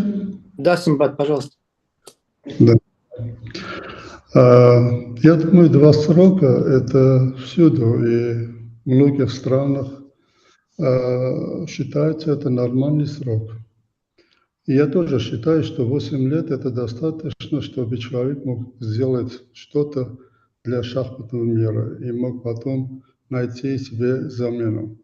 Но я думаю, бывают и такие президенты, которые серьезно, они очень хорошо работают, очень большое имеют уважение и верят, что он может сделать еще что-то. И в таком случае, я думаю, что такие случаи могут быть, и такие случаи надо иметь в виду. Я думаю, что 2 срока – это нормально, но должен быть еще возможность, если человек очень хорошо работает, чтобы ему дать возможность, если, конечно, многие страны считают, что он очень хорошо работает, поднять этот вопрос. Но он должен выиграть, если серьезно набирает 80%.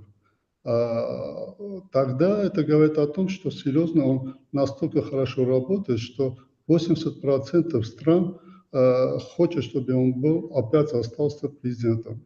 Я думаю, лучше, чтобы оставить это 2 срока, но тот, который считается, что может стать лучшим, да, и 3-й срок, он должен набрать 80%. Вот тогда это получается, что серьезно он заслуживает, его верят, и он может продолжать свою работу. Спасибо, Самбат. Thank you. Next one is Mayer Mamedov, Azerbaijan, please. Excuse me, could you hear me? Can you hear me? Yes, please. Thank you. Thank you, Mr. President. I would like to say that I am fully agree with Zurab, absolutely. And we must remember that COVID time imposed lots of undesired disorder, including the activity of FIDE top management. And that's why I think that's very important, regain the time of normal activity, and I support the idea of extension. Thank you. Thank you, Mayor. And next is Timur Turlov, Kazakhstan.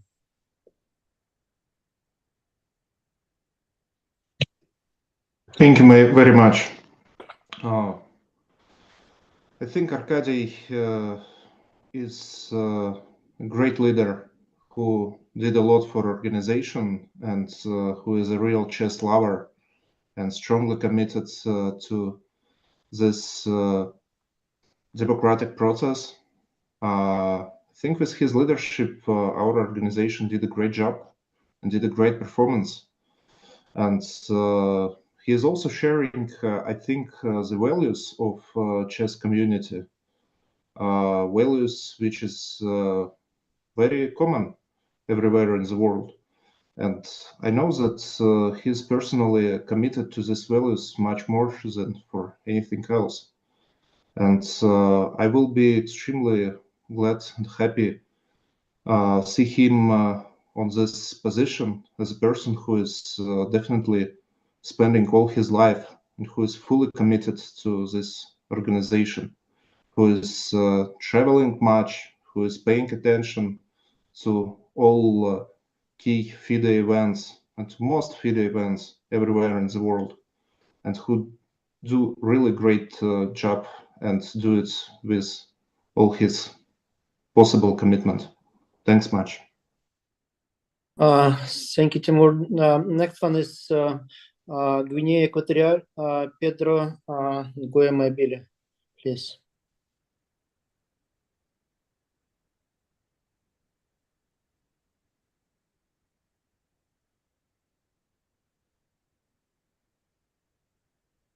Hello, can you hear me?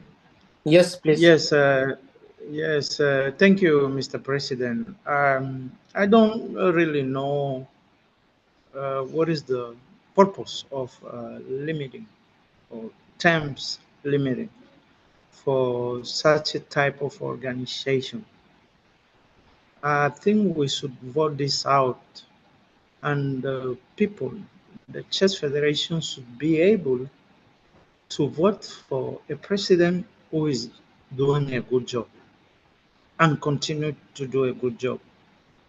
Because limiting terms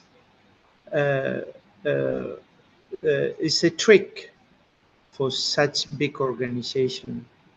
And when I look to Europeans, all democracies in Europe, so most of them don't have limited terms. They vote you out when you are not really doing a good job. And this should be what should prevail in the chess community. If Mr. Kadi is doing a good job, I will really vote not only for Mr. Arkady, for whoever might be president in the future.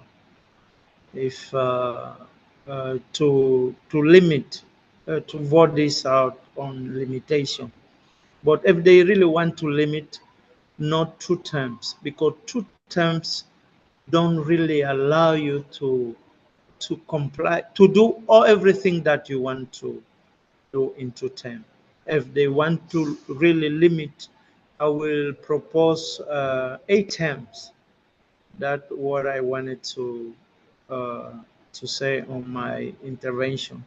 But I will vote out on the limitation of time in FIDE. Thank you very much. Thank you.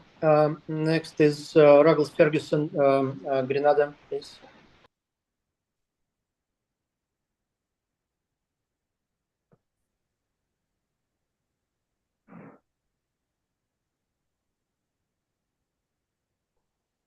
Please unmute Grenada. Yes. Please, you can speak.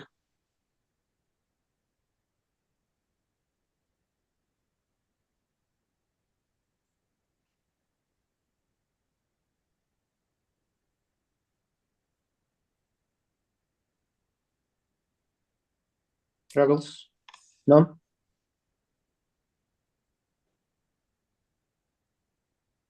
Okay, we'll come back to you. Let's try to fix the problem. Eric Hernandez, please, Salvador.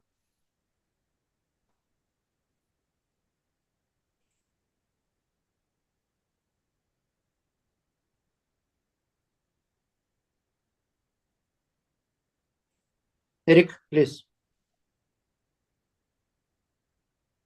Hola, ¿me escuchan? Ajá, please.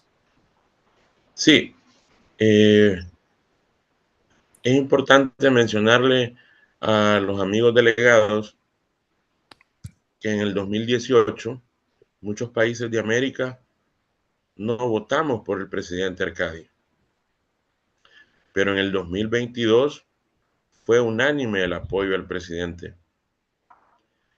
Entonces, El Salvador, mi país, en 2018 no votó por el señor Arkady, pero vemos el trabajo y el esfuerzo que está haciendo por el ajedrez en los diferentes continentes. Es por ello que muchos países de América somos los que hemos propuesto quitar la limitación para que el señor Arkady, si decide postularse para un periodo nuevo o 2 periodos, él pueda continuar. Y no es más que el trabajo que hace él y su equipo al frente de FIDE. Por lo tanto, repito y reitero, la mayoría de países proponentes somos de América, los que no elegimos la primera vez al señor Arkady, pero que hoy apoyamos al 100% el trabajo que está haciendo en FIDE y que no es a la persona, como mencionó alguien, sino es el apoyo a la labor y esperamos que él decida continuar como presidente en FIDE.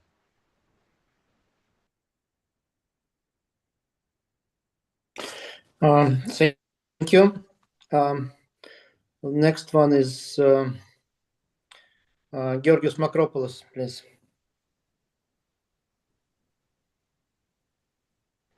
Sorry. No, sorry, I missed before you. Sorry, the order was switched somehow. Sergei Sычук, Belarus first. Sorry.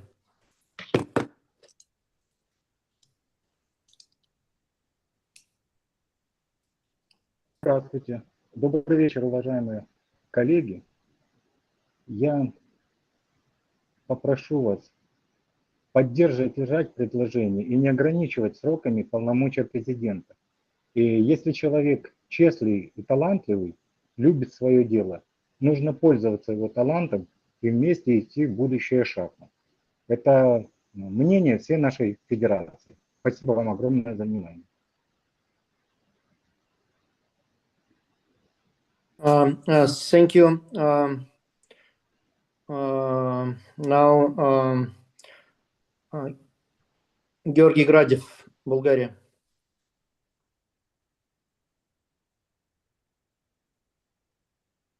Thank you, Mr. President. Well, first of all, thank you everyone for voting in favor of the Bulgarian Sports Chess Federation. I'm very happy to be part of your family right now, together with my colleagues. And I would like to prove now the words of Mr. Zurab Azmayparashvili, who said that we are going to be a valuable and an active member of FIDE by expressing the opinion of the Bulgarian Chess Federation on the matter. First of all, no matter that we are members just a couple of hours ago, I'm 20 years in sports governance and sports law. Many of you know me personally and know that I'm very active in football, particularly in the system of UEFA and FIFA, where we have this same issue concurrent right now in UEFA, where a top manager as Mr. Cheferin is also putting to vote absolutely the same amendment to remove the term of mandate in the organization.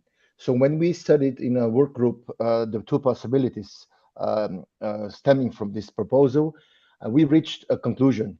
It was that we have two options. One is to follow the political model, which normally is to limit the terms of mandate, like they do, for example, in the United States of America. You know, the president of the United States of America has 2 mandates. And that makes sense because you have a lot of valuable candidates for the position. But when we compared sports, we decided that the corporate model looks more akin to sports. The corporate model follows the success of the organization. And the success of one organization such as FIDE with international dimension is very much linked to the manager on top of the pyramid. And it will be a real loss if any organization in sports, not only FIDE, would lose a top manager.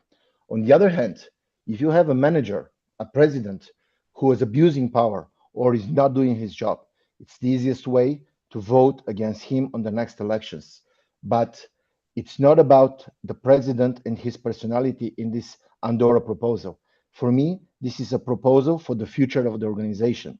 And why is it important? Because if Mr. Dvorkovich proves in his current term that he is the most valuable president for this organization, the most valuable manager for our corporate world in FIDE, he should stay. If not, it's the easiest way to remove him from his position by voting against him on the next elections. But again, I draw your attention that if he is successful and we have to remove him just because of the term of mandate, the organization will lose. So we should not think about Mr. Dvorkovich. We should think about our organization and its future. And as we did in UEFA, where we are moving now to remove the term of mandate, I suggest to all my esteemed colleagues, particularly those of you with great experience in sports governance, to support the proposal of Andorra and delete Article 18, paragraph 12 of the Charter. Thank you. Thank you. Next is Akakiashvili, Georgia.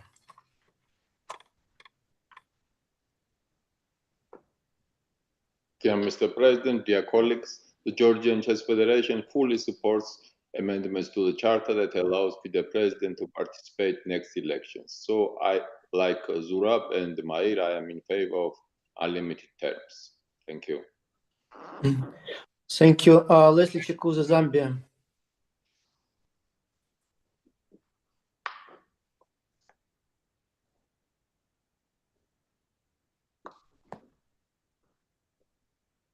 Yes.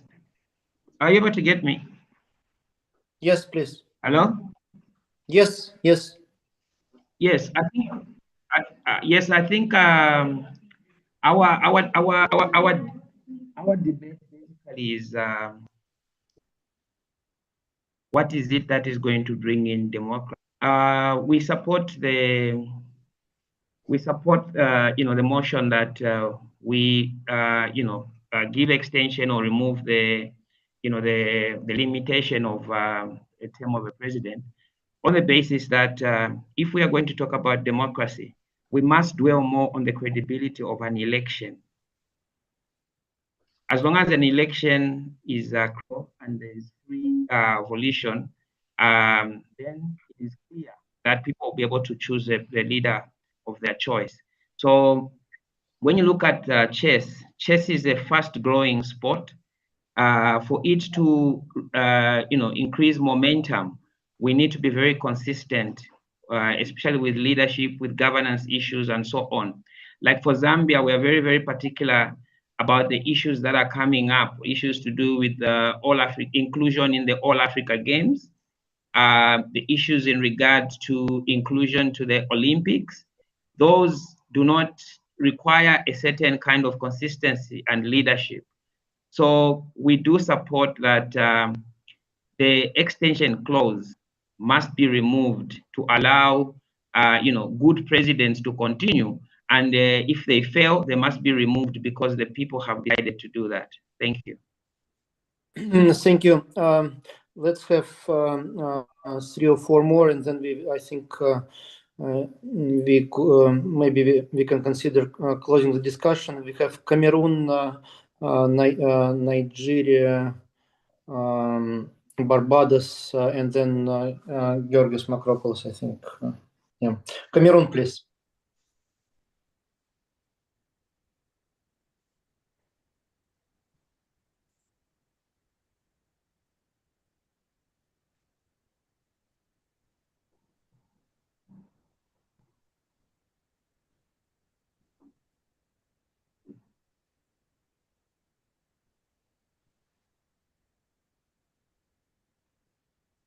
You can speak.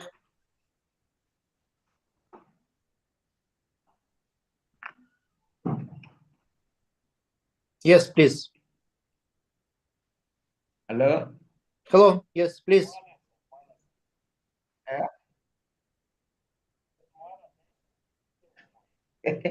Okay. Suara Silvino kan?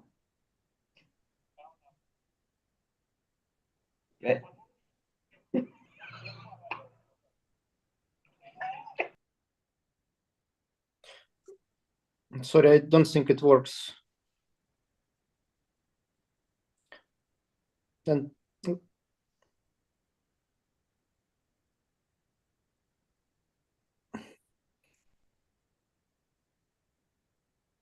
then, well, I think Alan Herbert disappeared here. So then it is Nigeria.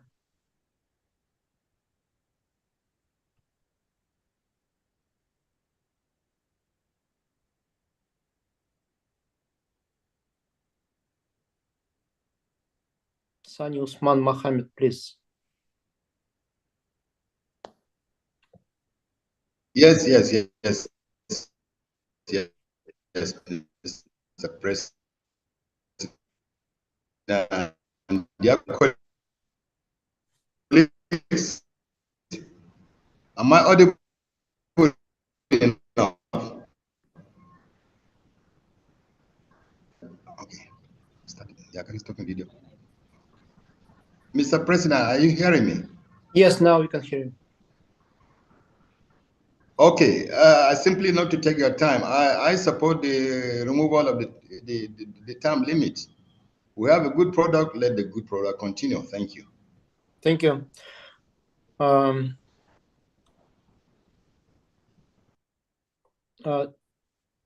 David Hayter, United States, please.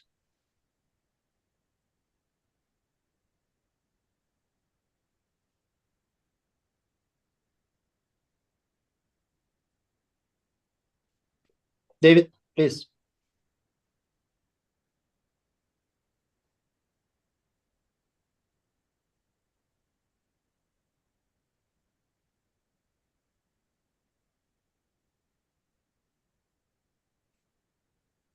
David, the floor is yours.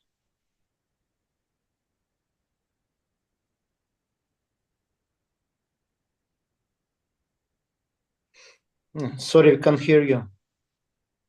Let's try to fix and come back. Yassin Hassan, Djibouti.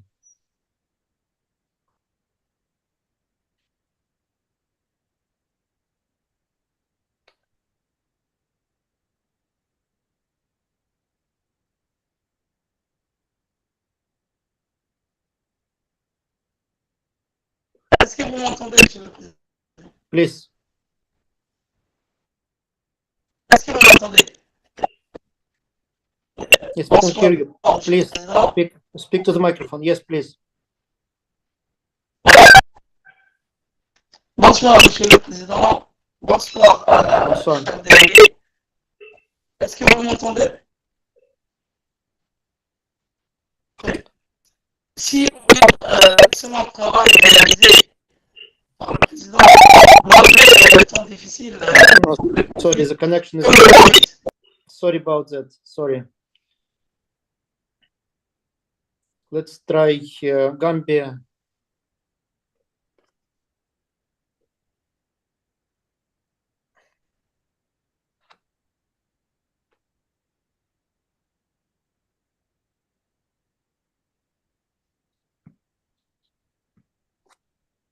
Gambia.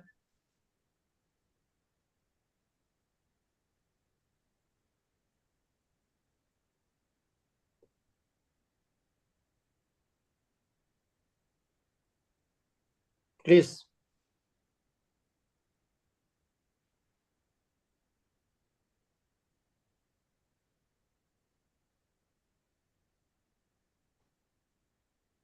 Sorry, we cannot hear you.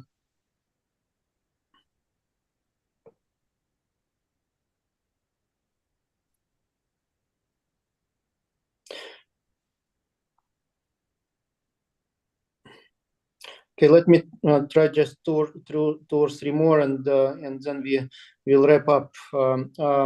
So we have Namibia.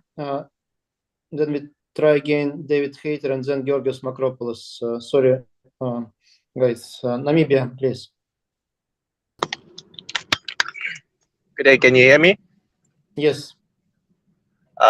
Namibia is in support of removing the limitations, as well as we note that we are not necessarily voting for the FIDE president, but just to say that if there is a good president and so requires or wishes to continue, that the statutes allows, and the voting process will still determine if the delegates also agree with that. So in this case, we approve of it as well. Thank you. Thank you. David, can we try again? David Hayter, United States.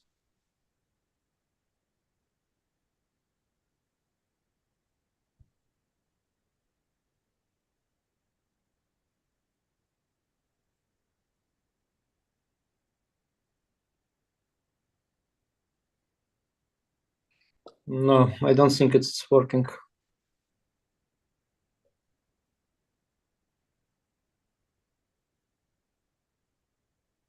Maybe we can try Alan Herbert again, since we were missing him a few times.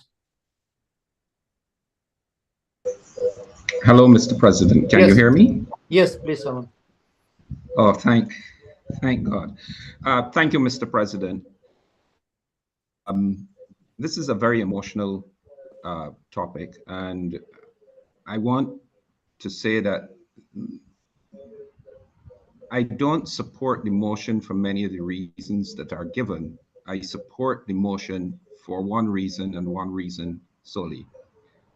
I believed back in 2018 it was a bad decision to have that in the charter. I believe in 2023 it is still a bad decision. But I would want to applaud the FIDE Congress for being mature enough that when you recognize that maybe a decision taken on hindsight may not be best, that we are mature enough and respect the Congress and respect the rights of each of our federations to have a say on who should lead us going forward. And therefore, I think term limits and my federation always believed term limits were a bad idea. The change in the statutes, the charter, which spoke to membership in FIDE, where we felt was a mistake. We spoke two Congresses in a row, and the Congress made the change to say that to reverse a change that we thought was not good. And therefore, my federation wants to say that we do not support term limits, no limits on terms, not because of who is the incumbent president, and not because the incumbent president has done a really excellent job, but because we believe that we should have the right to choose without encumbrance who should lead us going forward. We, just as in over the board, we got away from sudden death finishes. We know they're terrible. So too, at the boardroom table, at the Congress level, our federation does not believe in a sudden death finish. If the management team and the president does the job they were set to do by the assembly, then they will get the support of the assembly. And that's where we believe the limits should be set at the General Assembly by each one of our federations voting on conscience as to who is the best team to lead us forward. So thank you. Barbados does not support having term limits. Thank you, Alan. Sorry to those who will not be able to speak now, since we have some time limits still and a long agenda to follow. So we need to wrap up. Georgios Makropoulos, and then we go to voting. But anyone want to speak, of course, can cast her or his vote and express the will. So, Georgios, please.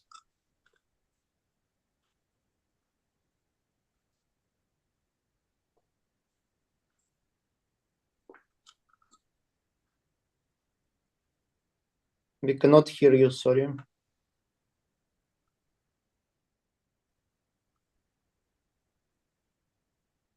Let's try again.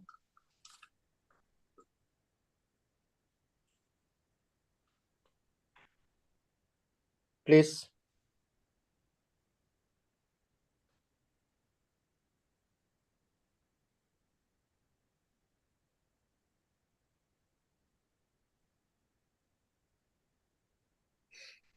Please find that button.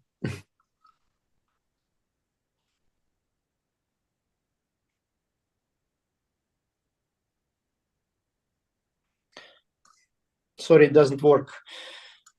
Now we will pass to voting. I think the opinions have been expressed, different opinions, as I could hear. Let me say just two things. We are talking about changes to the charter. We are not in the elections now, and it's not about electing me or any other president now. We are talking about changes to the charter. The second thing is, can you hear me now? Yes, Georgios, can please. you hear me? Please, good. Please. Okay. I was saying that probably me and Abundo, we are the two people that we have served three different presidents, 40 years now in FIDE. So I think my experience, it counts, and my knowledge about this organization. And I would say that I was always, as some of our friends, they say, against the limits of the terms for the president, for very simple reasons. People, they are comparing FIDE with United States, where there are two terms. They have a presidential system. The president has some superpowers there. In some cases, it's completely logical to have two terms in their system, as well many other countries. Our system, it looks more as a parliamentary system, not presidential system, where a prime minister can be elected and re-elected, or in the worst case, as the delegate from Bulgaria said, we have an organization where the president is like a manager, and we are not putting limits to a good manager. If you find a good manager, you know, people, they were thinking that maybe I will be in favor of having terms, especially now, because okay, Arkady will go out, maybe me or some of my friends could run. But I will not be fair with Arkady if I will not say that Arkady was a big surprise for me. What has he done? He did in the last years was unaccepted and unexpected. He changed completely this organization. This is the truth. He has made so many changes, and he succeeded to find new income for this organization that no other president did it in the past.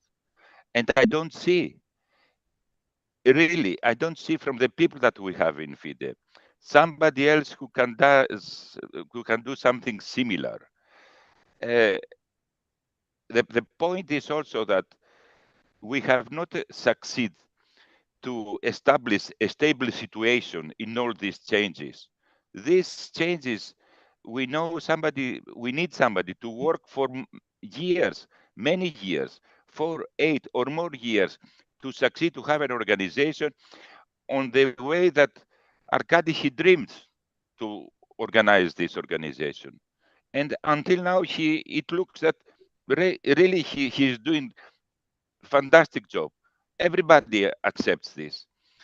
Now to try to form the democracy according with our wishes, this is wrong. Why is democratic to stop somebody that the majority of the federation wants to be the president, to stop somebody of running, not allow him to run? This is more democratic than the General Assembly of FIDE decides in a democratic way if we want this person to be again our president. We should not play with the democracy and try to form the democracy according with our wishes. Democratic is the delegates to decide whom they would like to have as a president. So it's obvious that I'm against the limits of the term. And of course, I'm against ideas of the president. If he wants to run, he should get 75 or 80% in the elections. So if there are 2 delegates, one who is getting 25.1 or 20.1, he will become our president. And the one who gets 79% or 74%, he will not be our president. We should not play with this situation. All these proposals are not helping. Either we don't have limits and we go to allow to the person that the people believe, our people, the democratic procedure in our organization believes that he should be the president, we should allow him to be the president. So no limits. Thank you. Thank you, Georgios. As I said, we have time limits, but opinions on both sides have been expressed very clearly, and I think delegates can express their will based on what they heard and what they believe also. So I would like to ask my colleagues to prepare for voting. Let me remind you that first, based on the decision of the Council and the proposal received, first the voting will be for the proposal to remove the limits on presidential terms and to vote against other proposals. If the decision will be taken by 2/3 majority, then other proposals will not be voted. If will not get 2/3 majority, then the next proposal will be voted with 4 terms, rejecting others, and then it will be repeated. If not approved, then 3 terms and rejecting the others. But again, if the first one will be approved, then we will not go to the second round. That's the procedure that was approved by the Council based on the proposals received. So please start the voting procedure. Thank you. That vote is now open.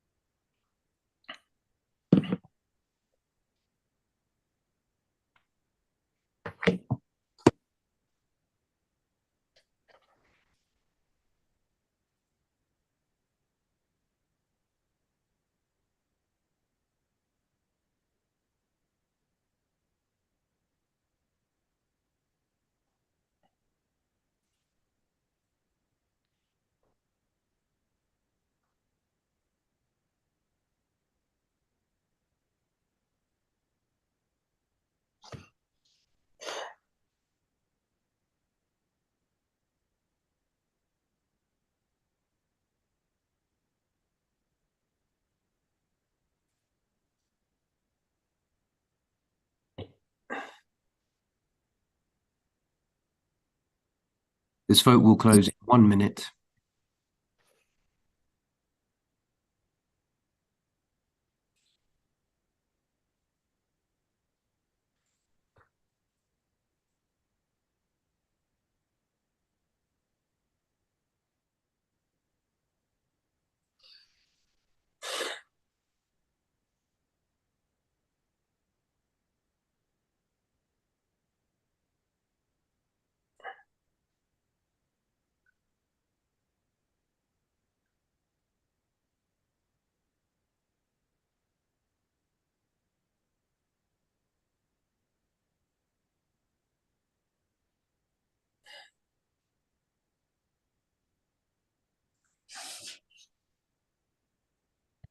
The vote will close in 10 seconds.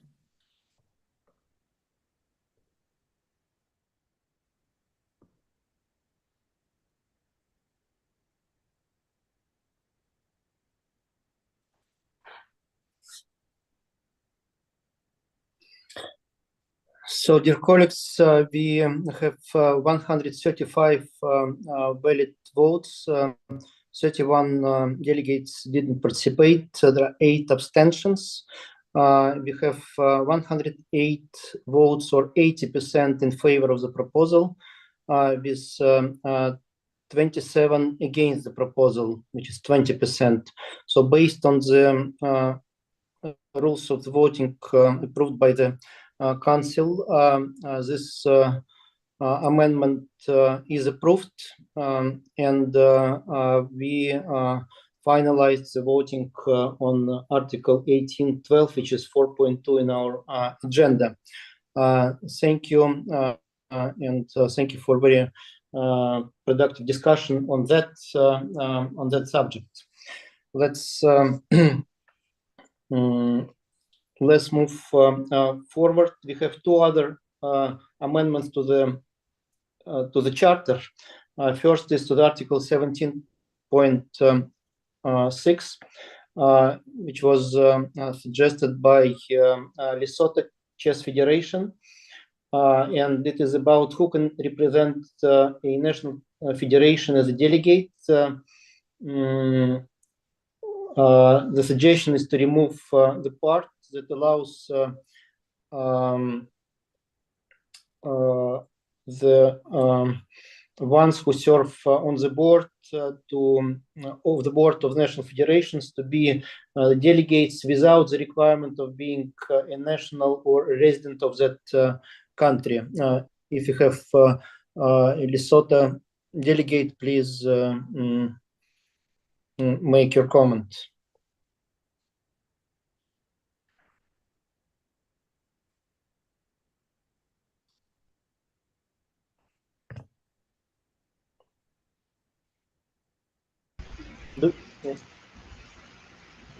Please.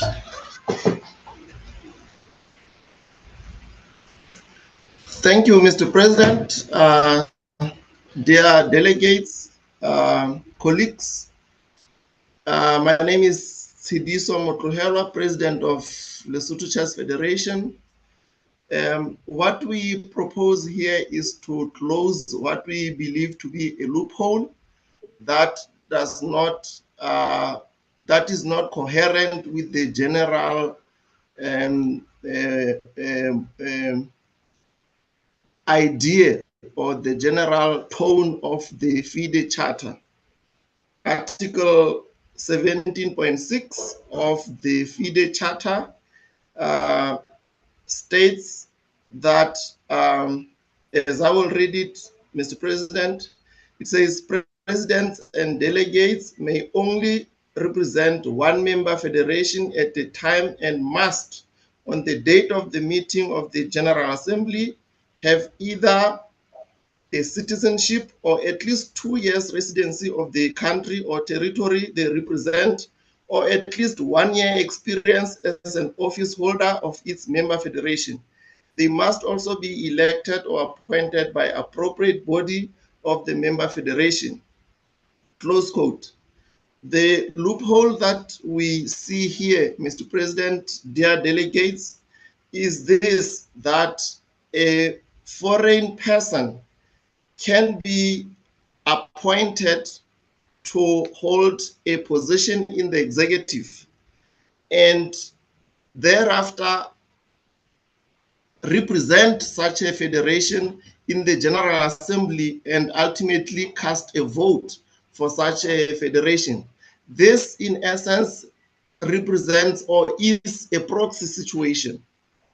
So we propose, Mr. President, that the clause be amended or the article be amended in removal of the part that says, or at least 1 year experience as an office holder of this member federation.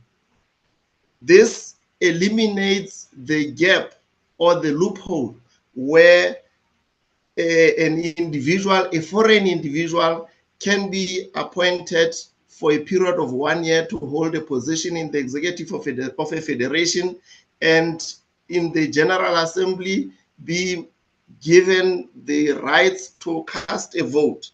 And therefore, Mr. President, we propose that this article be amended to read as follows.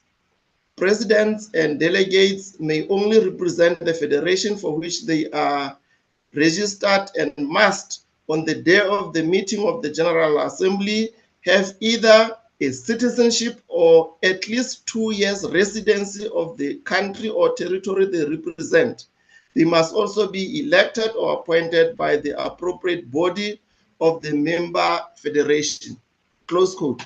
This basically just means the person who will ultimately cast a vote for a national federation is someone who actually holds a citizenship of that particular country or someone who actually resides in that country, not some foreign body who lives in a foreign country and then gets to have voting rights and thereby actually perpetuates or promotes the proxy situation, which, by the way, does not agree with the next article of the FIDE Charter, which prevents or is against the situation of a proxy. I hope I've been clear enough, Mr. President. Thank you for this opportunity. Thank you. Yes, thank you a lot. We have had a discussion at the council meeting and were different opinions, but the majority was in favor of this proposal. So we didn't have any formal decision on that by the council. It is up to the General Assembly to vote for that. But yes, it is closing a loophole, and we know some examples where this option was used not in a very transparent manner, but again, it's up to the delegates, up to the whole community to decide. So are there any questions or opinions? Maybe just if there are any, just a couple, and then we can vote.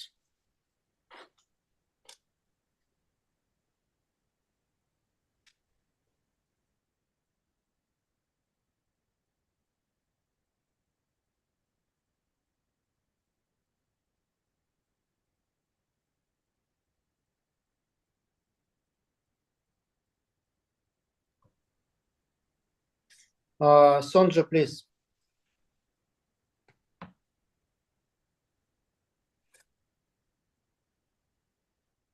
Hi, Akadi. Yes, yes, got it. Yeah. Good. I just want to reiterate, didn't the Constitutional Commission have a point on this particular, was there an opinion on this particular matter from Lesotho? Could we just rehash that, repeat what the Constitutional Commission said on this? Because I don't know if they saw it as a loophole, unless I misunderstood. Mm-hmm.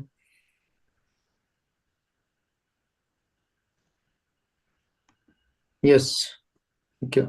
So do you want any comments on that or just a remark?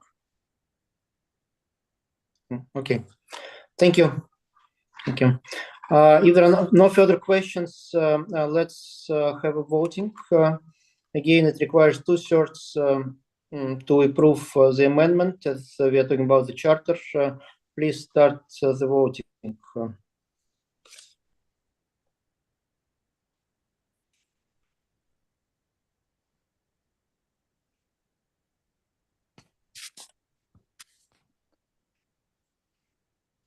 So just sorry. Can you stop it? Yes. Yes. Since sorry, I forgot that we will have to vote on both amendments now. One that was just presented, another one that is proposed by the Council itself based on the recommendations of the Constitutional Commission. So yes, sorry about that. So now 4.4 amendment to Article 13.7 that tells that following minor violations in the national federations or internal difficulties that cause problems in national federations, and if requested by a national federation, FIDE may, in different cases, based on the advisory opinion of Constitutional Commission, do the following things.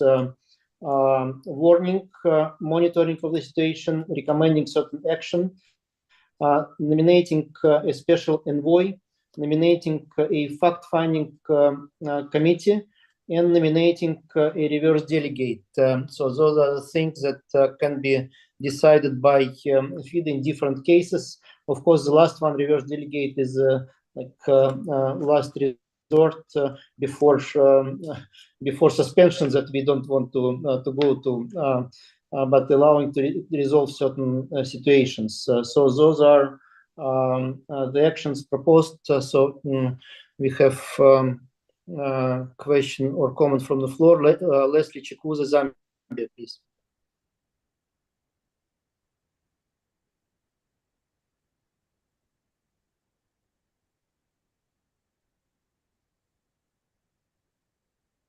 Zambia, please, first, and then Margaret Murphy, Virgin Islands. Please. Yes. Sorry, I didn't take a lot of time to look at this proposal, but I just wanted to be clear what we are trying to say. So we are saying a president of a federation and a delegate. Now, I'm not understanding that point because is the delegate a representative of the president, or we want to create a situation where national federations must vote for delegates? So I think that I want to understand exactly the president and the delegate. I was thinking that the president or the representative, because the president is the delegate. That's what I was thinking. Unless maybe the other constitutions maybe say the leader, but I think there should be a delegate who is, prescribed by, maybe should be the leader, whether the president, and then the other delegate should be the representative of that leader. So I just wanted clarity on this issue, because I think what is important is we should not create a situation where maybe federation begin to say, let's vote for a president, or then the issues of also proxy votes. I just wanted to be clear because I didn't take time to look at it. Thank you. Thank you. I don't know if Roberto Rivelli is still with us and can comment on that.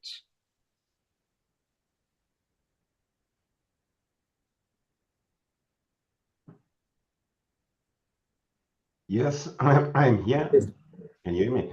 No, this is something we are already applying since quite a lot of years. And this is a misunderstanding. This is not a delegate that can vote, for example, for a federation. On the opposite, this is a delegate of FIDE that can take some decision, but concerning ordinary business of a given federation when there are already some serious violations of the obligations of a given member federation. So why to add this if we already are applying something as this?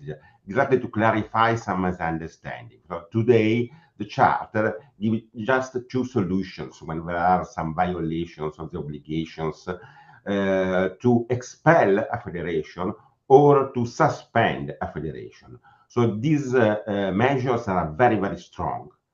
we, as a Constitutional Commission, we said already some years ago, is too strong. There are minor violations. There are many cases that, okay, there were problems, and sometimes it's not a fault of the federation. It's for some external reasons, maybe for some conflicts inside the federation and so on.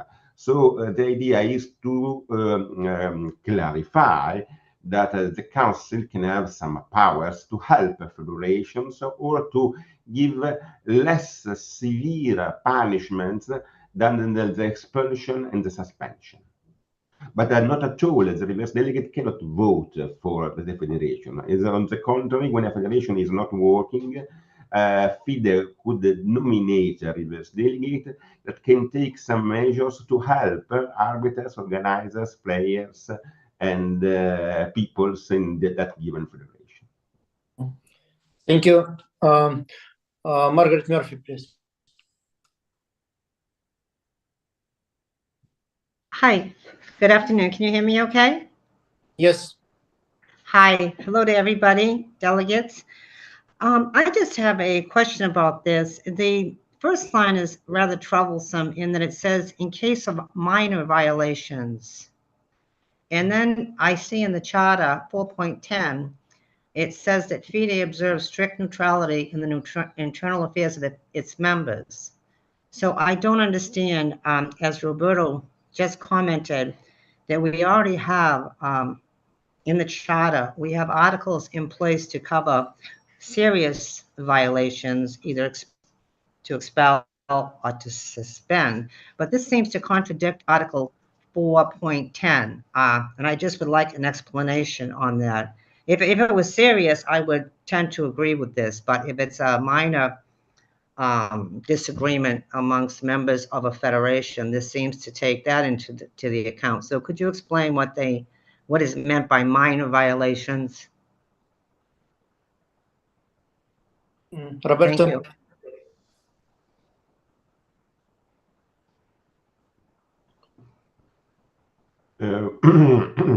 Hi, Margaret. The rationale is what I tried to explain before. Minor are less serious. No, for example, there are some difficulties that are not related. So, Article 11, so obligations of member federation, list a lot of obligations. If there are the possibility for the council to intervene only suspending a federation, and this could create problems. It's not so useful for federations.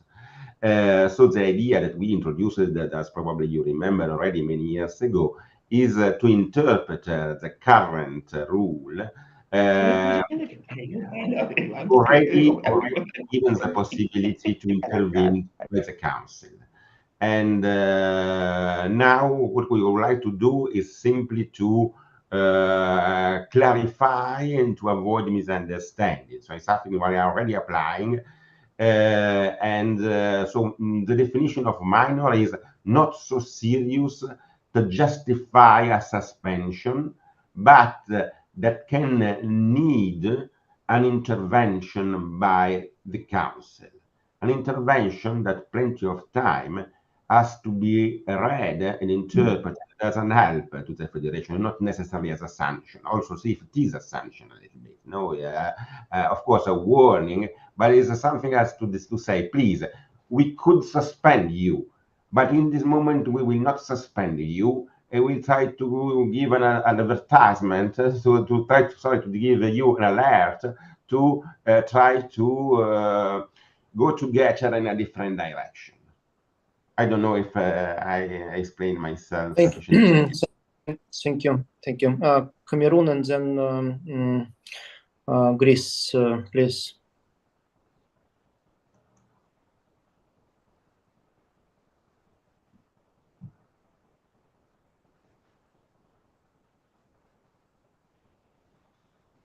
Please.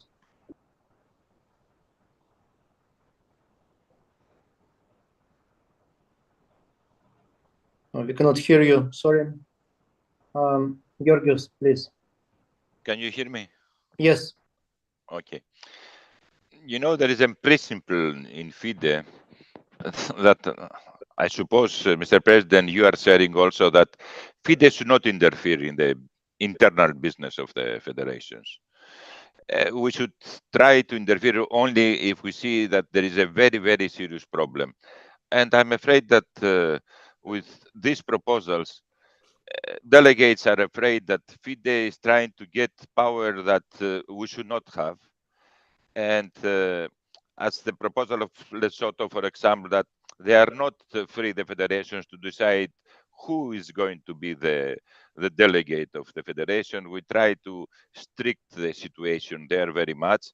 It's clear that what we have today has cured problems of the past. They are not these problems. So minor problems that there are today, I'm not sure that they are good enough to come with such a change. And also, for concerning the Article 4.4, I understand the people that are afraid that FIDE, by having such regulations, will start interfering even for minor, how Mr. Rivelo said, minor problems in the federation, which should not be our target. This. Thank you. Let me just clarify one thing. Actually, most of the things that we are talking about are already implemented, and it's just clarification that to set the closed list of things that we can do, rather than to open the Pandora box here. And what we are talking about is that there is a list of obligations of that national federation should fulfill in FIDE. And if some of the obligations are not fulfilled, we don't want to go all the way to suspension or expelling a federation, since many things can be corrected. That's why we always start with recommendations. Also, in some cases, monitoring or fact-finding or mediation is good. And we had the practice of special envoys. Now we just had a Bulgaria case that could not be resolved without a special envoy. I'm sure that we would be stuck if we would not have such mechanism, and we'll have even bigger problems. Also, in some cases, we had great help from reverse delegates to resolve the conflicts in some federation. So what we are doing here is just clarifying what we are already doing is not something new, and it would be good to have full transparency here rather than to leave it to the FIDE Council to decide every time whether we can do it or not. So now we do it basically, and it's legal. But sometimes, even if something is legal, it is good to put it directly to the legal document, to the charter. So I believe it's just for the sake of clarification and transparency rather than something new.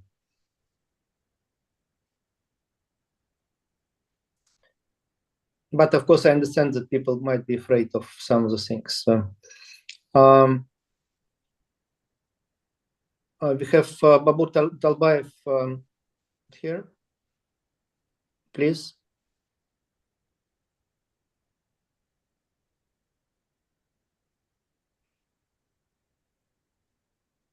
Yes, the floor is open.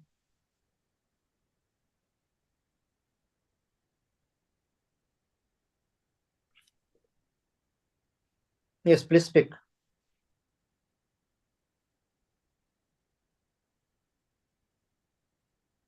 Babur, please.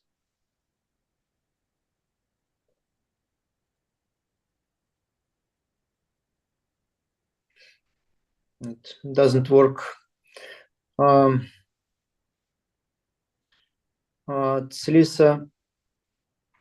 Lesotho, please.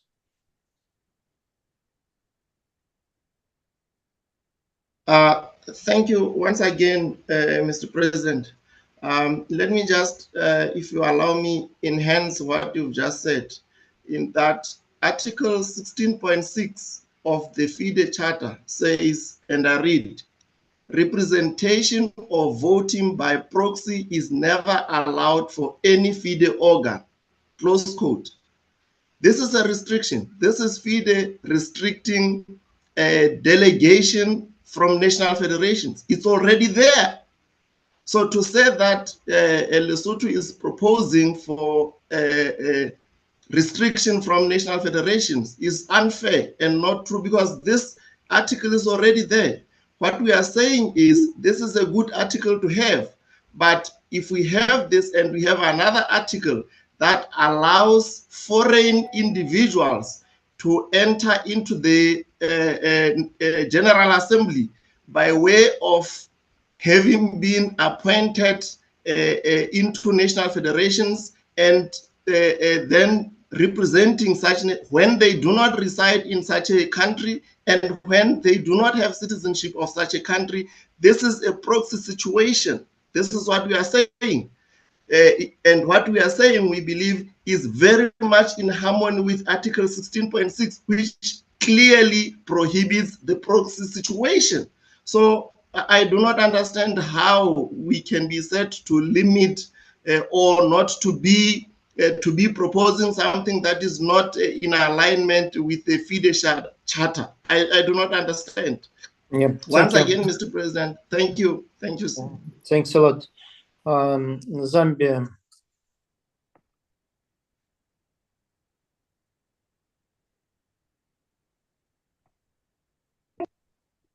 Sorry, Mr. President, not to digress. I want to make a proposal that this particular issue be postponed. The issue to do with issues to do with what constitutes a minor, contradiction or a minor breach. I think this issue needs to be well couched if it has to be anything to go by. Just like the lady, I just forgotten her name, said, what constitutes a minor breach? I think we must go further to talk about what kind of breaches will make can cause FIDE to come into in terms of discipline. I think it's important to try to bring out the kind of breaches that may make FIDE come into if we have to couch such a document.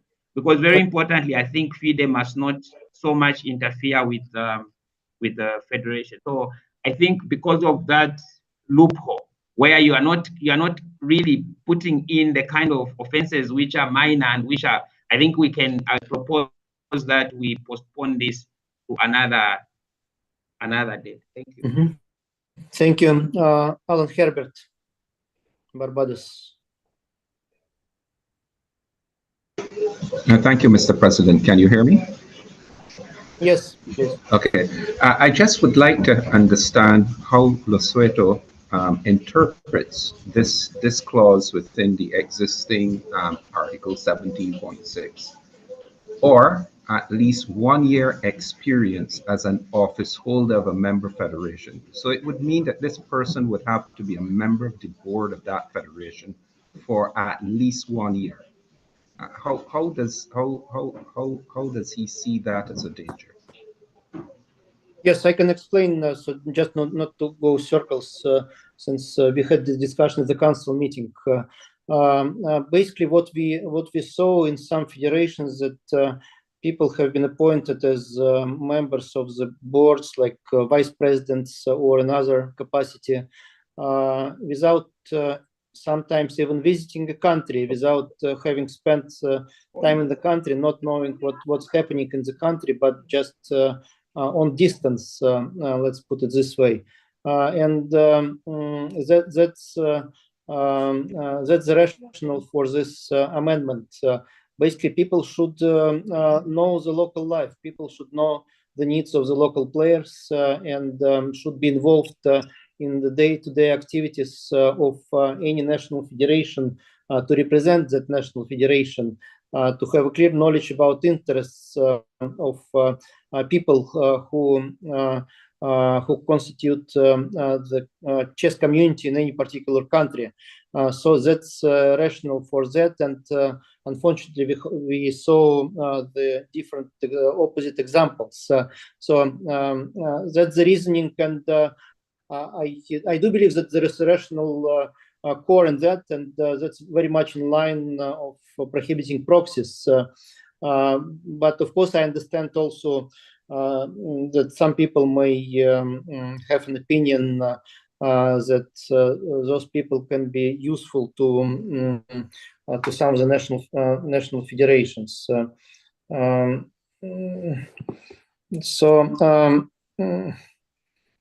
That's the reasoning.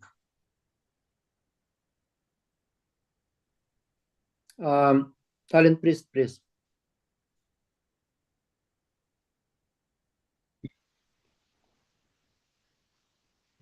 I just wanted to clarify something. I think the prior speaker had questioned about how a reverse delegate may violate the proxy voting. It is my understanding that a reverse delegate does not have voting rights. Am I correct in that, Mr. Yes, President? you're correct. You're correct.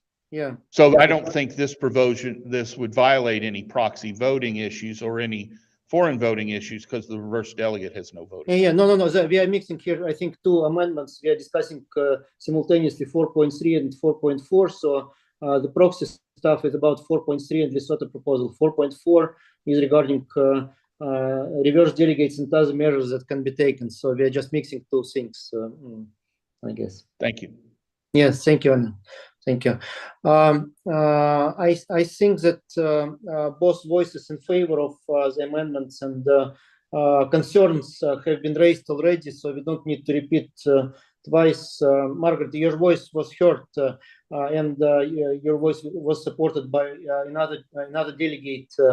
That in case we do not define minor violations, there are some risks. That position is clear. Let me just reiterate that we are not creating any new thing here. We are clarifying what exists already in FIDE practices. And again, there were instances in Pakistan, in particular, and a few other countries where reverse delegates help to re-establish peace and full-scale functioning of national federations. Special envoy worked perfectly in the case of Bulgaria. And I think those instruments should be in place in cases where no other tool is available to resolve the conflict. I do agree that those measures can be taken only if the situation is very serious, but not serious enough to suspend or expel the federation. But very serious still, not like really minor things. And was never a thought to apply this to minor things. Only if it is really serious, but not serious enough for suspension or expelling the federation. So. My suggestion is to move to voting. I'm sure there will be different positions, and you are in perfect situation to express your will, express your choice by casting your votes. So please, I'm more in favor of these proposals, especially well, actually both. But again, you might have your concerns in different positions. So please vote. Thank you. That vote is now open.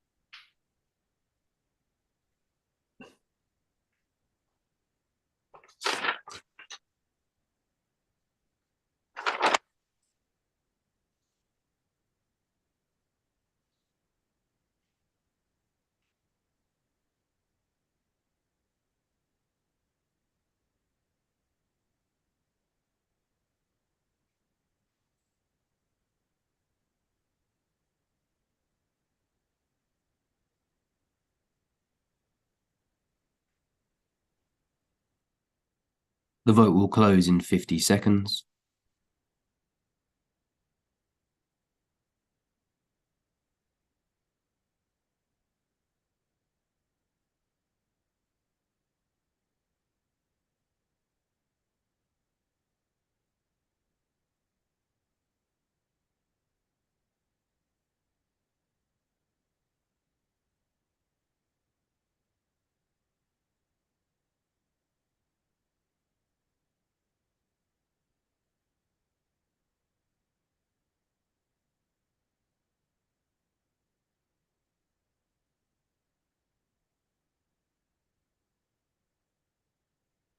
The vote will close in 10 seconds.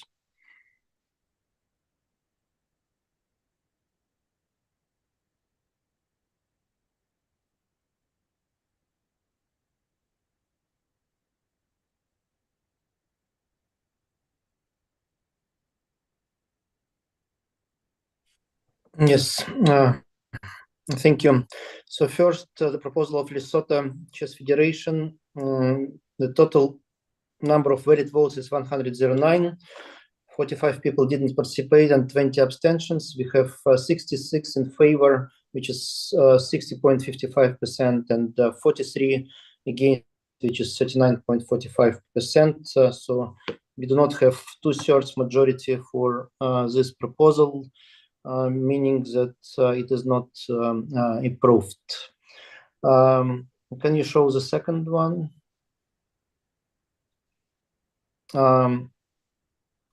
So here we have most of the people who didn't participate, or whatever, half and half. 87 participated.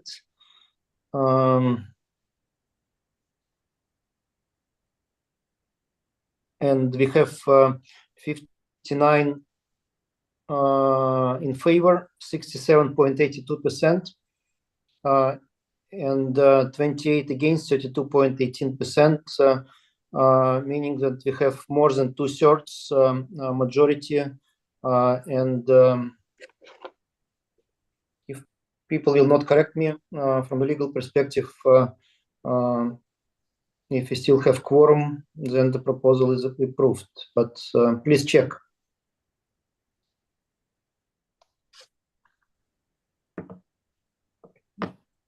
Just to make sure that I understand the rules correctly, maybe there is a problem.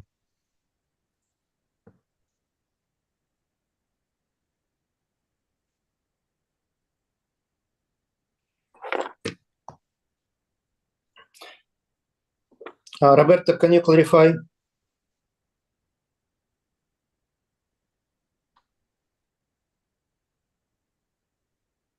Yes, I think it is approved because there are no necessity to double check the roll call, and abstentions are not to be voted. So I think that it is okay. Yeah? So we are a little bit afraid of how to go on if the number of people are diminishing. But I think that it's approved. Mm-hmm. Okay. I think we have exactly 50% of people who voted, and the requirement, I think, is exactly 50%. So I think legally the provision is approved.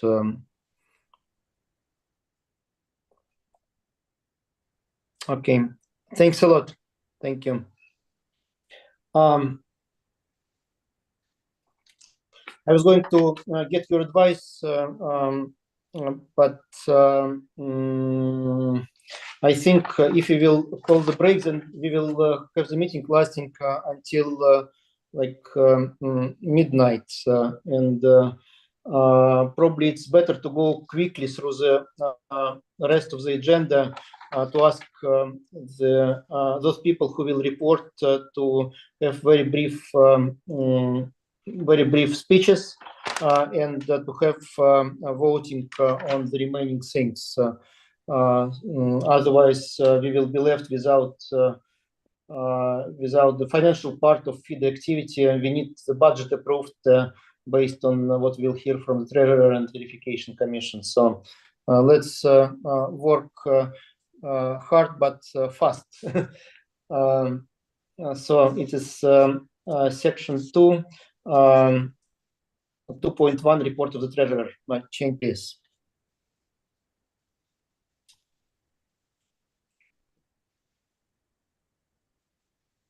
Thank you, Mr. President. Dear Mr. President, dear delegates, hello everyone. I know everyone's tired, so I try to be fast. So now let me present a brief update on the latest state of FIDE finances. First, let's have a look at our financial results for the 2022 financial year. As you are all aware by now, we have had a negative financial result for the year. Well, of course, it's disappointing to have a loss, but most importantly, we managed to deliver all events that are scheduled for the year, except for the Women's World Championship match that was moved to 2023. Given the circumstances we found ourselves in, this already is quite an achievement. Most importantly, we managed to organize the Olympiad in Chennai, which attracted a record number of the teams. This was made possible by unprecedented support provided by developing countries to assist them to come to the Olympiad. For many federations, travel costs will be prohibitive without FIDE support. Overall, we spent over 1.8 million euros as travel subsidy, and additionally over 400,000 euros for tickets for commission members and staffs. Of course, it was a very hard decision for me to allocate this enormous amount of money. But we feel that after more than 2 years of pandemic and the cancer world is eager to come together. And we need to do our best to ensure maximum possible participation in Olympiad. In addition to 1.8 million euros in travel subsidy, we spent another 1.8 million euros for chess development, including development fund grants to national chess federations and the continent, as well as social programs. It is important to remember that our operational costs significantly increased. The cost of organization events, especially air travel, increased dramatically. Another important thing that to note is the FIDE calendar is distributed unevenly among the years, with some years being more difficult than others as far as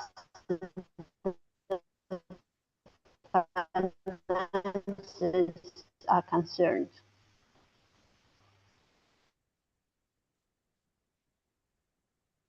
Year with FIDE finances. 2023 is approaching to the end, so we have a clear picture of financial this year. Which is more due to the strong income from the events, include the World Championship match. At the end of the year, our reserve fund will be close to 2.5 million euros. This is an entirely sufficient level that allowed us to safely look into the future. I once again would like to emphasize that I'm managing FIDE finances on a through-the-circle basis. As you know, on the recommendation of the Verification Commission, I introduced a 2-year budget that gives us a longer-term view. We expect 2024 also to be a good year, where we will make a profit that will allow us to withstand the difficulty of 2025, when our event income, that is the main source of the money for FIDE, drops sharply. And our development fund spending this year is about 1.2 million euros. This is less than the budget 2 million euros due to the federation who are eligible for development fund support did not apply or did not have a good project or could not provide the reporting for prior grants. And we are keeping the development fund budget for 2024 at 2 million euros. And I hope that the National Chess Federations bring interesting projects that will really contribute to chess development in the countries. Next slide, please. Finally, next slide, please. Okay, anyway, I will continue. Yeah, thank you. Finally, let me note that our cash position remains very strong. As you can see on this slide, at the present, we have more than 6.7 million euros across to our accounts. Pretty much all our money is in Caixa Bank in Spain, and I expect that over the 1 year horizon, our cash balance will stay at pretty much the same level. So let me finish it here, and I will be happy to take your questions. Thank you. Thank you. Please, any questions?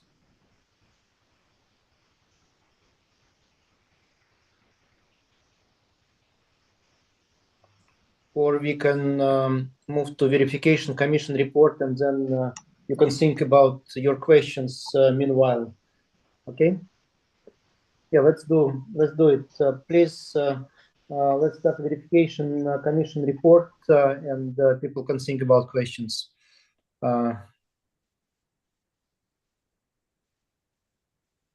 Shane, thanks a lot.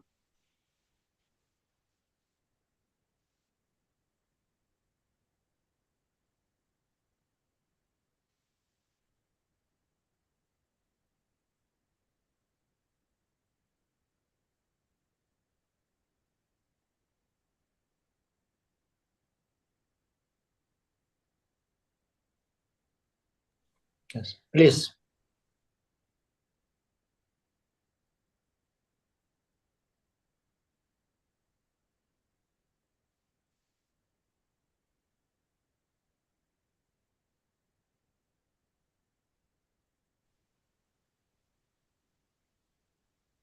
Mr. President, I think the introduction to the Verification Commission report is coming from the chair, Mr. Mazouz, and then I will fill in some more details. That is perfect. Let's just hear from Mr. Mazouz.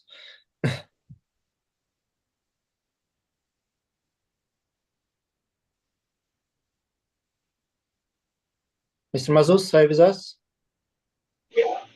Yeah, I am. Please. Hello, everybody. Do you hear me? Yes, please. Do you hear me? Okay. Yes, we do. Okay. I just would like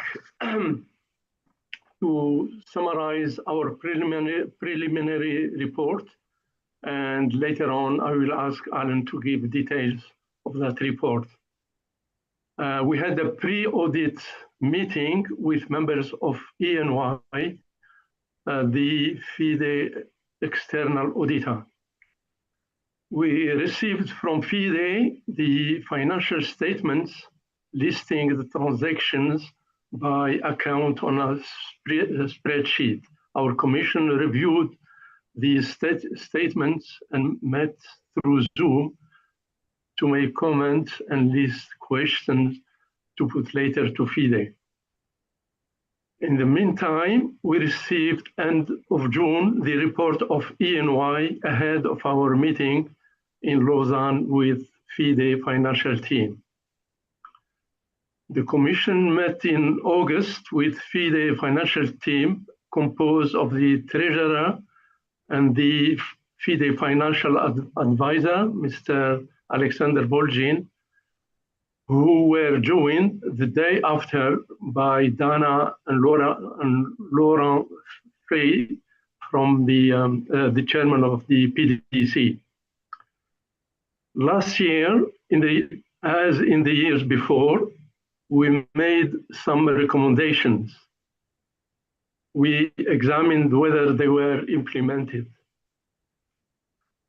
Also based on our examination of both the FIDE financial statements and the E&Y report, based also on the meeting we had with FIDE financial team, we are making a new recommendations for the GA to look at. Lastly, I would like to mention that the good working relations established between the Commission and the FIDE financial team, which duly responded to our questions. Now I'd like Alan to go ahead with the details. Please, Thank Alan. you. Thank you, Chairman Mazouz and Mr. President. The Commission had an online meeting on the 12th that took an hour and a half, and we covered things in detail there. Some of you were able to join us then. I do not intend to take an hour and a half today. I intend to take just a few minutes. A couple of key points to mention. Ernst & Young, we had a problem with Ernst & Young in the last several years getting results of the audit to us very late. And the good news is this year when we met, we emphasized that, and they did get us the report on time for us to do our work. That was very helpful. Ernst issued what is called an unqualified opinion. That's the kind of opinion you want. That's a good thing. Another name is called a clean opinion. And it means that they found no material errors that were not corrected. They did have some suggestions of things to be adjusted, mainly moving revenue for events out of 2022 and into 2023. Some of the event sponsorship contracts can be interpreted a little bit different ways, and the auditor wanted that view to be a little more conservative than the FIDE event team. It does not change, I'm sorry, the FIDE financial team. It does not change the amount of money that was in the bank. It just changes the year in which some of these revenue items would be recognized.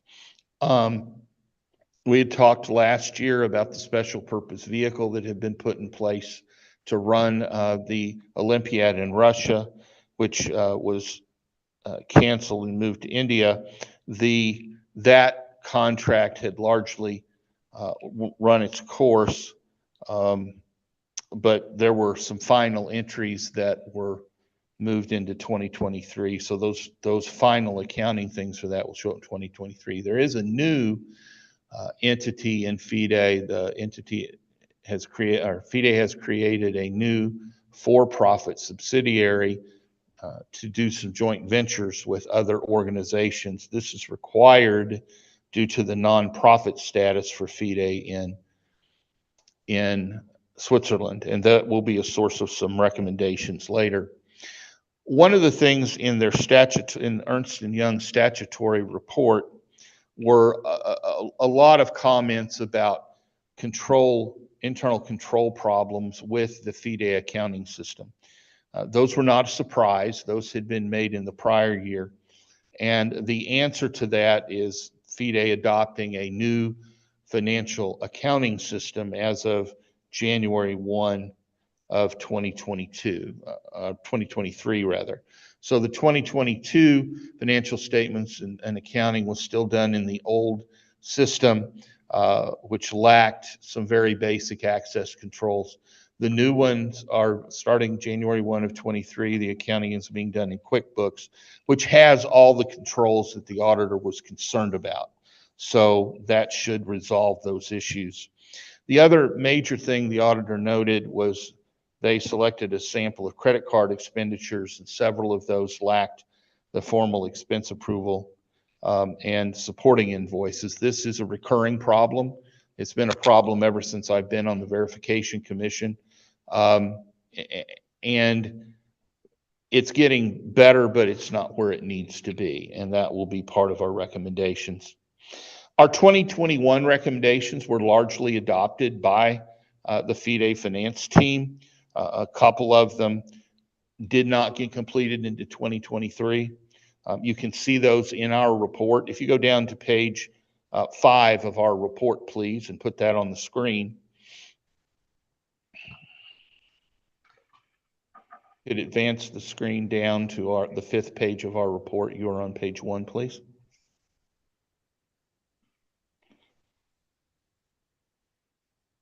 While they're getting that, I'll go ahead and go through it. A couple of items like making sure all the contracts are in English because that's the business language. There we go. Move up a little more. That's perfect. Thank you. That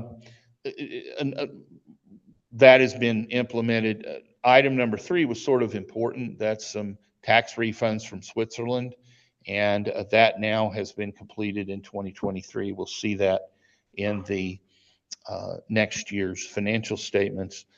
The audit got completed on time this year. Scroll up a little bit more, please.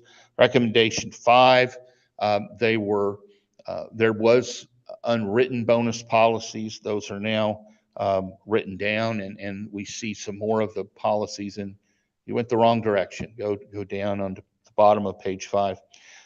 So some 22 bonuses were made before we made our recommendation, but the ones later in the year went under our recommendation. And the bonuses now have been included in the FIDE budget. Next page, just scroll down to page down. Item number 7, again, this was that UI internal control thing. Back in 21, they were very concerned about the accounting system. And as we mentioned, that has been rolled over. And our treasurer did mention that she's gone into the 2-year budget cycle, which was one of our recommendations last year. So recommendations now from this year's work. We still would like to see a change in the cash flow statement. It's good that one's in there. The direct method would give some more information. Second, this new for-profit FIDE subsidiary, as it starts having activity, it will be a separate financial statement, but it needs to be audited too. I don't think there's any disagreement between us and the FIDE team about that, but it will be important to do that. Also related to that, in recommendation 3, putting the financial statements of FIDE and this for-profit subsidiary together and consolidating them is not allowed under Swiss law for the Swiss statutory reporting, but it will be important for us to do that so that we can make sure and understand the full scope of FIDE finance. Our 4th recommendation really relates to this change in the accounting system. We're going to need details for our work, for the commission's work, in a little different way than the way we got them before. This is something we've been working with the FIDE finance team. We put it in a recommendation just to keep it at the forefront of people's minds. Recommendation 5, there's been discussion this week with the Development Commission and some other groups about how we might make more development money available to our more needy federations. And our concern, we think that's a great idea as a verification commission. That's not our primary scope, however. We are concerned, however, that if no matter what policy is undertaken to make it easier for federations to get grants, we do want to make sure that we do not relax the reporting requirement. The reporting requirement is very important for the external auditor and for us to make sure that grant monies are spent appropriately and are spent in coordination with FIDE financial rules and with the FIDE overall goals to be accomplished with that money. We did talk about with the FIDE team the issues related to banking restrictions in Russia due to the current geopolitical situation. There is some difficulty transferring funds back and forth from Russia, and FIDE has a number of employees who are located in Russia and need to be paid in rubles. So there is money still in Russian banks in rubles to pay the team, as we understand it, into next year. But the there is a need to develop other plans to make sure that our team can keep getting paid. And we think it is very important that we've got to maintain FIDE Western banking relationships as well. And then our final recommendation, if you'll scroll down just a little bit more, is the issue with regard to the receipts. It is imperative, it is critical that FIDE is collecting receipts for money that FIDE spends. So if we have credit card holders who are struggling to get those documents in, we have to get a system in place to help them do that. And if we have people who continually cannot get receipts in, then we have to change how we reimburse their costs. Also, a receipt from a booking agency is not adequate to support the expenditure because a room could be booked or a flight could be booked and then canceled. So all of these have receipts that you receive after the service is provided, and those are the ones that need to be submitted to support the recommendation. If you could scroll down to page 8, and I'm almost finished, Mr. President. Treasurer Chin looked at this information a minute ago. We want to point out really just a couple of numbers. One, the revenue number is much higher and the expense number is much higher in 22 because of the events coming back into the FIDE system instead of all being outsourced to World Chess / Agon. So all of those events started in 21 and went on into 22. We just see the event revenue getting a lot bigger. The important number there is really the net of those two. And that number increased as well with FIDE running the events themselves. That does cause an increase in staffing because if you're going to run events, it requires the events you've got to have people run the events. You will notice that the general donations go down significantly, and that's because the focus changes to having sponsorships for events rather than just general donations. And in 2020, there were no events, so the donations were just general donations because all the events had to be canceled. The other number that's important is on the development fund. And you can see the development fund got broken out separately starting in 2019, started out almost 1.9 million euros, dropped in 2020 because none of us could have chess events with COVID, starts to build back up in 21. And in 22, the amount spent by the development fund was very close to the amount in 2019. So that was very good to see the amount of money going into the development fund and getting out to federations to be used. So those are the main points that we wanted to bring out. And with that, we will, again, as Chairman Mazuz said, we do appreciate the help of the FIDE finance team. They've been very open when we've asked for information. We get it, which is important because we are the team that makes sure there is transparency in FIDE finances.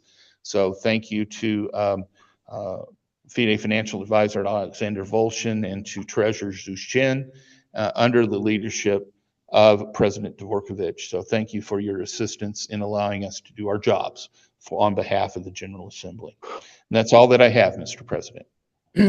Thanks a lot, Hans. I would like to thank all the members of Verification Commission and our financial team for proper work and excellent recommendations that we have to follow. I fully support the recommendations that you provided to us. We will vote very soon to approve the Verification Commission report, then to discharge the Treasurer out of duties for 2022. And now I cannot see any questions still. So, oh no, there is a question from Andy Howe. Please, Scotland. Thank you, Mr. President.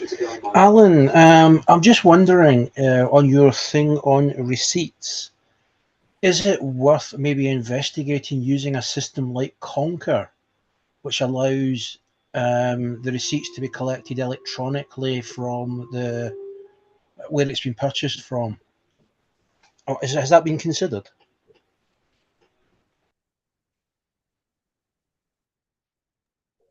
Alan? I had to be unmuted by your team. We've had discussions about mechanisms to increase the ability to get receipts.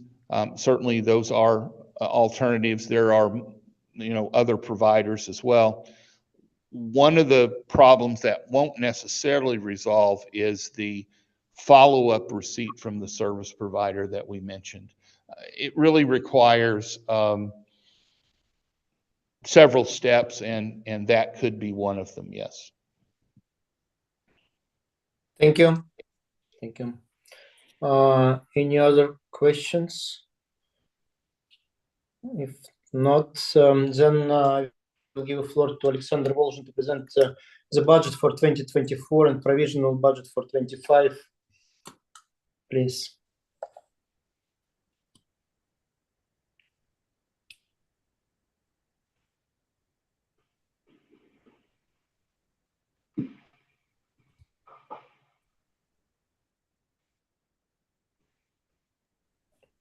Alexander, are you with us?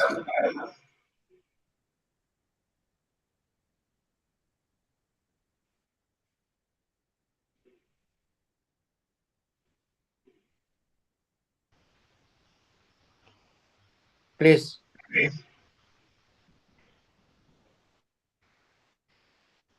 No. He's frozen by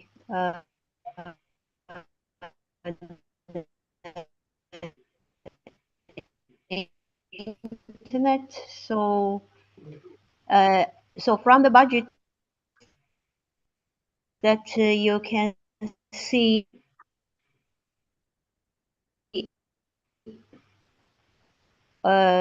more or less comparing to 2023, and you can see on 2025 because of the event, our event dropped, so that's why our income also drops. So that was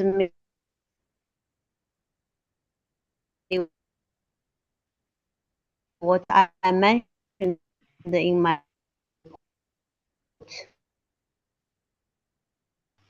so that's why we are trying to make a profit on 24.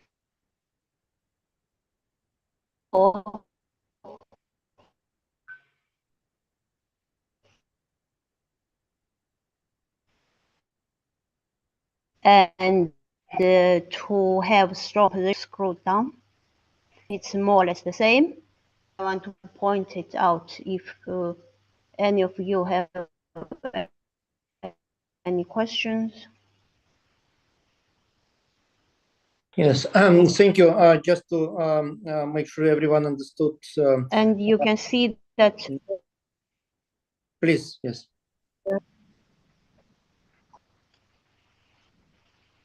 Please, Shane. Right, and for the development fund that we keep the same level. So if you can scroll down.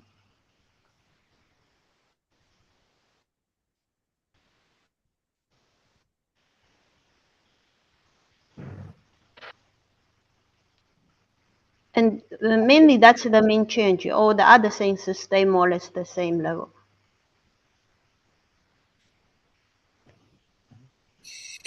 Thank you. Yes, just to clarify, we did this budgeting exercise on a conservative basis. So 2024 is very much similar to 2023. And we have a very balanced situation to come into 2025, where we have less events to get income from. with the reserve required to have a sustainable FIDE budget. But again, we are really conservative here, so we do hope for better situation. But even with this budget, will be okay, and will not have any financial difficulties throughout this period. Most of the things are supposed to be stable, but of course within particular items there are some changes, some substance, and the one related to the development. Well, there are many changes inside that have been discussed at the zonal council meeting, but the total number is still the same. So, thank you. Any questions?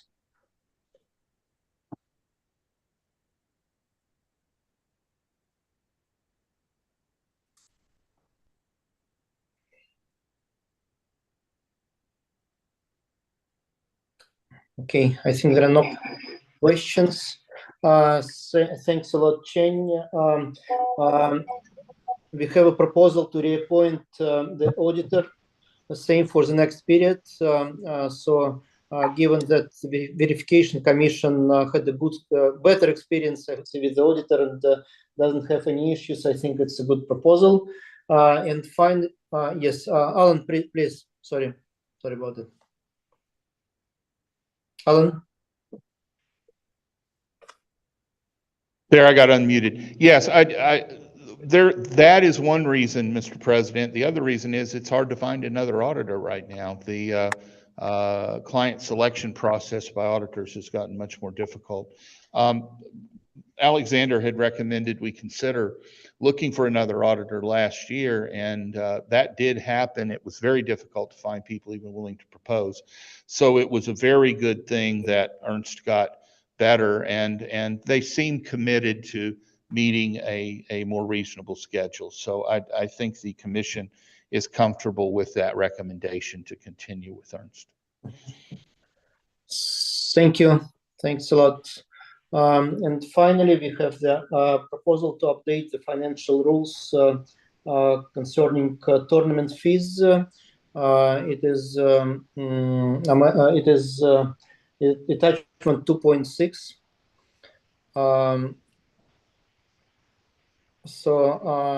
Akaki, if there are any comments you want to make, since it was the Events Commission proposal, please do it now.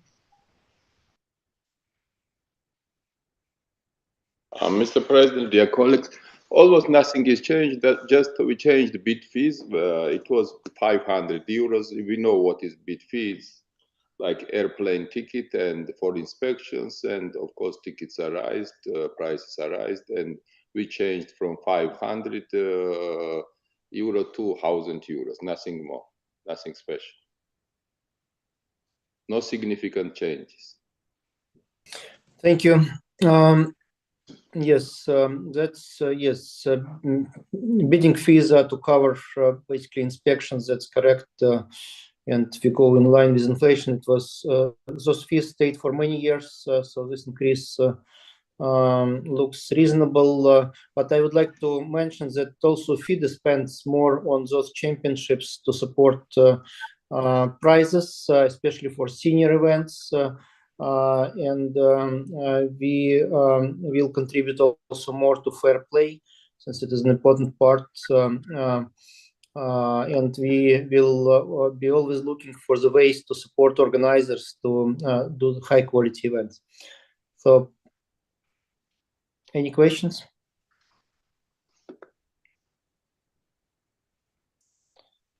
So, now we will move to voting. Let me put your attention to the fact that we will have now many subjects to cast the vote on. The whole financial section will be in one list, so it should be separate voting for each particular item, but all those things will have to be done simultaneously. Colleagues, I know that you are very much tired, exhausted maybe, but please focus and put your votes to the items on the financial matters. And the FIDE Council had its deliberations, and we fully support all the items that are presented to you from 2.2 to 2.6. So 5 votes, please.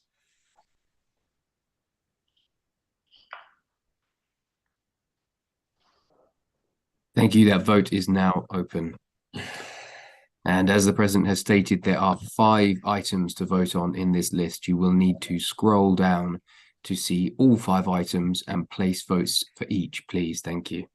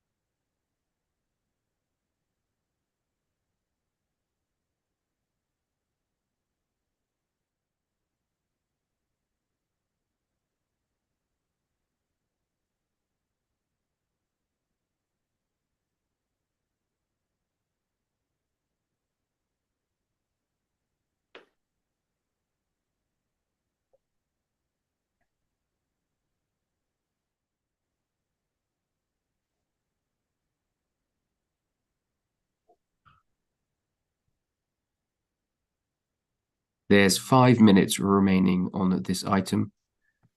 Once again, please select choices for each of the voting options from the 5 questions. You will need to scroll down to submit all your voting choices. Thank you.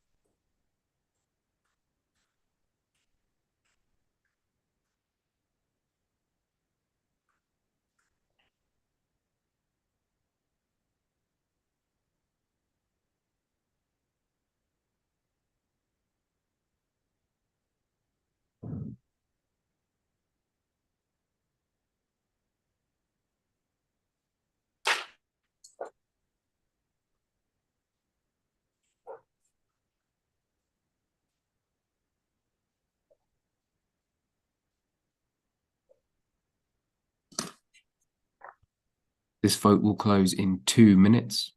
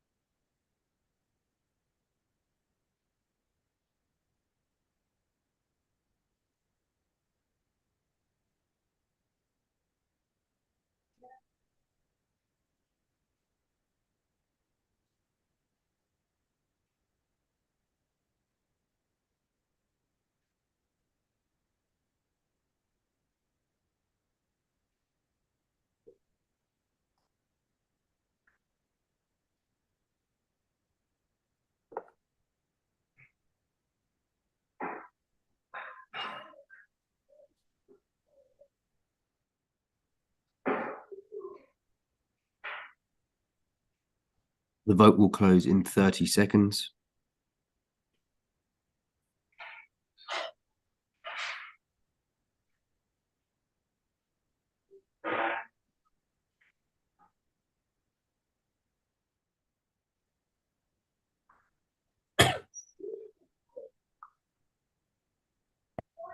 The vote will close in 10 seconds.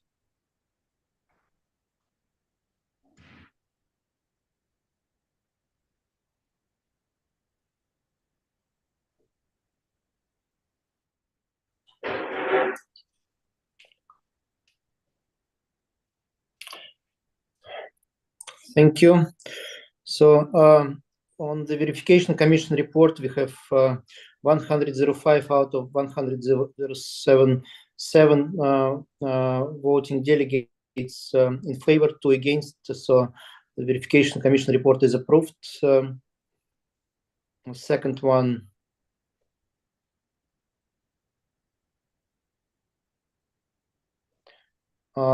Discharging the treasurer, 95 delegates voted, 93 in favor, 2 against. So the proposal is approved. Third one, the FIDE budget for 2024 and provisional for 2025. Out of 101 delegates voted, 100 in favor, 1 against, approved.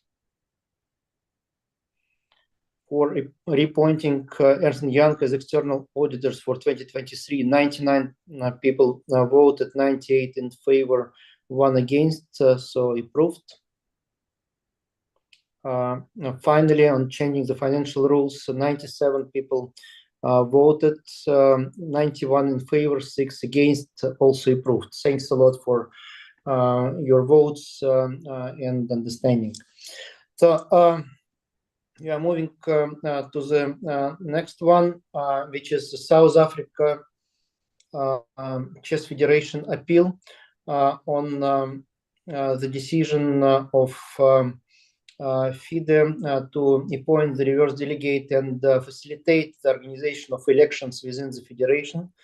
The FIDE Council has appointed the member of the FIDE Council, Lekan Adeyemi, as the reverse delegate in May 2023, after seeing the internal problems for many years. And as you might remember, previously we could not reach any solution. So elections have been organized, but now we have the appeal. And Chess South Africa, represented by Mr. Albert Lamy. You will have 10 minutes to present your case to the General Assembly. Our lawyer, Mr. Martinov, will give his statement. You will have a chance to answer. Then we can have interventions by the voting delegates and the voting itself. So, Mr. Lamy, please.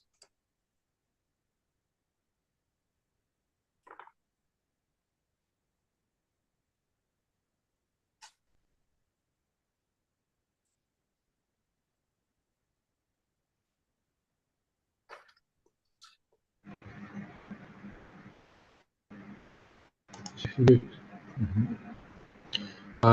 you, Mr. President. It seems that I've been unmuted, but the delegates can't see me on the video. Can we just unmute the video too, please?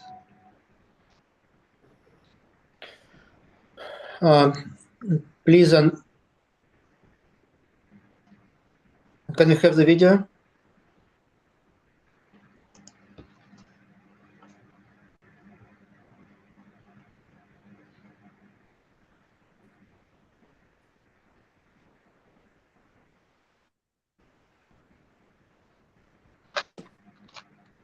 We asked to start the videos. Yep.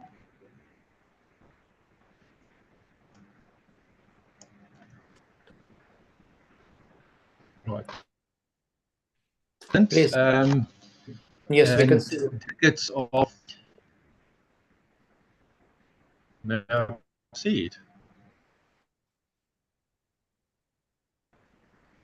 Can everybody hear me? Can everybody hear me? Mr. President, can you hear me? Yes, please.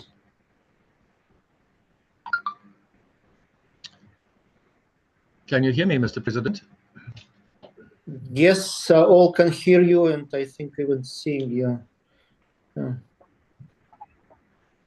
Thank you. Thank you very much, President, and the delegate members of the various national federations around the world.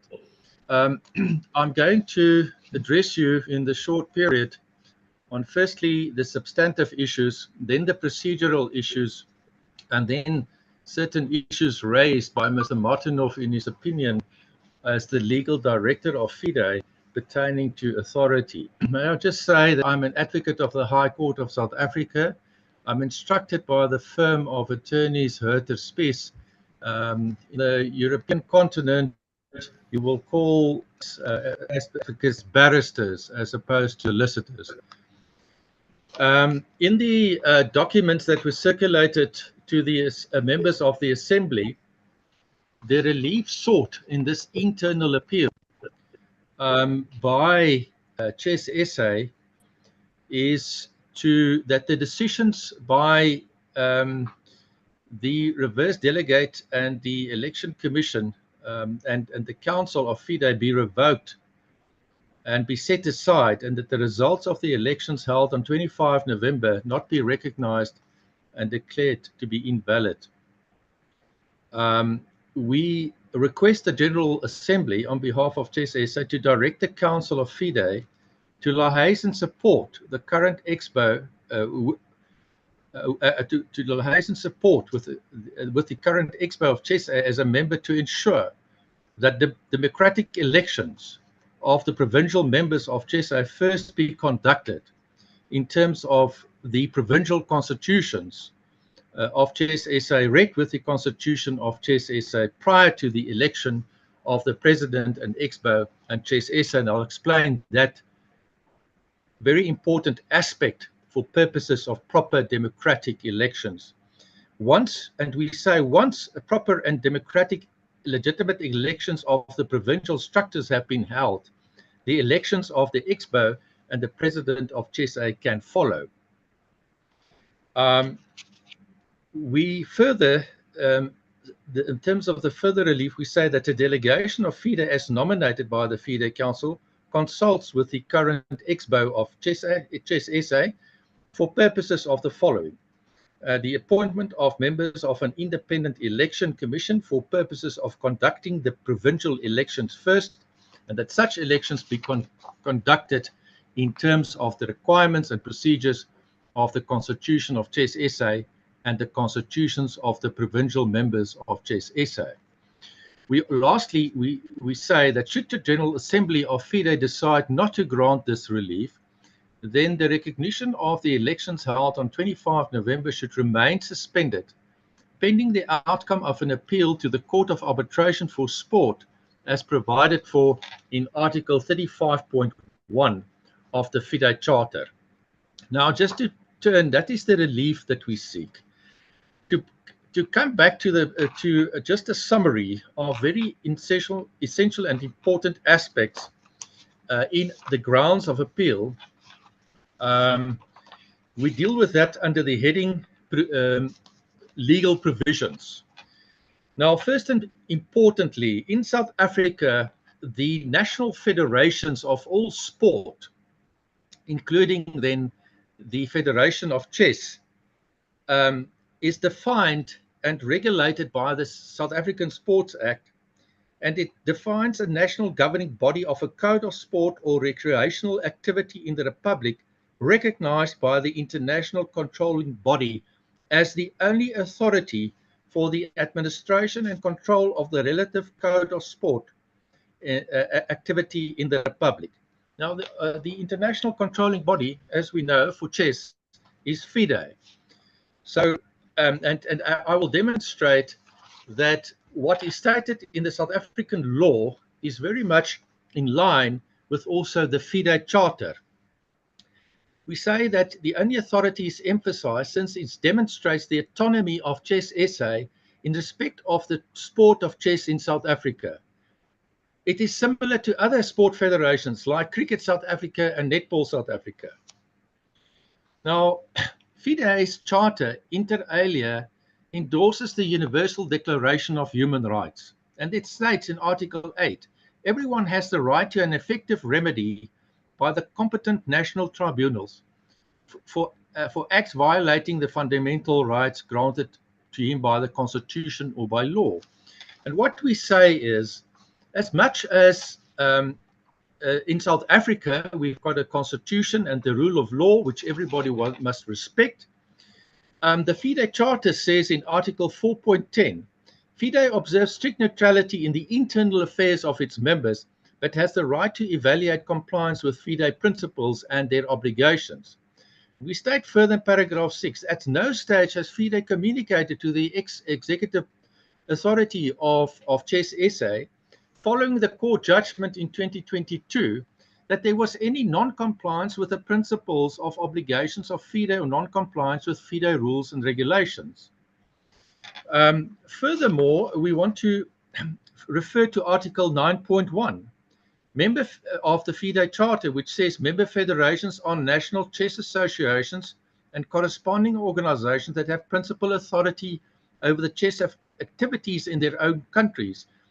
And furthermore, Article 11C of the FIDE Charter says member federations must comply with their own statutes, rules and regulations, refraining from taking discriminatory decisions or actions. And then Article 11D says FIDE Charter requires members to maintain full control and governance of their chess in their country, including without limitations control over their national competitions, excluded unofficial and unrated events.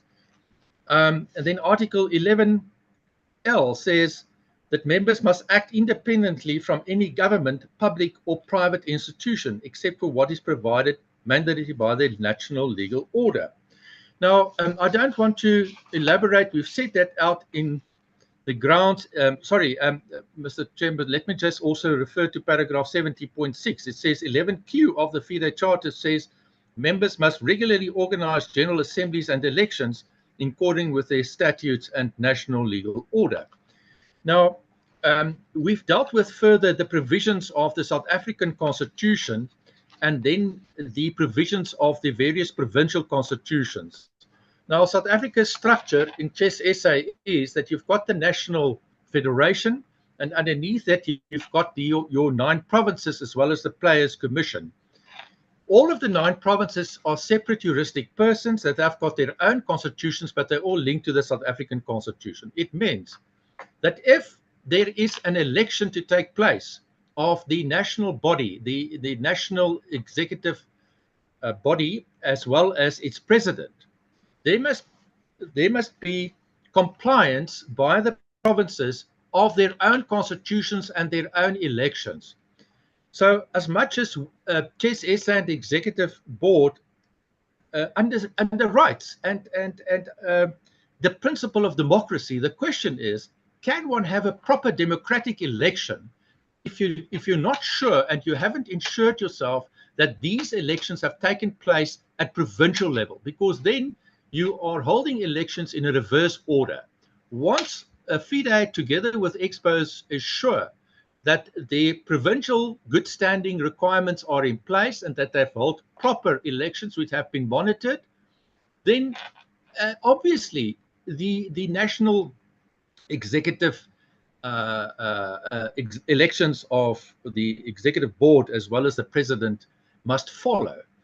But and that is the difficulty that the executive board of Chess SA has with the interventions here with regard by the FIDE Council through the reverse delegate as well as that election commission and task team, because they've taken, irrespective of what the Chess SA constitution says and the provincial constitutions, they've taken the elections out of the hands and control of the Chess SA executive board.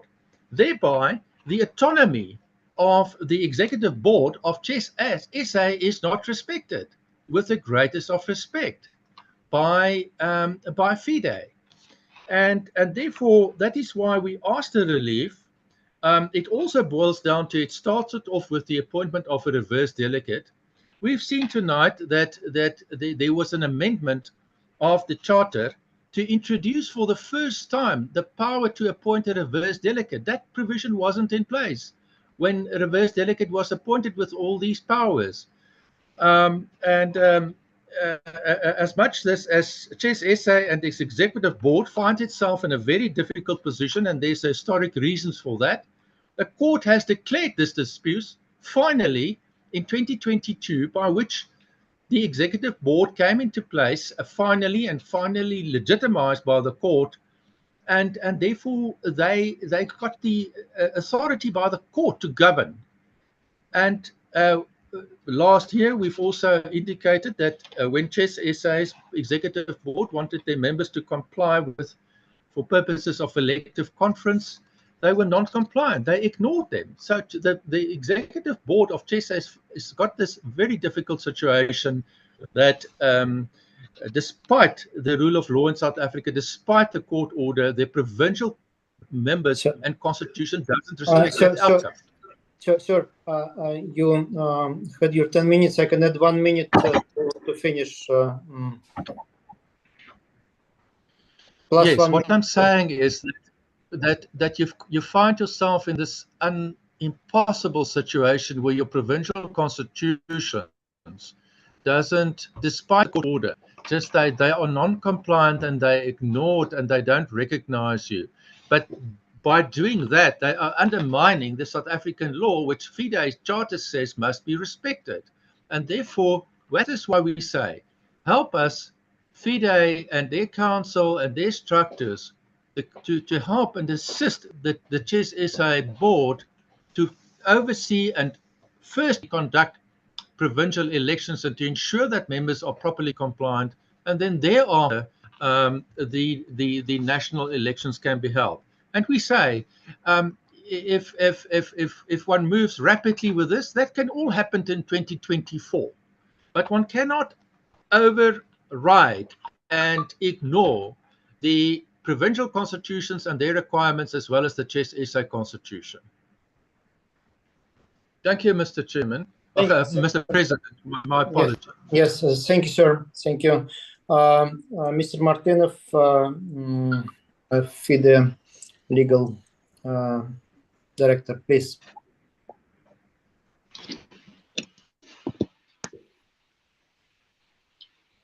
Good evening. Good evening. Do you yes, see please. me? Yes. Okay.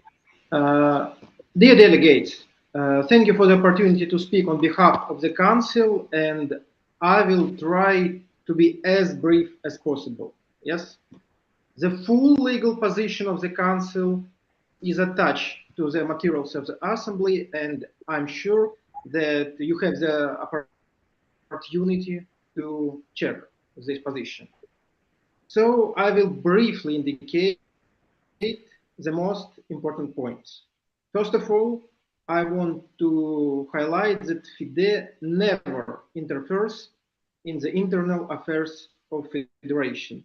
FIDE only provides assistance to resolve problems in connection with appeals from such federation.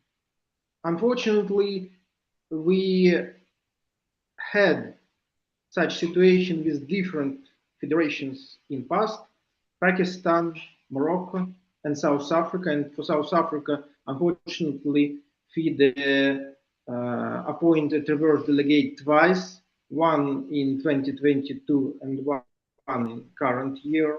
Yes. And in current case, FIDE has been receiving many appeals from South African chess community for many months, including appeals from provincial representatives who are electors in elections. And only after it became known that the federation was suspended by the National Olympic Committee, and you understand that it's a very, very important point, it became obvious that action is needed, and reverse delegate was appointed.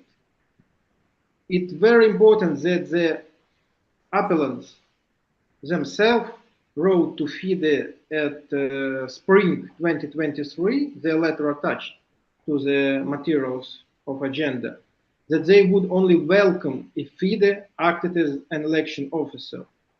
And also in spring 2023, they provided the FIDE Constitutional Commission information that new elections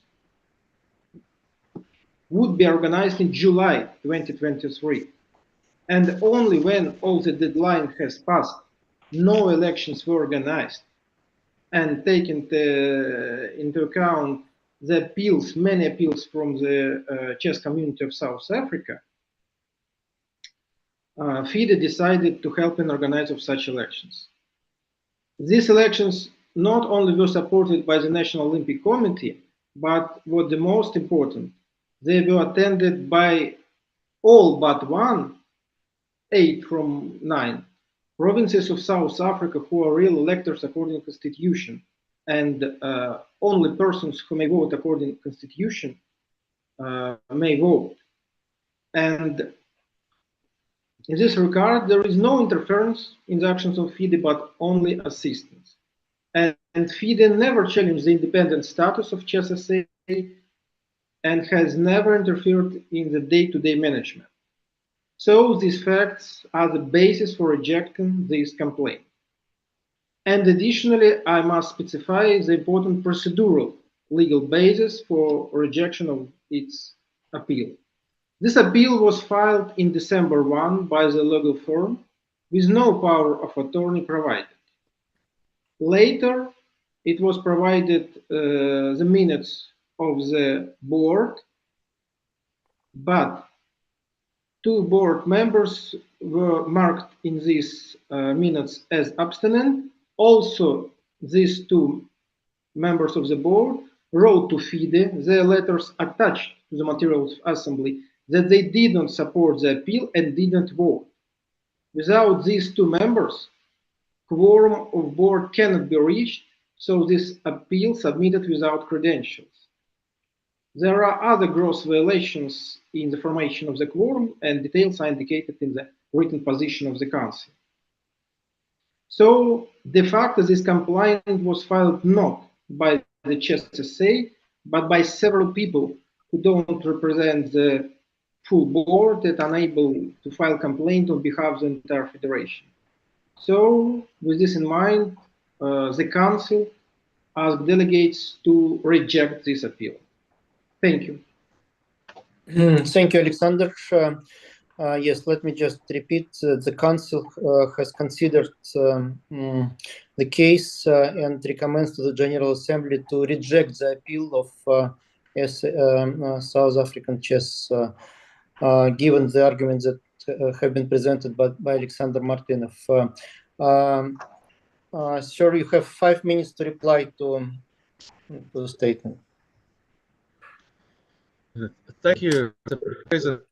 The first point which Mr. Martinov mentioned is that FIDE only wanted to assist Chess SA and Expo. But I would like to draw the attention of the members to the resolution of the Council in which they appointed a task team unilaterally, as well as then an election commission. If you allow the Expo of Chess SA to convene the elections, then the powers in Chess SA is to appoint an elections officer.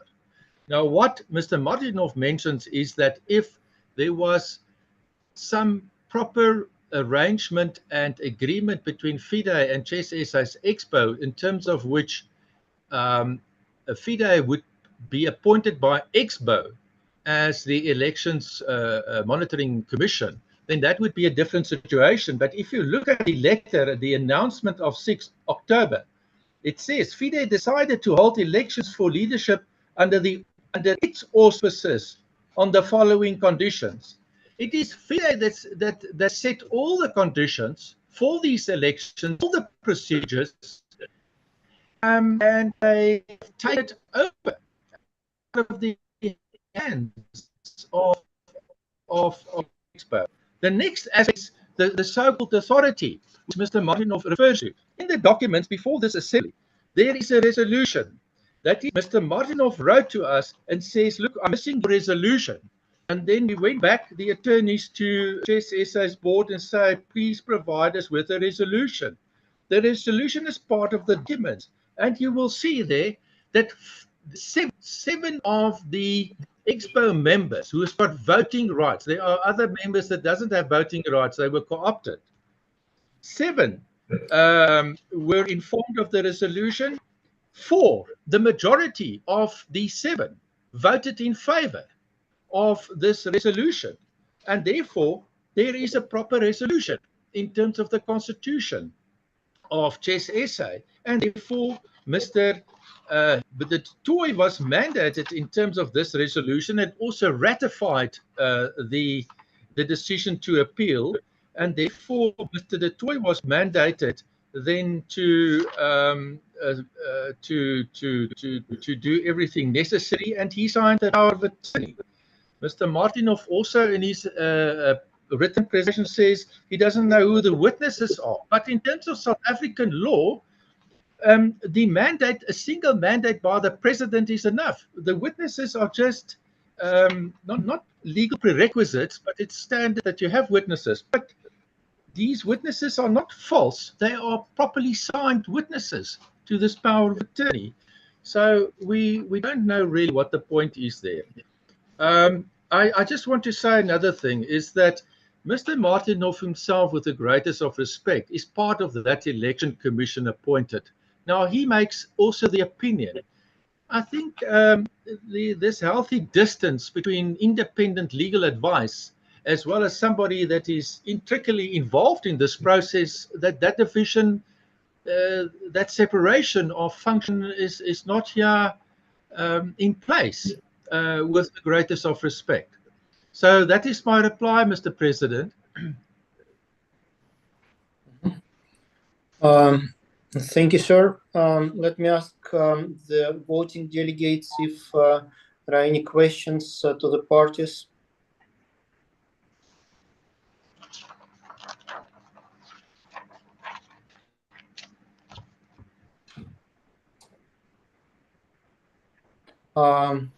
Namibia, please. Goodwill.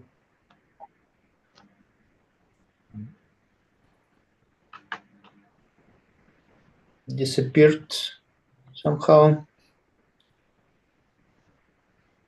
Yes, first Namibia and then Bernard Mandela.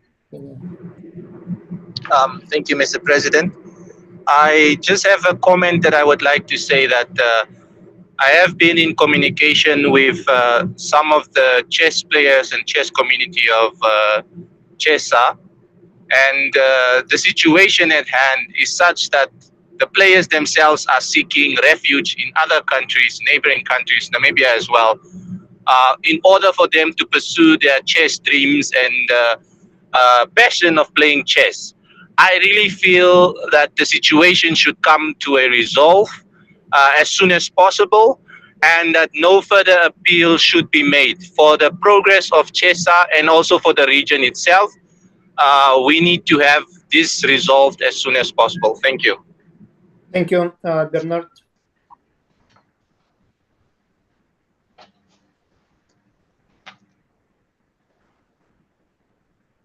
Bernard Vanjal, please, Kenya. Okay, thank you, Mr. President and the delegates. I want to add that the issue of South Africa have really impacted the sports in Africa. South Africa is one of the biggest chess nations, and it has been missing in Africa Championships consistently because suspension from SASCOC means players don't get any funding from the government. And this has really impacted the talented players who cannot be able to participate. While this dispute was going on at different level, for us, we reach out to, our hearts goes to the players who have suffered for the last 5 years. And it is just important that this General Assembly give a new light to this federation by upholding the election that was held so that the federation can move forward, so that the players who have suffered for this long can get a relief. And for me, I call upon the delegates to reject the appeal and allow the federation and those who are fighting. And for the record, the warring parties, all of them did not participate in election. We have very new team that is coming on board to offer fresh leadership. Let us reject this appeal in totality. Thank you. Yes, thank you for these interventions. Let me just, before the voting, repeat that the FIDE Council took its decisions to assist the African chess community to have the resolution of the long-term conflict. Myself, I heard numerous times from the previous administration that elections will be held during the next 6 months, and this 6 months promise was shifted numerous times to a later period. I think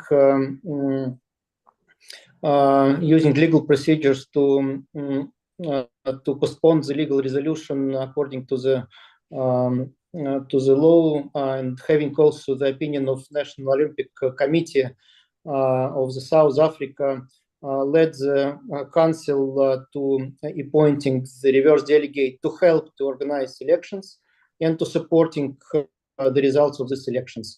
FIDE Council recommends to the General Assembly to reject the appeal of SA Africa.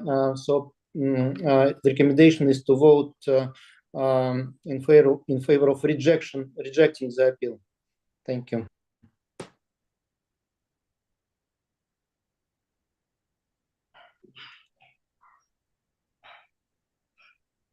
So we move to voting.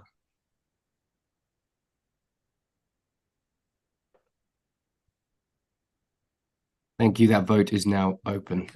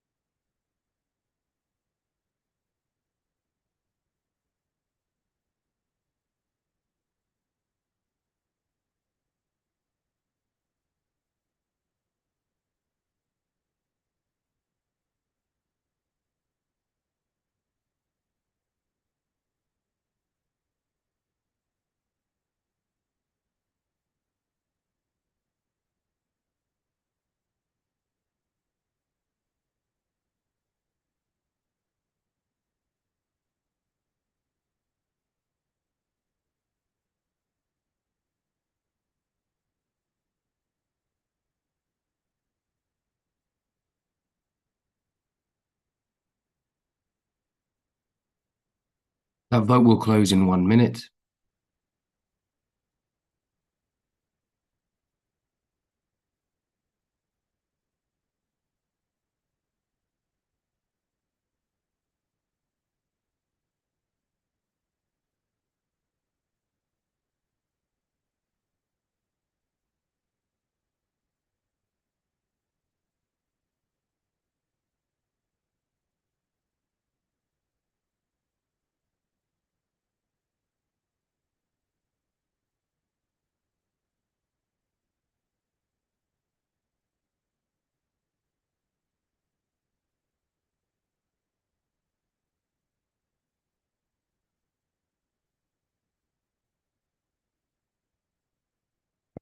That vote will close in 10 seconds.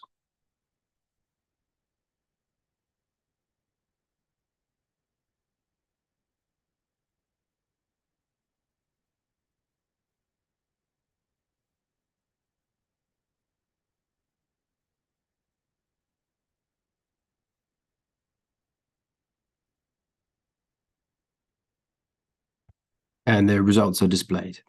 Thank you. Thank you. So we had 70 total valid votes, in favor 61, which is 87.1%, against 9, which is 12.9%. So the resolution to reject the appeal is approved. Thank you. And sorry if I missed, I think one raised hand. It was after I announced the voting, so I could not come back to that, unfortunately. Sorry about that. Now, very quickly on FIDE calendar for the next few months. As I mentioned, we will have the World Rapping Blitz Championship in Samarkand this year, very soon. And for the next years, the key events under the auspices of Global Strategy Commission are FIDE Candidates Tournament and FIDE Olympiad and the World Championship matches. The candidates: Toronto, Canada; Olympiad, Budapest, Hungary, and the matches. I believe that the right time to choose the hosts will be after we'll have the candidates tournament completed. Also, we have most of the hosts for the events under the auspices of the Events Commission, World Junior, Youth, Cadets Championships, both Standard Time Control and Rapid and Blitz, World Senior and World Senior Team Championships, and a few others. Still, there are 3 bids reopened: World Amateur, World School Championships in particular. So please take a look at the bidding possibilities. And we just opened the bids for 2025 for all the tournaments that we will have.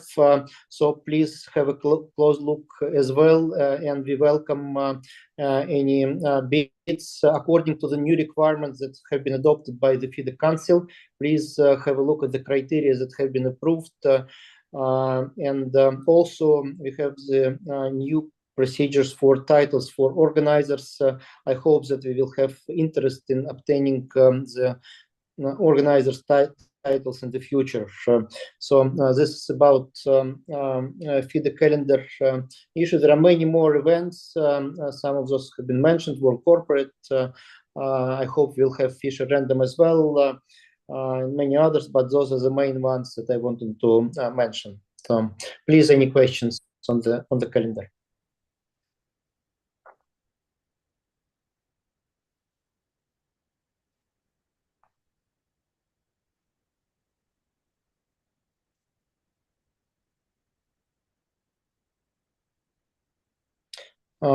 I do not see any questions or comments at this point. So this part doesn't require any voting. The next one is to thank our continents. and the presidents of the continents, so all the teams that are working continentally. We have the reports from the continents. If any of the continents want to make the remarks, the floor is open to do that. Normally we do it, I think, in the alphabetic order, but so please, Africa.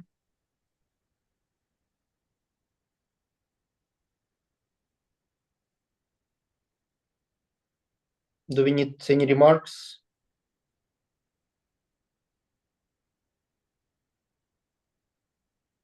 Yes, we have the report. Chupisha, do you want to make any comments? No? Any questions? Please have a look at the report, maybe when you have time and when you are not tired, and you can contact Chupisha and the team directly. But I would like to thank them for active work and trying to put in order things on the continent. So next year will be, I'm sure, a success story. So next one is Americas, please.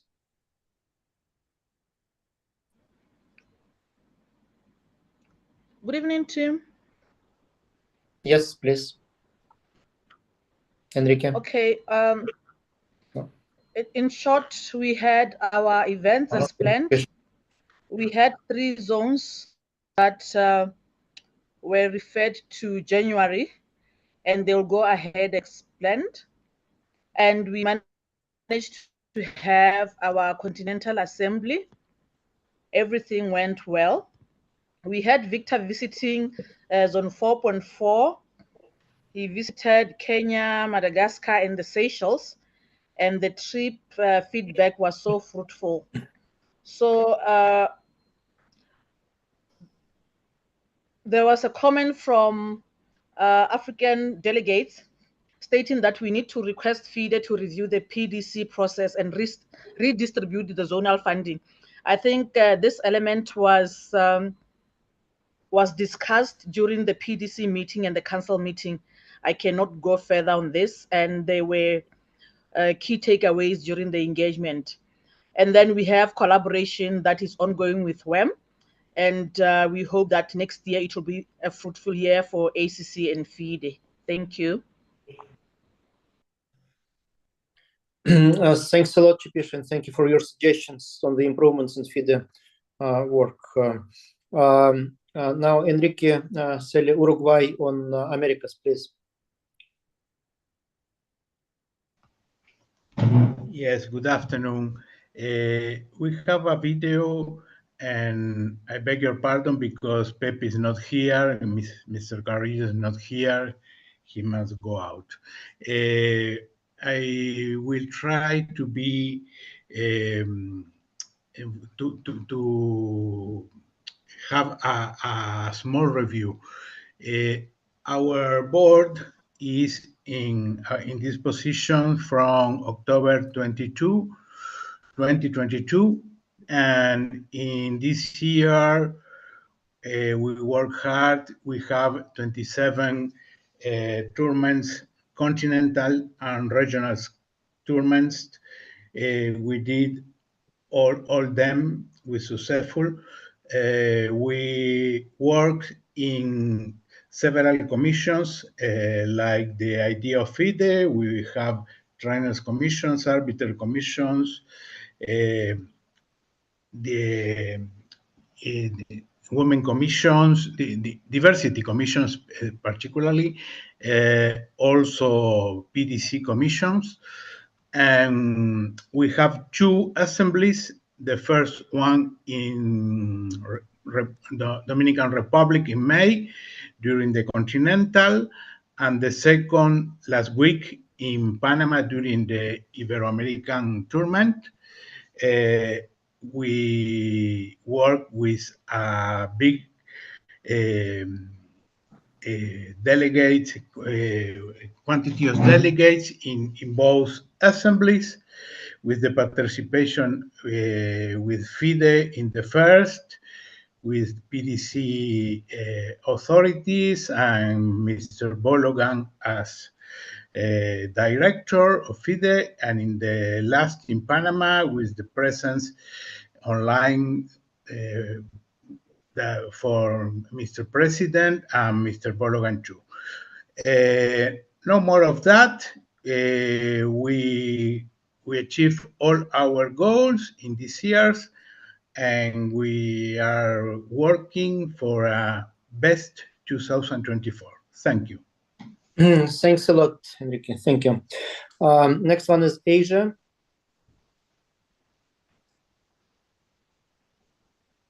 Any comments?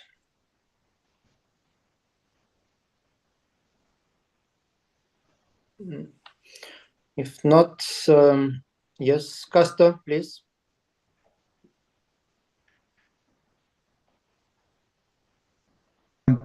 Thank you very much for your... No, okay. Thanks, Mr. President, for giving me the floor. And please. Oh, I mean, so this is the report. We had a continental assembly yesterday. We discussed various things. One of the most important things we need to point that this year we had chess was included in multi-sport event in Asian Games, and next year we're going to have it also in Asian Indoor Games in Thailand, Bangkok. Apart from that, all our events took place as scheduled, and we're going to have also many events scheduled for next year. If there is any comment, we are welcome to answer. Thanks a lot. Thank you, Hisham. Thank you. And European Chess Union, please.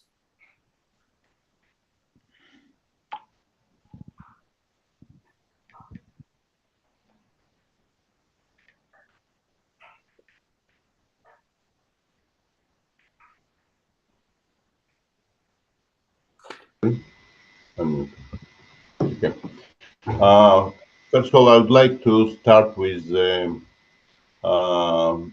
thanking all delegates who voted for Bulgaria, accepting the membership of FIDE, and also congratulate Bulgaria with this great achievement. And as I say before, I already have a communication, and we will have one more big chess country where will be organized a new high-level tournament. Secondly, of course, I'm a little bit disappointed that Italy did not get the Olympiad for 28. I hope that FIDE will find some solution to give the big important tournament to Italy, that their efforts will be not dismissed. And at the same time, I would like to congratulate my colleague in the board, Chef Sultan, with the getting the Olympiad 2028, all Emirates, and I'm sure that they will organize one very good, memorable Olympiad. Now, regarding the issue matters, before, okay, let's go this video, by the way, that people will see all about all our activities, but I will emphasize just few events, which one we organized last month. One was in Albania, European Club Cup, with a high number of the participation of the clubs. 110 clubs participated altogether, which was a new record. And for this, I would like to thank big thank to Albanian Chess Federation and personally Erald Dervishi for this contribution. As well, of course, again, I will repeat, I would like to thank Magnus Carlsen, who is really a big star in any attendance of him in the tournament. It is a great achievement for Europe. Also, I would like to mention that Montenegro was organized very well, European Championship, Team Championships, and Montenegro Federation is becoming one of the leading federations now in Europe. And recently, yesterday, we closed the European Rapid and Lead Championship in Zagreb, Croatia, with the great work of the Croatian Chess Federation and big support of the government. And I would like to just, it's a very fresh news, to congratulate Sarana becoming the European champion for rapid, and of course David Navarra, who won the Blitz championship, and he's a European Blitz champion. So I believe that the rest, just in the video, we can see about our activities. Thank you, Mr. President. Thanks a lot, Zurab, and congratulations. You mentioned Alexei Sarana. He actually won 3 gold medals at the European Championships this year. That's a unique achievement. Somehow. Yes, one team, one individual, and rapid. Yes, exactly. I would like to thank all continental presidents and teams for their huge work and great success stories. We will cooperate a lot during the next year for 100-year anniversary as well. We have, unless there are any questions, looks like no. We have the last section on our agenda. Hopefully not a very long one, but we're still looking at the video. But let's... Yeah, I think, now not many delegates are here, and okay, maybe it's not make a big sense to finish the video. It's still, I think, 8 minutes. We can, if we can move the faster. Yeah. Okay, we can. Thank you. Let's move to just a couple of more items on the agenda, and we will be free. We have a proposal from Norway Chess Federation calling FIDE to change guidelines for regarding transgender policies. Regulations have been adopted not a long time ago, just a few months ago, to clarify and streamline all the procedures related to this matter. Let me point out and clarify that there are no restrictions to the participation of players who change the gender officially in any FIDE-rated events, any events going around the world besides just one track of the events, World Championship cycle. There are no other restrictions besides that. And that's number one. So it should be clearly understood. And I think in most of the media communications, that point was not properly understood. People thought that we introduced restrictions for all kinds of events. That's not true.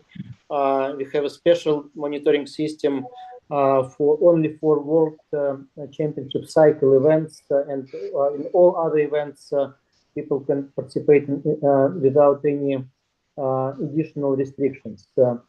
Having said that,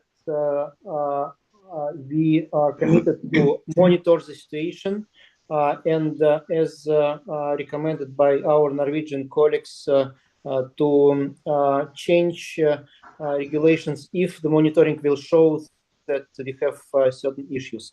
Having said that, I would like to give the floor to our Norwegian friends to comment on the proposals. Please. Yes. Do you hear me? Yes, please. Yes. I will be very short because I know people are very tired, but this is a very important subject. So we recommend the Council to review the new regulations regarding change of gender. The Nordic Chess Federation means that if the rating officer in the country approves the change of gender due to each country's law, the player can compete as any other chess players, also in women's tournament. We believe this is very important because chess is one of the most inclusive sports. This really is a matter of everyone being included, and women and men are equal when it comes to chess. We mean. Thank you. Thank you. Thanks a lot for your comment. And just to reconfirm that we also believe that normally there should be no restrictions, and we didn't introduce any restrictions for any events besides the World Championship cycle, which is event where top players participate, and based on the experiences in other sports that we saw, we want to have the monitoring period where we will see if there are any problems, and based on your recommendations, if we will see the problems, we will review the regulations. So we are not entirely against your recommendations. We just ask for the monitoring period to be completed, and then we will come back to that, and together with you and other colleagues, we will discuss which changes are needed. But today, based on the discussion in the FIDE Council, that stated that since the regulations have been adopted, there are no cases yet regarding the matter, so we cannot even see whether there are any problems with that. No single case. So based on that, we recommend to the General Assembly to reject the proposal of Norwegian Chess Federation, but from the side of the FIDE Council, just to reconfirm that we will monitor the situation, and if needed, we will review the case. But now we propose to reject the proposal. I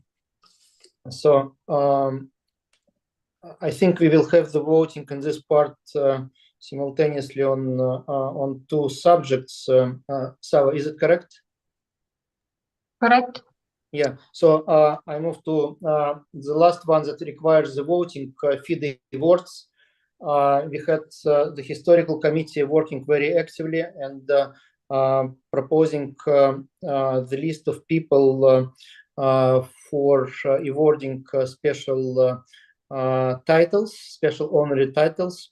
So for FIDE honorary member titles, 4 names have been proposed. Israel Gelfer, our long-serving colleague, Israel.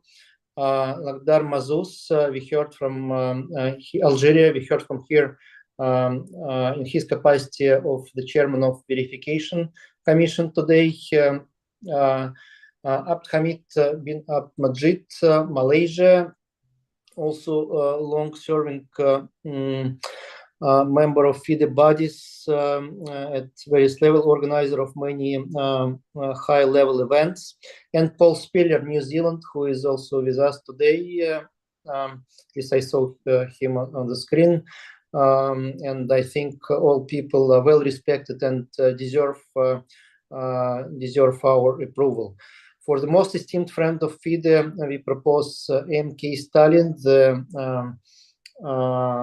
highest executive of Tamil Nadu province, India, who was the main organizer and host of our Olympiad last year.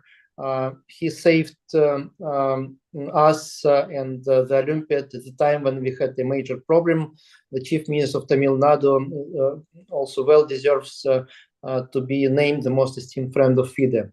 Finally, we also propose to name Shrikant Madhav Vaidya, India, CEO of Indian Oil, our main partner on Chess for Freedom project, Chess in Prisons project, who helped us during the last months to run these activities, including the conferences and sharing best practices across the community.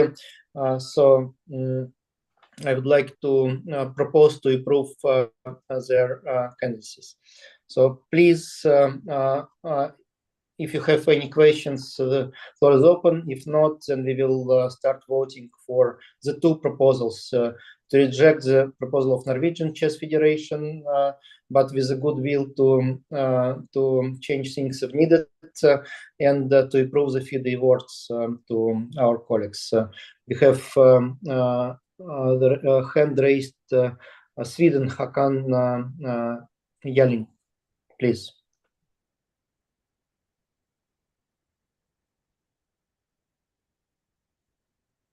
Sweden, please unmute. Yes. Please, Hakan. Yes, can you hear me? Yes. Very good. Can you unmute my video also, please? Yes, we can see. It's just a short question. Yeah, good, very good. Mr. President and delegates and chess friends, just a short question. When you mentioned that all were welcome due to the gender, without the world champion cycle, is that also included the Olympiad? No, it doesn't include the Olympiad, only the world championship cycle. Okay, very crystal clear. Thank you. Yeah, thank you. Okay. So I propose to start voting.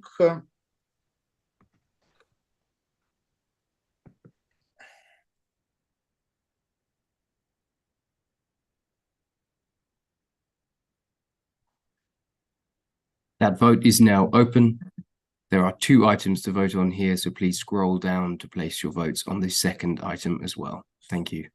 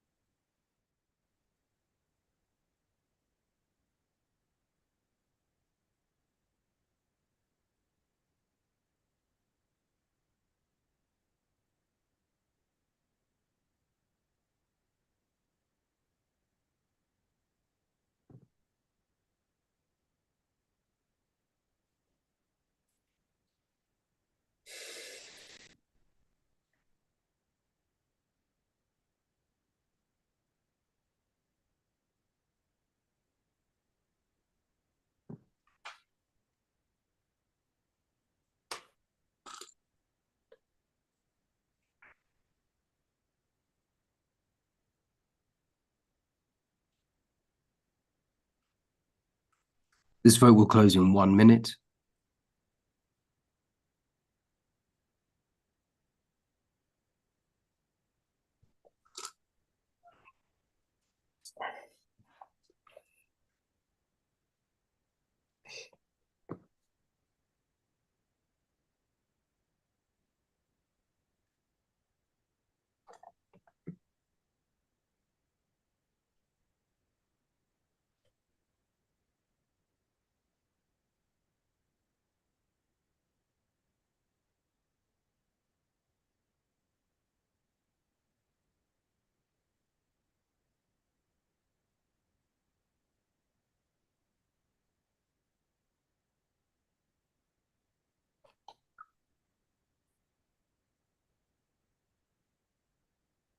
Vote will close in 10 seconds.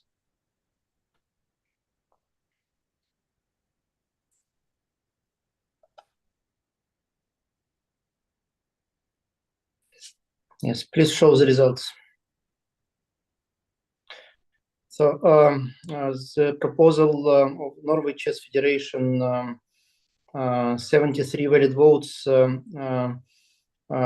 55 approved to reject the proposal regarding changing transgender registration regulations, 18 against this rejection. So the decision is taken to reject the proposal, but let me repeat that it doesn't mean that we will not make changes. We will make sure that the results of the monitoring will be taken into account when reviewing the current regulations during the next few months. And the second is to approve FIDE awards, 74 valid votes, 71 in favor, 3 against. So the lists are approved by the General Assembly. So thanks a lot. We completed the voting, and in the end, let me thank the whole operational team, Dana, Sava, all FIDE office and staff for preparing and running the General Assembly, as well as Lumi team for supporting our voting today. It was quite efficient. Thanks a lot. A lot of lessons. Sava, many thanks personally to you. You helped me a lot during the whole day, during the whole 8 hours today. But all my management board fellows, council fellows, but also all the continental, zonal, and national federations presidents and delegates for being patient. Even if some of you left the room a bit earlier, many of you stayed and worked until the end. Thanks a lot for doing that. That's really important. And I felt a lot of support from each of you. With the legal backing of Alexander Martynov, I felt really safe today. But your advices are also very welcome all the time. And having said that, I wish you Merry Christmas, all seasonal greetings as well to those who are not celebrating Christmas, and the good health. And a great 100-year anniversary of FIDE next year that Dana will coordinate, and we will have again the video 100-year video in the end of our General Assembly. And looking forward to see all of you at FIDE Congress 2024 in Budapest, Hungary in September next year. So thanks a lot. I think I mentioned everything. If I forgot somebody, please don't feel bad about that. I'm doing my best with the whole team. That includes every one of you. Thank you. Video, please.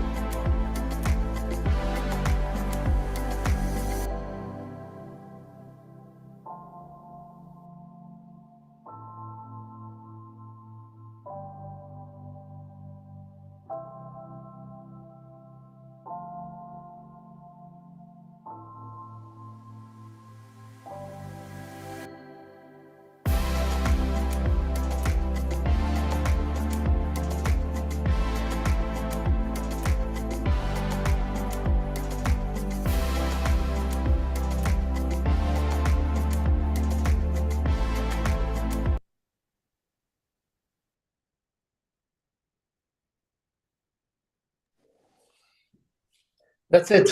Thank you. Bye-bye.